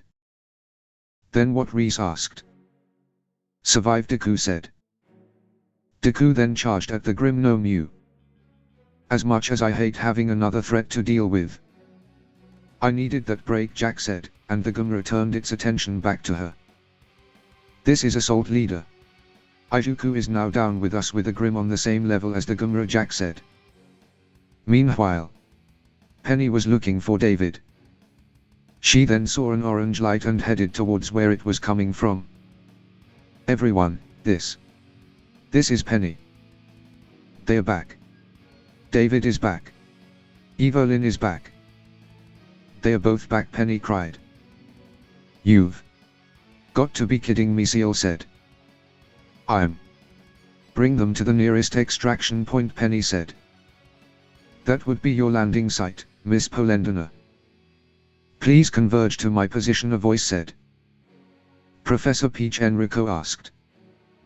Good afternoon, Professor Polendina. Thanks for coming to our rescue. Sorry for the radio silence, but I've only recently managed to collect a device from one of the lures you've dropped. Also, I was busy preparing an escape route, Peach said. Preparing an ESAP? What are you talking about? Ironwood asked. Oh, you'll see what I mean in 3, 2, 1, Peach said. The Barito forest was now set ablaze. My gods, how did you set this all up, and with such precision? Ironwood asked. My semblance and... Oh, it's not important right now, Peach said, with Amber next to her. What's important is that despite being controlled now, the wind will eventually also deprive us of our path. Everyone, get back here, Peach said. Roger that. Great work, Professor Peach. Izuku. We have limited time here now, Jack yelled. I can see that. But I can't defeat this no Mew, I'm not strong enough, and you are the only with enough power to help. We cannot let this thing live, Deku yelled. Damn. Alright, listen up everyone up. The Grim Izuku is fighting need to be killed. Anyone got any ideas on how to do so, Jack asked. This is Ruby. From what I can see, that Grim is still tiny compared to the Gumra, Ruby said. Your point being? It's still big to us, Jack said. I know, but couldn't you have the Gumra eat it? It should be easily able to fit in its mouth, Ruby said. Ruby, that's brilliant. Izuku. Get that thing in the Gumra's mouth, Jack yelled. Roger that. Just get it to open its mouth, Deku said. On it. Reese Arslan, Jack said. Already on it, Reese said. Reese and Arslan then aimed for its head, to get it to open its mouth. Alright, big guy. It's time to fly, Deku said. The Grim no Mew charged at Deku. Deku fell back, so now the Grim no Mew was over him. Deku then used his legs to launch it into the air. Deku then used his arms to do the same. Deku then wrapped the Grim no Mew in Black Whip. Alright, open wide, you giant turtle, Deku said. The Gumra then roared. Deku then swung and Grim no Mew into its mouth. Enjoy your meal, Deku said. Hold up. When could you fly, Reese asked. Deku then noticed that he was floating. I must have unlocked Nana's quirk, Deku thought. Deku then felt a sharp pain in his head. Izuku. Watch out, Jack yelled. Deku then saw the Gumra swing its head at him. The Gumra hit him with a tremendous force and sent him flying into the ground. Izuku, Jack yelled. Got to him, Arslan yelled. Arslan and Reese then took the Gumra's attention off Jack. Izuku. No, Ruby yelled, as she began to shoot any Grim that crossed he sights, except for the Gumra. Mothership, this is Seal. We need an evac on the assault team's position. Izuku has suffered a direct attack from the Gumra, Seal said. No can do. No ship will be able to land in that area, Ironwood said. Jack had now reached Deku. He was in a large crater, formed by the force of his impact, and he was bleeding heavily and his left arm and leg were mangled. Izuku. Please be alive, Jack cried. Deku slowly opened his eyes. Jack, Deku said. Thanks gods you're alive. We need to get you out of here, Jack said, crying. Jack then took off her jacket and ripped it up to cover Deku wounds. Jack. Now, it's your turn, Deku said. What? My turn for what, Jack asked. Deku then put his lips to Jack. What the Jack thought. Deku the coughed up blood into her mouth. Fuck, Jack thought. Izuku, why did you? Wait, don't tell me you, Jack said. Deku then passed out. Arslan, Reese, take Izuku and get out of here, Jack said. Get out of here, Arslan asked. You want us to leave you here, Reese said. Izuku needs to get out of here, and I'll need a clear patch once I'm finished. This guy is the only thing that can brush off those flames. I have no desire to test his speed. Also, I have a lot of accumulated energy right now, and it's just spiked, Jack said, then grunting in pain. Don't do anything reckless, Arslan said. Kick some ass, Leader Reese said. Final round. Asshole, Jack said, activating her semblance and one for all. Please, don't let me break right now, Jack thought. Jack then began to punch the Gumra with everything she had, breaking her arms using one for all. I see you stumbling. Fall, already, Jack said. Izuku's quirk is a bitch. How fuck is he able to deal with this? It's losing pieces of cuirass. It's still coming at me. Damn Grim resilience. Do I really have to place all my strength in one blow to kill this guy? But my body can't. It's already breaking from one for all, Jack thought. Jack, this is Penny. Everyone's here. The transport is coming, but there's no more time.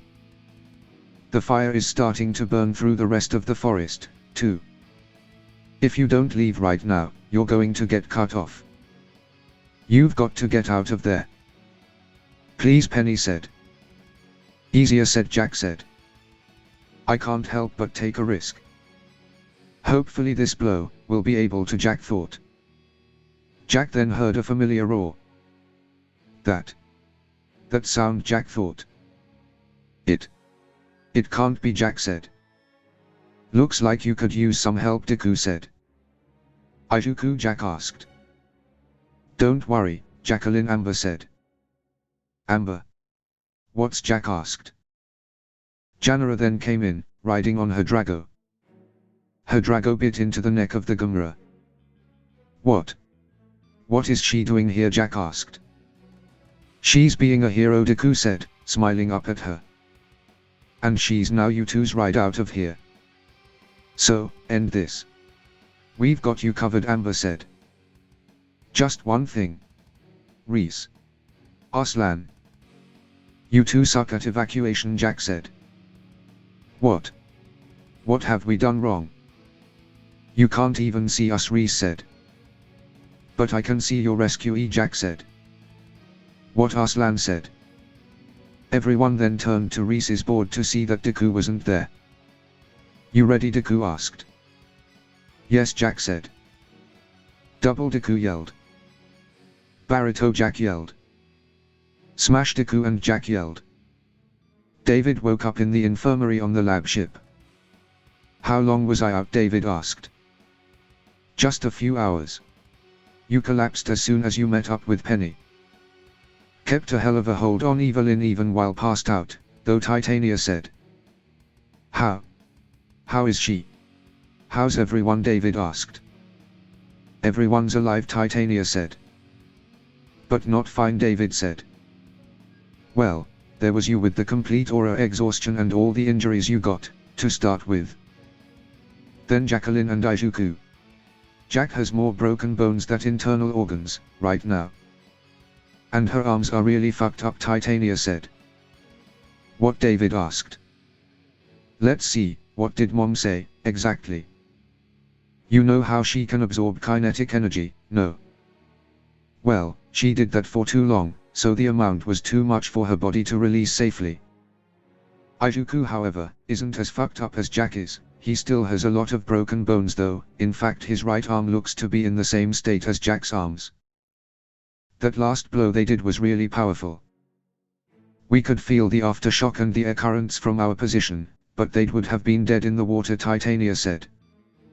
How did they get away, David asked. Thanks to us, Janara said. Janara and Amber then entered the infirmary. Janara. What are you, David said, starting to cough. Bringing you a glass of water, to begin with. I could hear your rasp all the way outside, Janara said. Why don't you dress up and relax, David? We can talk more later, Amber said. David was soon out of his cot and changed. I thought you couldn't leave Pete, David said. I never said that. I just never wanted to, Janara said. So you left it unattended? To come help us, David asked. Huff. First, it's not unattended. My creatures are there, and the field is still intact, you know. Second. After what happened to me, if they were really with the guy who owns my city, all deals are off. And third. This all happened because you helped me, so. I just couldn't, Janara said, blushing. It's alright, Janara. We get it, Amber said. Big Sis is proud of you, Titania said. Ah. You're younger than me, Janara said. Oh wow. I really am, Titania said. How did you find us, David asked. I planted some of my creatures on Evelyn's clothes before she left. I noticed something was wrong with her, Janara said. How is she? David asked. Cheer up, David. You did it, Titania said. You mean? David said. According to the professors, she drove out any and all foreign auras out of her body and her aura structure is intact. She's alive and she'll recover, Amber said. David then began to cry. Oh, come on, don't cry, Titania said. I'm sorry, I can't believe this, David said. Believe it? She's alive and really healthy for the first time in years. And it's only thanks to you, Amber said. No. Thanks to all of us, David said. I didn't do much, Titania said. Exactly. You could have fought back against Evelyn. You didn't, David said. Titania blushed. Big sis is proud of you, Janara said. You did not just say that, Titania said. Can I go see them? David asked. Evelyn, Izuku and Jack are all being kept sedated as they recover. They told me it'd be better if you waited until they woke on their own, Janara said. I see. Then I should go thank They told you? David asked. That's what I said, Janara said. You mean? David asked. Yes. They saw her. Everyone on board did, Amber said. I figured that'd be a problem, but that ship hailed when I crashed my Draco into that grim, Janara said. At least try not to use your scary eyes, alright, David said. At the safe house. See, Bob. In the end you made the right choice. I'm the better vessel. Always have been. Oh, I know. Refusal is always hard to accept. But hey. Think of the upside. Now that your aura is no longer split between two people, Andrea said. You knew about this, Bella said. Yes, Weza said. This is the entire reason you made us recruit that freak, Bella said. It's the same reason why each one of us is here, Bella. We're all unique in our own way and we play a part in the plan. Andrea and his guest have always been one of the options, but, alas, I never managed to find where their sweet other half had ended up. Imagine my surprise when it just waltzed into our lives like this, Weza said. And now that you have a complete piece. What's the next step, Thilla said. Glad you asked, Thilla. Simply put, we keep creating situations that push David and his friends to their limits, over and over, increasing the chances of him having to expend the flame's aura. But that may be harder than I first initially thought with Izuku around. But on that note, I think it's high time you do the honors again, Howard Weza said. Music for my ears, Boss Howard said. Back on the airship. David couldn't sleep, so he decided that he would go and thank everyone who came to help. You'd make an excellent addition to the force, Seal said. I agree. But I'm going to pass, May said. You're going to pass on an official invitation to join the Atlas Specialists Force immediately after graduation, Seal asked. Yes, May said. But why, Seal asked. Joining a military organization would limit my freedom of movement. There's something I need to do, May said. Freedom of movement. Are you, Seal asked. Not everyone values everything the same way, Seal, David said. Glad to see you up and about, David, May said. Happy to be, May. Hi, Seal, David said. Welcome back. I guess apologies are in order, Seal said. Apologies. Actually, I was here to thank you for your help, David said. Thing is, I didn't think you could do it. When I heard you were going after Evelyn alone, my thoughts pretty much amounted to welp, he's dead, Seal said. You were almost right. I almost killed myself, David laughed. You? What? But why would you, Seal said. I almost ran out of aura, so I was considering a drastic measure, David said. Are you insane? You're telling me you almost. Did you even consider, for a moment, what this was going to do to your teammates? "Oh, hey, Evelyn, David killed himself to save your life," Seal said. Only midway David said, "I'm feeling bad myself right now because, if I hadn't told you, I'm the whole reason you know that was a possibility to begin with. Can you imagine how absolutely destroyed the people around you would have been, how destroyed their relationships with each other would have been? And what you were going to do to the one you oh so heroically were going to sacrifice yourself for? The kind of guilt she would have had to carry for the rest of her life," Seal said. David said. "You stupid, impulsive, selfish," Seal said. "Seal, I think that's quite enough," May said. Please excuse me," Seal said. Seal then left. "You look surprised," May said. I mean, I had already realized that. But I didn't think she cared so much," David said. "I don't know about her circumstances, but she obviously does. And I agree with her views. A person does not exist in a vacuum, David.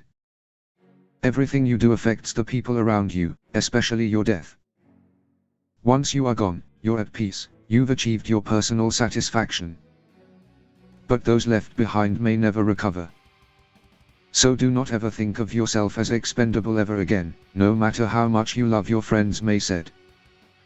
"I just wanted to protect them," David said. "I know. But you know what they say about the road to hell," May said. David and May then parted ways, and David began to look for Arslan and Reese.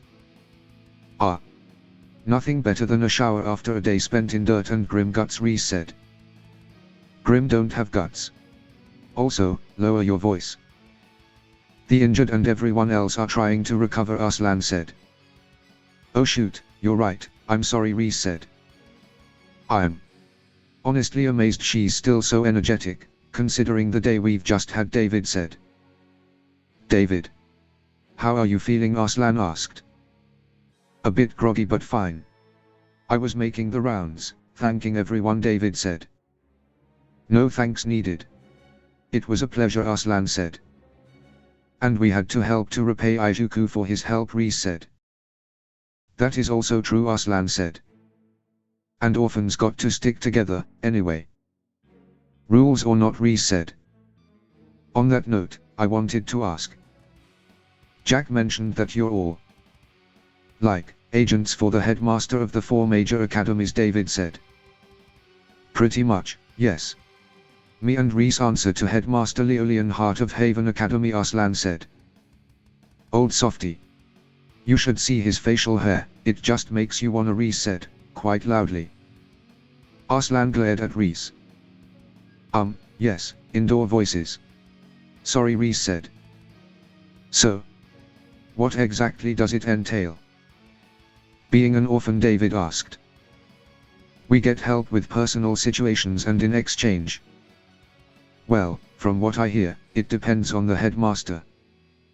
The headmaster of the Atlas Academy, General Ironwood, is mostly on the lookout for children showing promise on the scientific side of things. The headmaster of Shade, in Vacuo, grooms survivalist, people who can help settlements thrive in harsh living conditions," Arslan said. "Leo's group has always been about kicking as much ass as possible." "Combat specialist extraordinaire," Reese said. Arslan glared at Reese again. "Oh, I cannot shut up, can I?" Reese said. "As for Headmaster Ozpin, I don't know much about the operations of his orphans. From what I gathered from our headmaster, Ozpin only has 5 of them under his command. Also he seems to only look for children with rare semblances," Arslan said. "Which reminds me. I wonder what's going to happen to Evelyn, now," Reese asked. "What do you mean?" David asked. "Well, Jack told us about what happened with Evelyn and the Grim inside her. Said it was only fair so that we knew why we were getting in this kind of shenanigans," Reese said. "Yeah, I agree," David said. "Anyway, if her semblance was the result of this Grim's aura, now that the aura is gone, so is the semblance, no?" Reese asked. David and Arslan had not thought of this possibility. "Shutting up now," Reese said. Finally, David went to go thank Ruby for her help, I'm sorry, I never meant to eavesdrop. All those times, Ruby said. It's fine, Ruby. It's just. It's something we should discuss once David is up, and Penny said. David then entered the lab. Hey, girls. I'm glad to see you again, David said. Penny and Ruby began to cry. David. I'm so glad, Penny cried. Me too, Ruby cried. Oh, wow, come on, I'm alright. I was just exhausted, David said. But the risk you've taken, I still can't believe we're all going back together, Penny said. Ah, David, I'm sorry, Ruby said. And what's this about being sorry, now, David asked.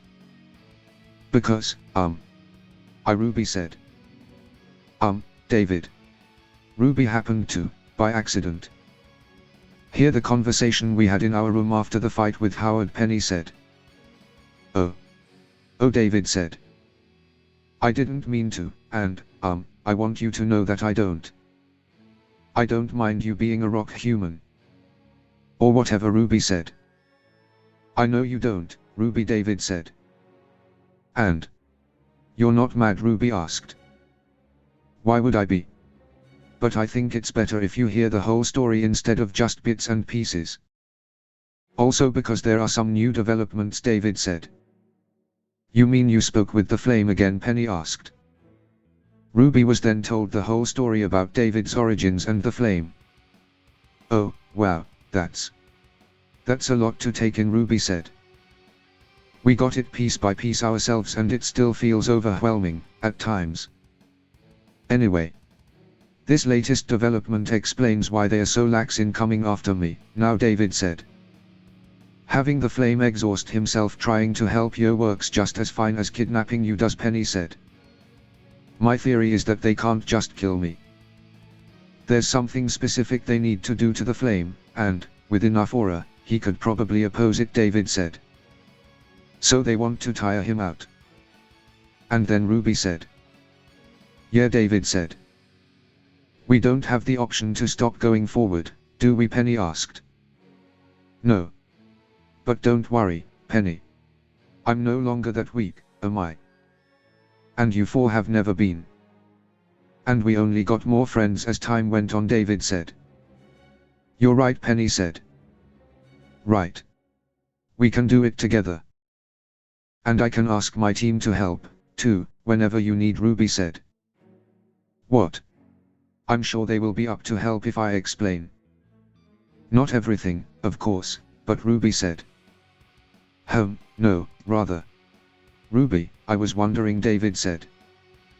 Have you had a chance to tell your team where you went for almost 2 days? On a school night, too, Penny asked. Young is going to kill me, Ruby said.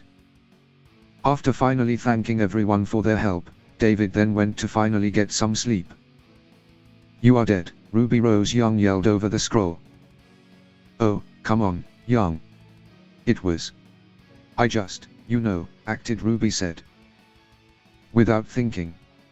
You didn't know what you were getting into. It could have been a suicide mission, for all you knew, Weiss yelled.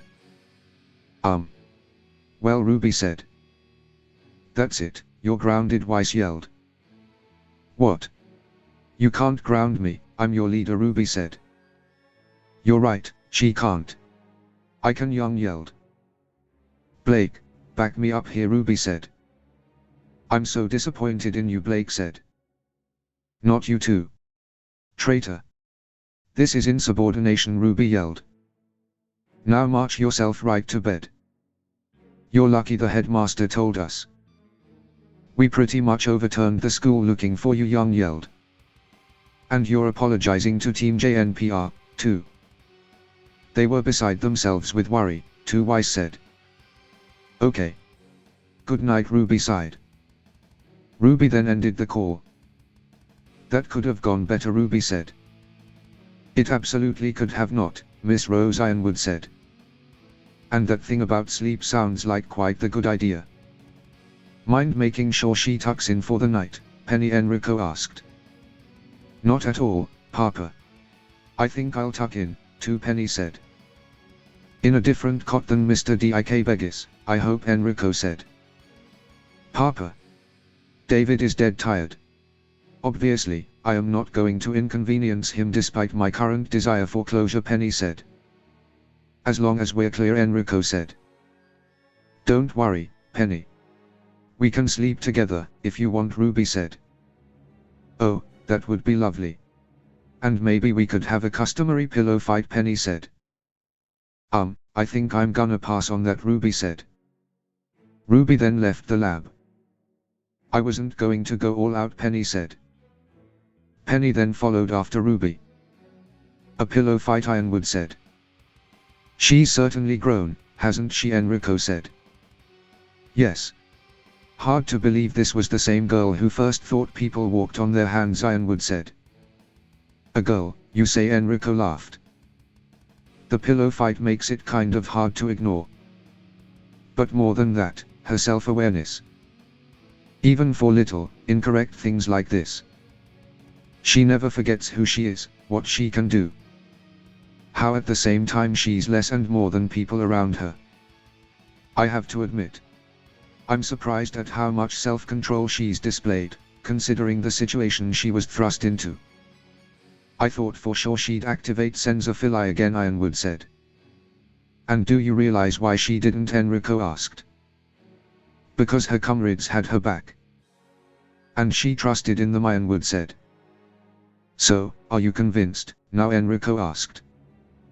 My job is to always account for any eventuality, Enrico. But I am now convinced that Penny Polendina won't break easily, Ironwood said. And by the way, James, speaking of comrades, Enrico said. I couldn't not tell Ozpin, Enrico, Ironwood said. In Ozpin's office, Ozpin was replaying a recording of Janara crashing her Draco into the Gumra. Ozpin.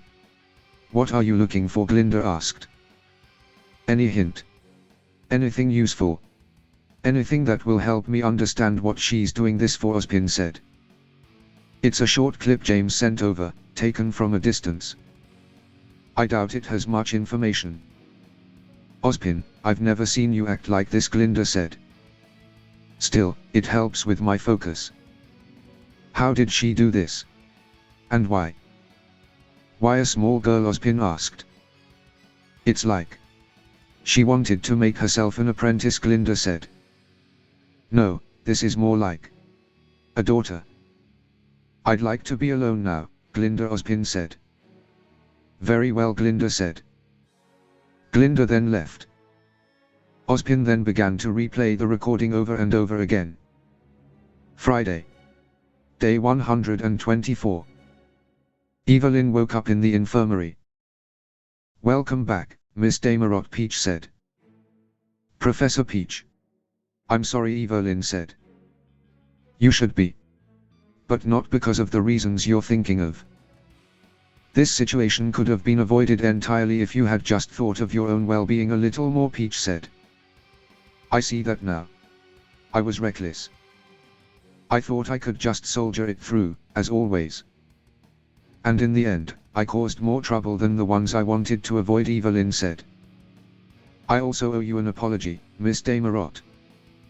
I should have noticed something was amiss with you. Instead, I was focused on Janara. I didn't see the forest for the trees, Peach said. Yeah. I guess we both screwed up, Evelyn said. Yeah. So, what now, Peach asked. Now. I want to be better. I don't want to act like I'm alright all the time, calm and in control when I'm a bad day away from letting my insecurities screw me up. I want to be strong enough to let people take care of me when I need it. But also strong enough to be relied on. Just like Jack and Ijuku, Evelyn said. That's a laudable objective. Where are you going to start from, Peach asked. Healing, I guess. How am I holding up, Evelyn asked. Well, that depends. We haven't been able to properly check while you were asleep, so. How's your eyesight, Peach asked. Huh. Well, same as. I can see. I mean, the colors are. They're right, Evelyn said. The professor's theory was correct, then. Now that all the corrupted aura has been flushed out of your system, you've started healing the effects of the forceful coexistence, starting with your eyesight, Peach said. Oh my gods. What about Evelyn said. I have a mirror. And since you're going to need to stay under close observation for at least another day, Miss Damarot, Penny was wondering if there is anything you need from your room, Peach said. Yes. My sewing kit. And all the spare cloth you can find, Evelyn said. As the lab ship was on its final approach to Beacon, Jack called for David. So? 1 week, David asked. And plenty of painkillers. Huff. I hate being bedridden, Jack said. So? What should we do in the meanwhile, David asked. Rest, study, eat. Just relax, partner. We veered it, Jack said. We will. And if anything comes up while you rest, David asked. Hell if I know. You're in charge till I recover, so up to you, Jack said. I'm what, now, David asked. You heard me. You're in charge, Jack said. But why me, David asked. Well, I can't put Izuku in charge now, can I, Jack said. That's fair. Speaking of which, how's he doing, David asked. From what Penny's father has said, he's physically fine. But he should have woken up by now, Jack said. Maybe it's a one-for-all thing. He has unlocked a new quirk, David said. Maybe. And speaking of quirks, could you please tell Penny's father to come in here? There's something I need him to do for me, Jack said. What is it, David asked. I don't want to say anything now, we don't need anything more to worry about right now, but it has something to do with why my arms are so busted, Jack said. Okay, David said. David did as requested, and a few minutes later Professor Polendiner entered. So? Miss Ivory, David said you wanted me to do something for you, Enrico asked. Yes.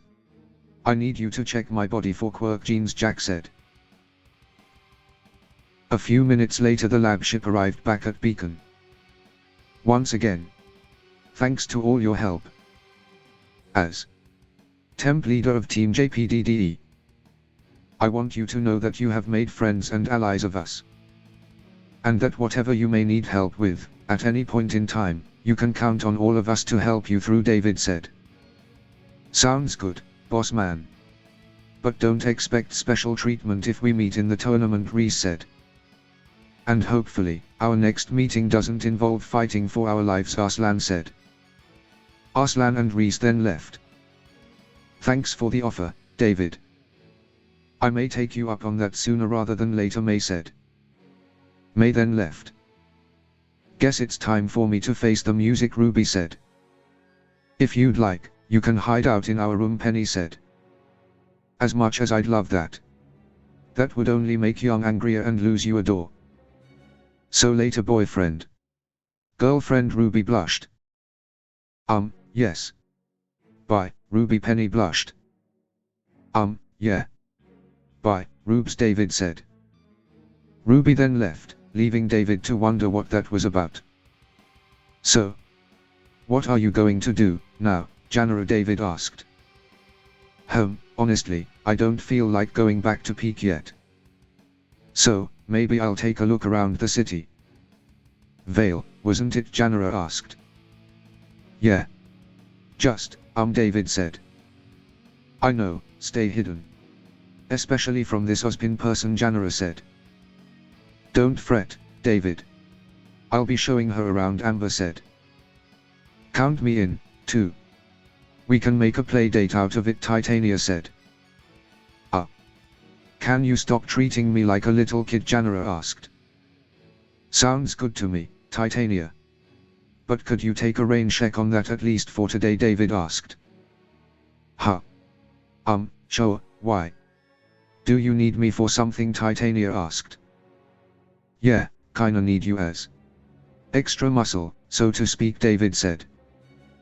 David and Titania then went to go meet Cinder, Emerald and Mercury in the garden. Sorry for the delay, David said. Good afternoon, David. You're keeping usual company, Cinder said. Look who's talking, Titania said. The hell is that thing doing here, Mercury asked. A thing, now. Rude. I got more personality than you do, daddy issues, Titania said. You're literally just me with tits, Mercury said. You've obviously not been paying attention, then, Titania said. Titania, David said. Mercury, Cinder said. Whoops. Sorry, boss man, Titania said. You actually named it, Mercury asked. That's enough, Mercury.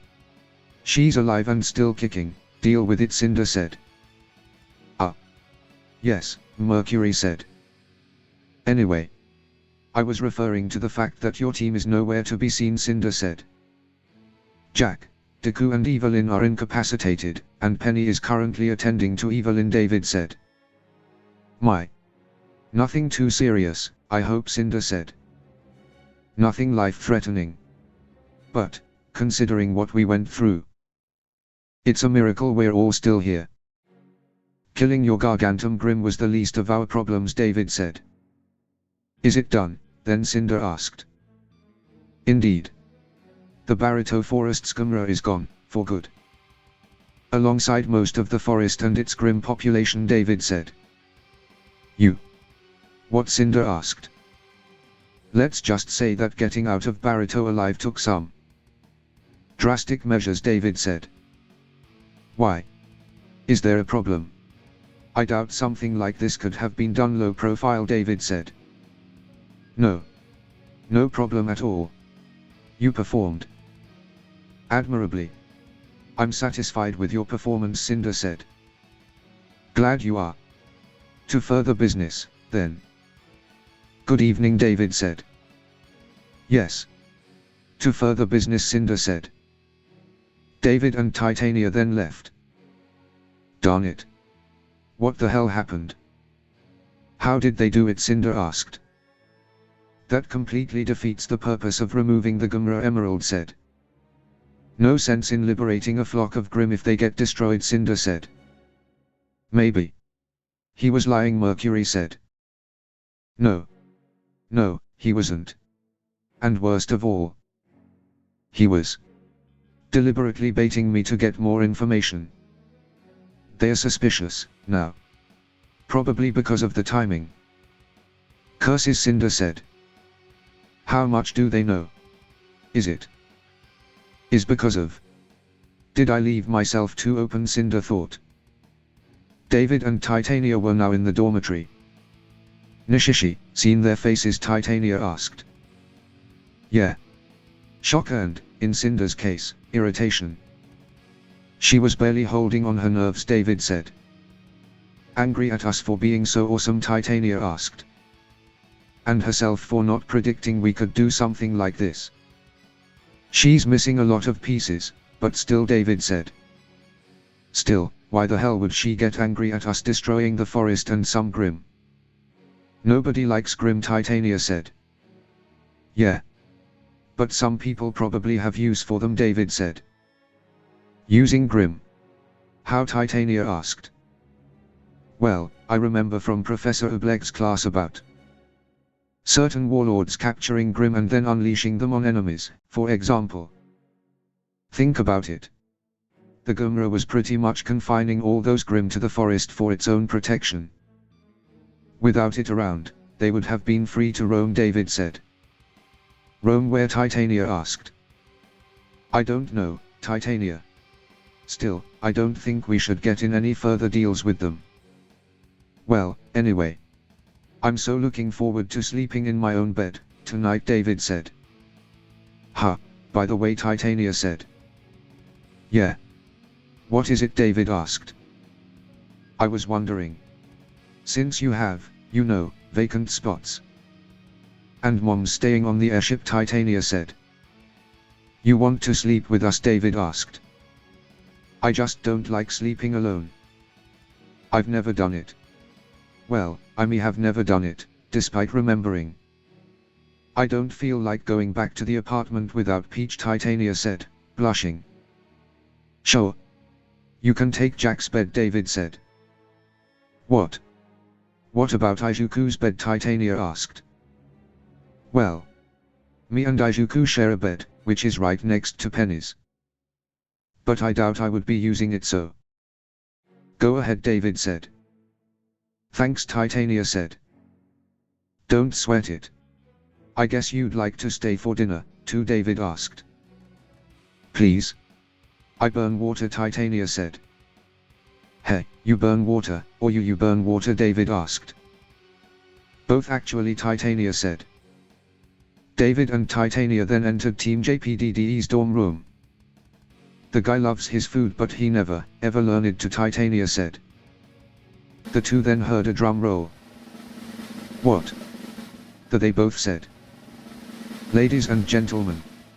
Or, well, metal ladies and rock gentlemen, I guess. Anyway, people who just came through the door, Penny said. Okay, Titania said. Introducing, once again, with a bust size of Penny said. Penny, will you get to the point already? Evely whispered. Oh, right, sorry, Anyway, introducing. Reintroducing, actually. The recovered and healthy Evelyn Damarot, Penny said. Evelyn was now stood before them in a new set of clothes, and now her hair was now white. I swear on my life, this was her idea, Evelyn said. Evelyn. You look, David said. Better, yeah. Guess that's what happens after a healthy dose of vitamin, David, Evelyn said. David began to cry. Are you going to start crying every time you see me? Evelyn asked. Evelyn, David cried. Why? Evelyn said, as David tackled her. Oh gods, never ever do that again, David said. David, I'm fine, calm down.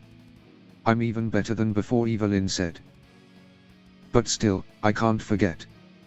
The way you looked, how you acted, how. Don't you ever dare ignore your problems again. And I want you to tell me everything bad that happens to you. I don't want you to shoulder your stuff alone ever again, David said. I won't. And I will. I'm sorry, David. Everyone, Evelyn said. I'm so glad you're okay, David said. I swear, I'll never create trouble like this for you ever again. And hey, look at the bright side. My eyes are now fixed now, and so is my hair, Evelyn said. You mean? That's your original hair color? White, David asked. Matches with the ears, Evelyn said. And speaking of matching, nice outfit you got there, Titania said. I know, right?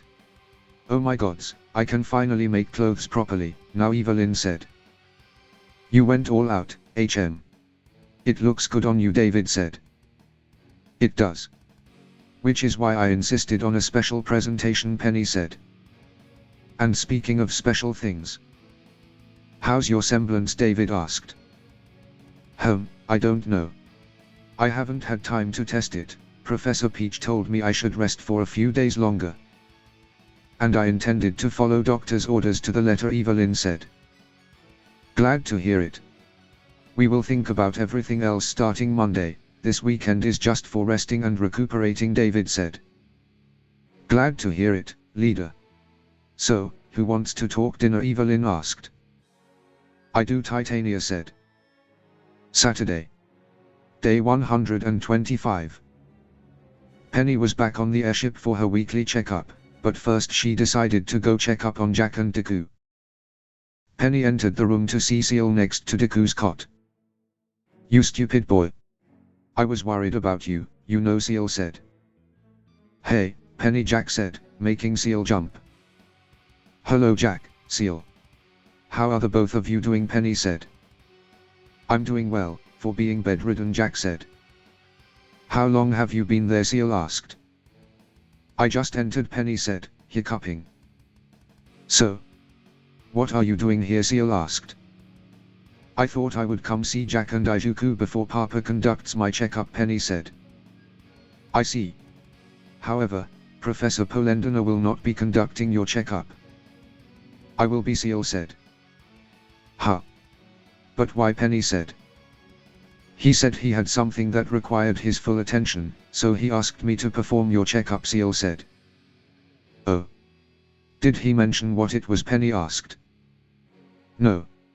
He said it would be better if as few people know about it as possible, for now at least. All I know is that this happened after he talked with Jack yesterday, Seal said. Penny and Seal then turned to Jack. Yes, I do know what he's doing. Actually, I requested he check something. But I won't tell you. I don't want anyone to worry until it's confirmed, Jack said. Professor Polendina and Professor Peach then burst into the room, looking very sleep-deprived. Miss Ivory. Good news, Enrico shouted. Enrico then noticed Penny and Seal. Oh, hello Penny, Seal, Enrico said. Papa. What's all the shouting about? Penny asked. Well, you see.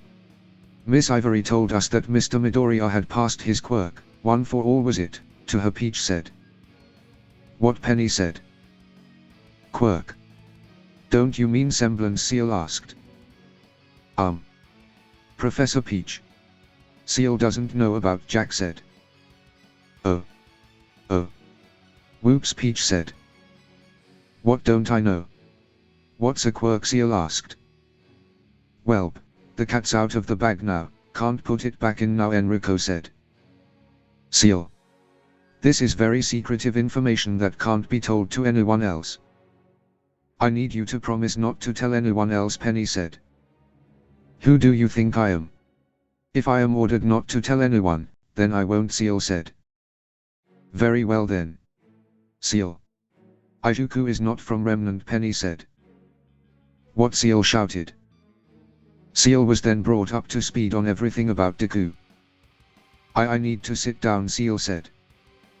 Seal then sat down on a chair next to Deku. So. Now that Seal has been brought in on this. What this about Izuku passing one for all to Jack? Penny asked. I think it's best Miss Ivory tells you what happened, Enrico said. Everyone turned to look at Jack. After Izuku was hit by the Gamera, I went to go see if he was. Anyway, he was holding on and then told me, it's my turn. I wonder what that meant, and before I realized, he had passed one for all on to me, Jack said. And that's why she asked me to check her body for quirk genes to confirm if she now had one for all, Enrico said. So. Jack has one for all now, and Izuku is back to being quirkiness, Penny said. It's the opposite actually, Peach said. What, Jack? Penny and Seal said. Jack. There are no signs of quirk genes in your body. Your genetics have not been altered at all. You don't have one for all, Peach said. That's a relief. But how's that possible? Jack asked. That's something we still need to figure out, Enrico said. Perhaps it was the method of transfer.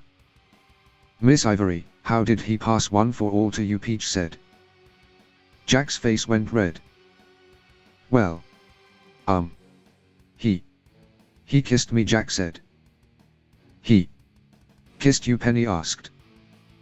Well, it was more like putting his lips to mine and coughing blood into my mouth, Jack said. That's very dangerous. He could have infected you with many diseases from his world, Seal said. Seal. There's no need to worry. Izuku has not infected anyone since arriving on Remnant, Enrico said. And Miss Ivory would have to drink a lot more of Izuku's blood to get die from it, Peach said. But the question remains. Why did it go back? Jack asked. Well, if one for all is made up of souls, then maybe they have their own will, Penny said. Izuku also mentioned that the first user's quirk, he was born with, was a quirk that could be passed down. Maybe it's evolved, as Izuku said that a quirk grows more powerful with time and usage, just like a semblance. So it could be that the first user's quirk now allows for the temporary transfer of one for all, Peach said. It could be, Penny said. What about a semblance? Seal said. A semblance? Jack asked. I mean, if one for all is not a semblance, then he should be able to unlock a semblance.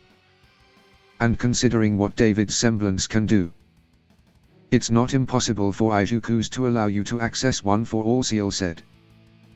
All interesting theories, but we won't be able to find out any more until Izuku wakes up.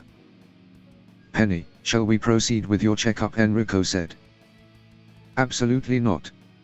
You and Professor Peach will go to bed, you two have clearly been up all night. I will conduct Penny's checkup as originally requested, Seal said. Very well, Enrico said. Enrico and Peach then left the infirmary. Come on, Penny. We've been delayed long enough, Seal said. Of course, Penny said. Seal then left the room. Penny followed but stopped halfway. Don't worry, Jack. I won't tell the others that Izuku kissed you, Penny said.